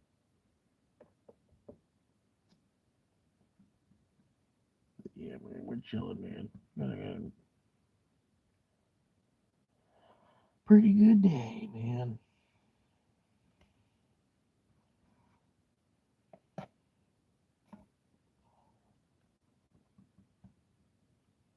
And all I gotta do is wait till after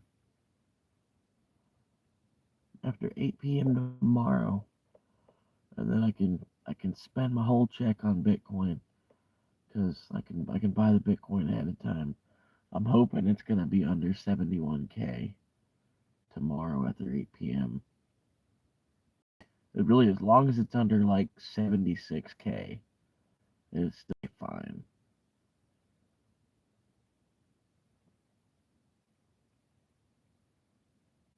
But yeah, my average cost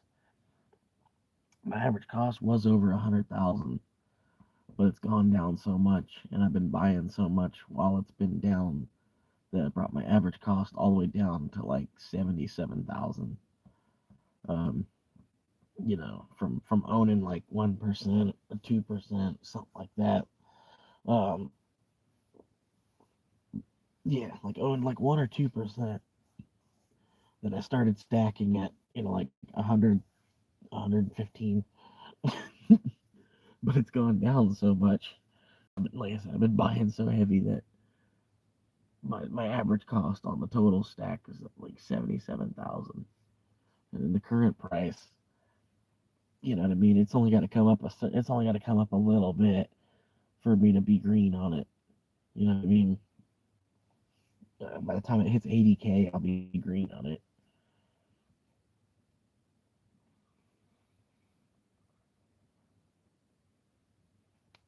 Yeah.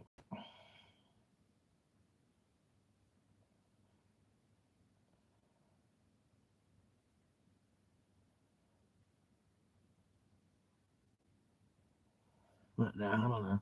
Like I know Bitcoin's not everything either. I don't know, man. It's just something to think about, man. I think it's honestly there's a correlation between it and the three-dimensional barcode that the cryptographic barcode that kind of popped out at about the same time. You know, I even looked into like when was the first barcode. the first item, the first ever item that had a UPC barcode on it was Wrigley's gum, a 10-pack of Wrigley's Juicy Fruit gum. I think it was in 1974. Um, so I think like I don't know, it's weird. But I know like the dollar came off the gold standard in '71 as well. It's kind of weird that the UPC barcode came out like shortly after that. You know what I mean? It's a weird. There's got to be a correlation there somehow, just because the timing of all of that. You know, the one thing into the other. There was definitely a correlation there because it didn't happen like 20 years before. You know, even if it was like 20 years before, there, you know, it's still probably feasible. There was a correlation there. I don't know, but price, universal pricing, or wait, product, universal product code number, or something like that. UPC, universal product something.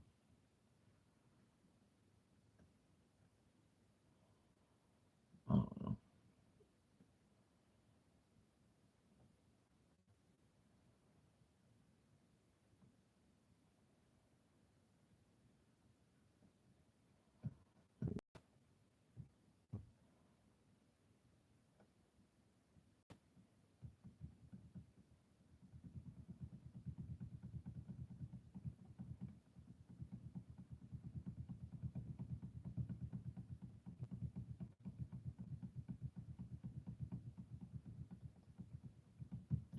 The road to 1,000 subscribers.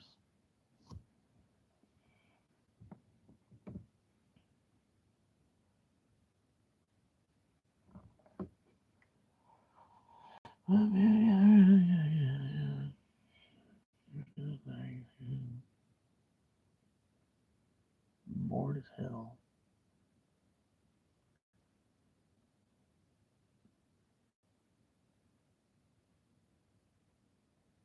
Want to play some Farming Simulator, man. Like, fuck, if I got my PlayStation back, that's probably the first game. I don't know. Fallout 76, that was cool too. I liked playing Fallout 76 a lot. Lost my character, you know, lost X of thousands of fucking bobbleheads. And I don't really want to start over. You know what I mean? That whole game. The whole game is the economy inside of the game. You know what I mean?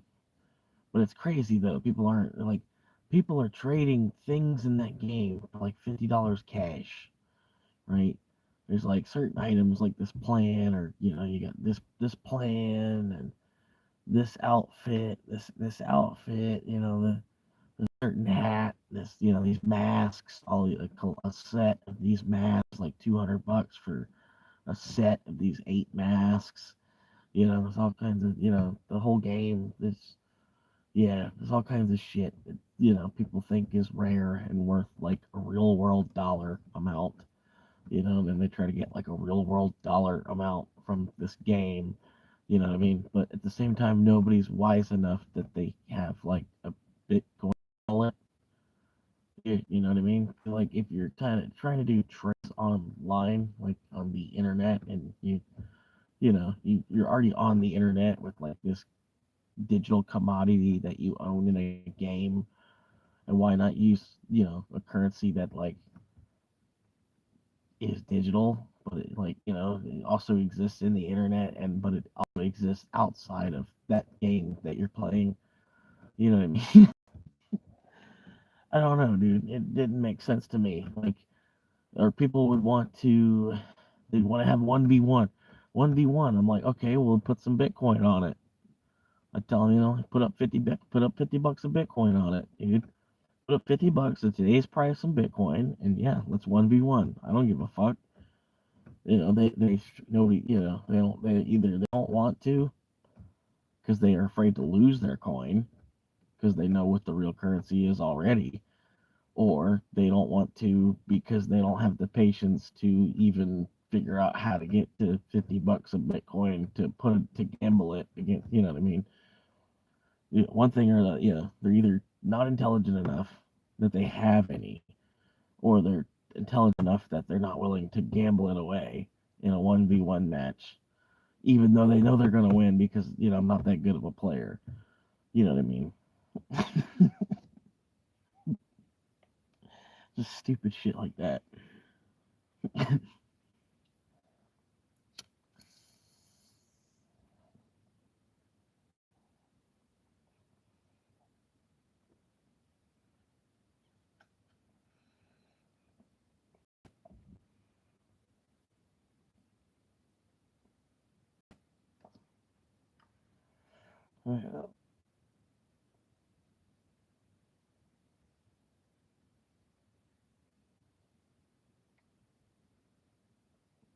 I appreciate the chats, guys. Appreciate it. That's the main reason I go live is for the viewer engagement.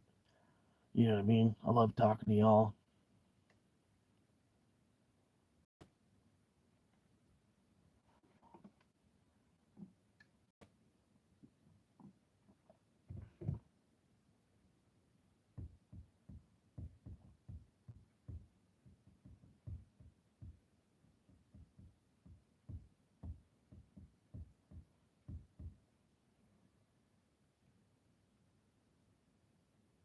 Yeah, man, I bet I could maybe even just get a canoe and get like some kind of like bimini top or something, like a bug net cover to go over the top of the canoe, and then just tie the canoe up, you know, so it don't just float freely down the river, and then just be like boom, like there's a bed, you know,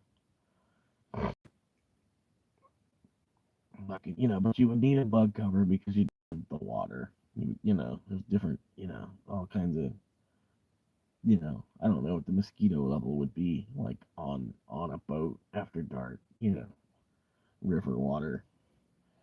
But fucking, I wouldn't need like a fucking big ass boat either to like live on a boat. You know what I mean? Like imagine trying to live on a boat and then also trying to also it's a tiny boat too. Tiny boat home, tiny house. Welcome to my tiny boat house. It is 6 square feet.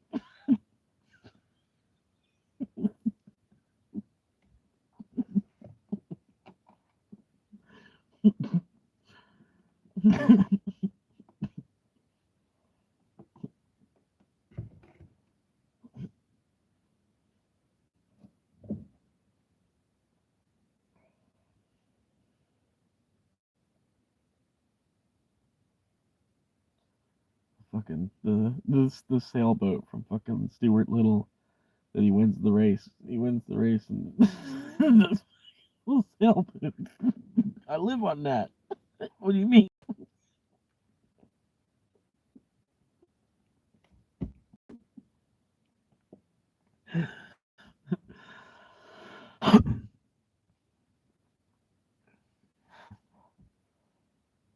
Fucking. Oh, I seen Steve Wallace do it, man. He had fucking like some kind of like thing he made with like four plastic barrels and put like a wooden fucking platform on top of four plastic barrels. It was like a whole floating pontoon, and he pitched a tent on that pontoon and just like camped. Just like no problem, man. You heading out too?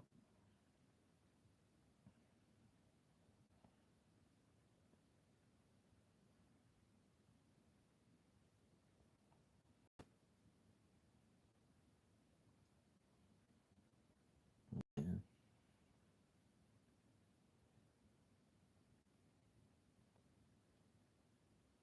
But yeah, it was an honor the other night, dude. Like you were in the chat hanging out with me.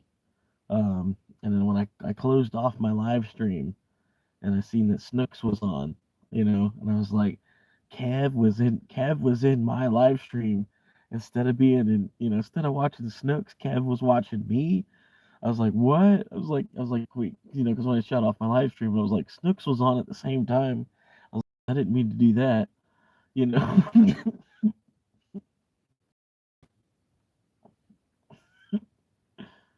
But at the same time, I felt honored. I was like, oh man, he was watching me instead of Snooks. And then, Snooks wasn't playing like fucking Minecraft either. I could understand that. It's like, fuck, he's playing that little 8-year-old game, you know?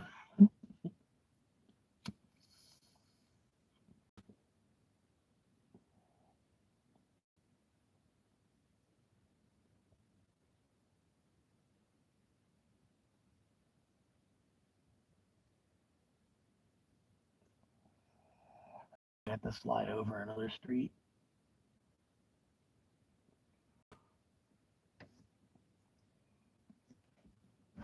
I'm hearing some weird noises coming off that other street with like with the 12 houses built on it.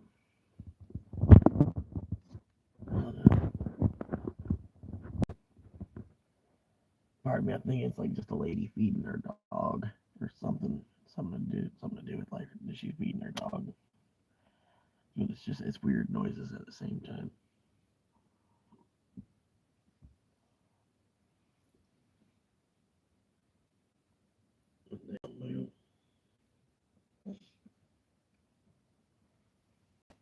It's a pretty good place, man.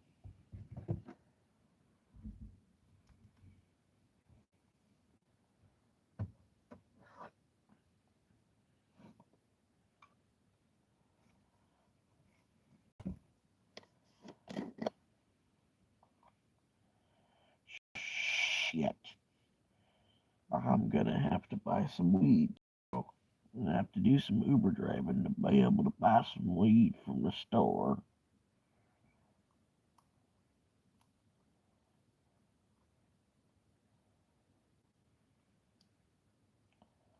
See, that's what I'm saying. That's how frivolous it is too. At the same time, man. Like, you know what I mean.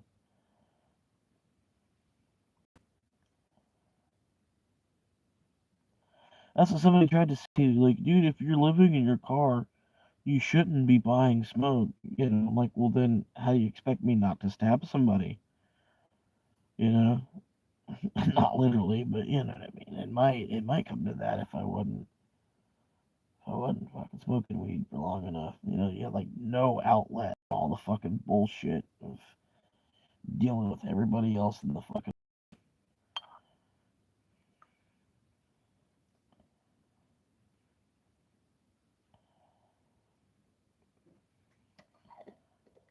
Like, sure, let me see if I can do that. I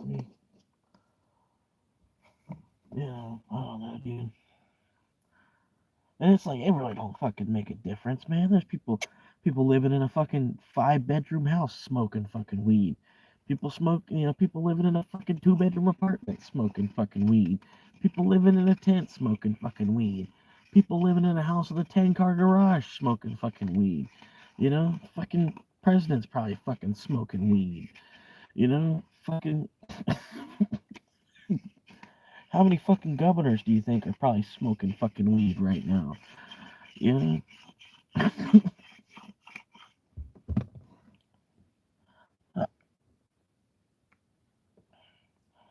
If they're not smoking weed, they probably are fucking drinking. Yeah, how many fucking lawyers need to go home and fucking prepare a mixed drink? How many fucking doctors need to come home and drink? How many doctors would rather smoke instead of drink, but they can't because they get drug. How many people get drug tested and are alcoholics because they get drug tested? You know what I mean? Stupid.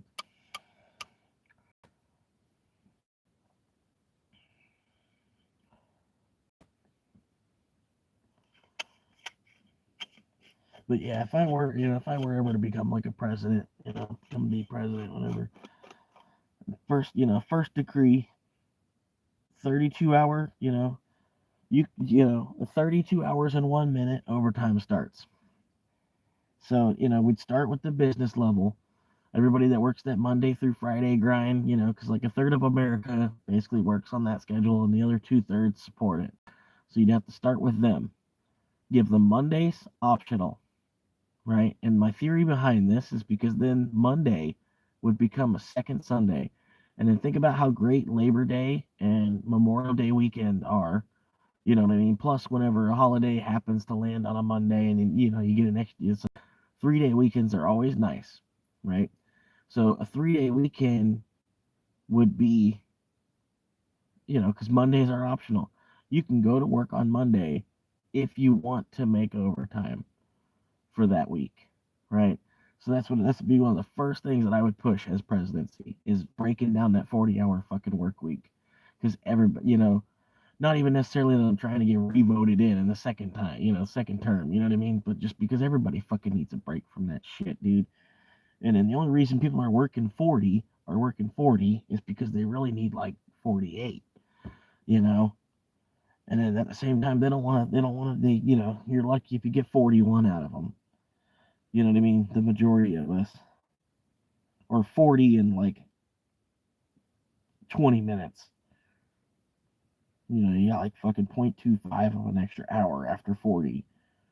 Or, a lot of us, they make us clock out at fucking 39 because they don't want us to break 40. Heaven forbid they'd have to pay us fucking 50%, 50% more than we're on, fucking, it's stupid, man. But that'd be like the first thing I'd fucking work to try to fucking fix. Give everybody fucking an extra day of actual fucking freedom. And then the people that are workaholics, man, like I said, it's optional. They can go to work on Monday if they want. You'd think some companies would even, make it mandatory for the manager to still have to be there on Monday or something. But you're management, so you're one of the people that agree that, like, okay, I'll work on that optional day. You know what I mean? And then you start with the business world, and then the rest of the like restaurants and stuff would just have to deal with it. Like they have to pay overtime after 32 hours, and then some employees would be worth it, and some employees wouldn't. You know what I mean? And some employees would actually make a buck on working a 40-hour week. You know what I mean? Or maybe the place would be too greedy to even work anybody over 32. But then at the same time, they'd have to hire more staff to avoid breaking 32. You know what I mean? So it's basically job creation at the same time. You would need more people on the roster because you can't just fill up people to 40. You can only fill up to 32. You know what I mean? Like more jobs to go, you could spread the jobs out further that way. You know what I mean?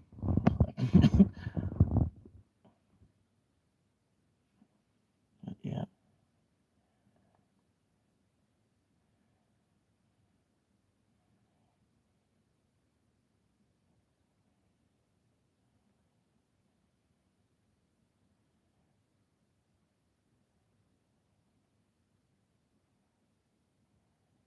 But yeah, like start with the business world and the teachers, probably, because it would be easy. It'd be easy to give teachers Monday off and kids Monday. Kids would be like, oh sweet, 4 days of school. You know, just extend the school hours maybe a little bit. Like make the day an hour longer, but you can get rid of Monday. I don't know. You could work it out with the school boards. That's more probably state level decision anyway. State or county level decision. You know what I mean? I don't know.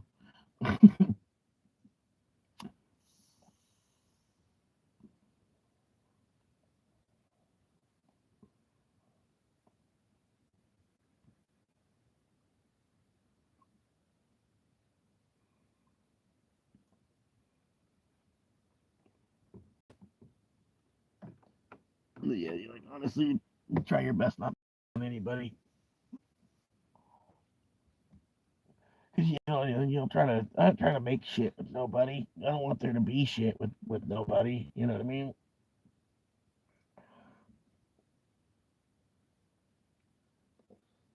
I'm trying to make a fucking bigger problem for the country. That one was just fucking stupid. I think. Let's get involved with some shit going on the other side of the globe that's been going on for fucking God knows how long. Rather than just fucking fixing our own fucking boat.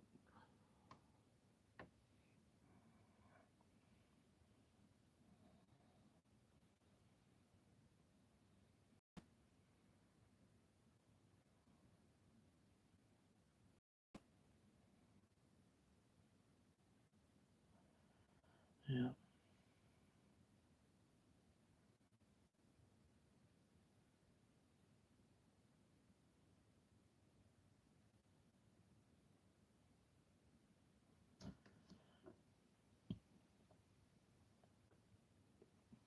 Hey, chilling out, man. What you smoking a bowl? You smoking a bowl in your picture there? I think you popped in and popped back out. That's what she said.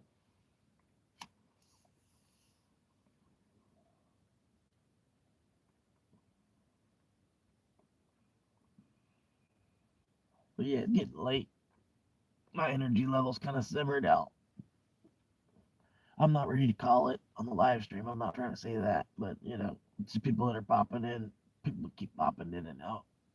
Just let them know, like, hey, this is, I'm more or less in neutral.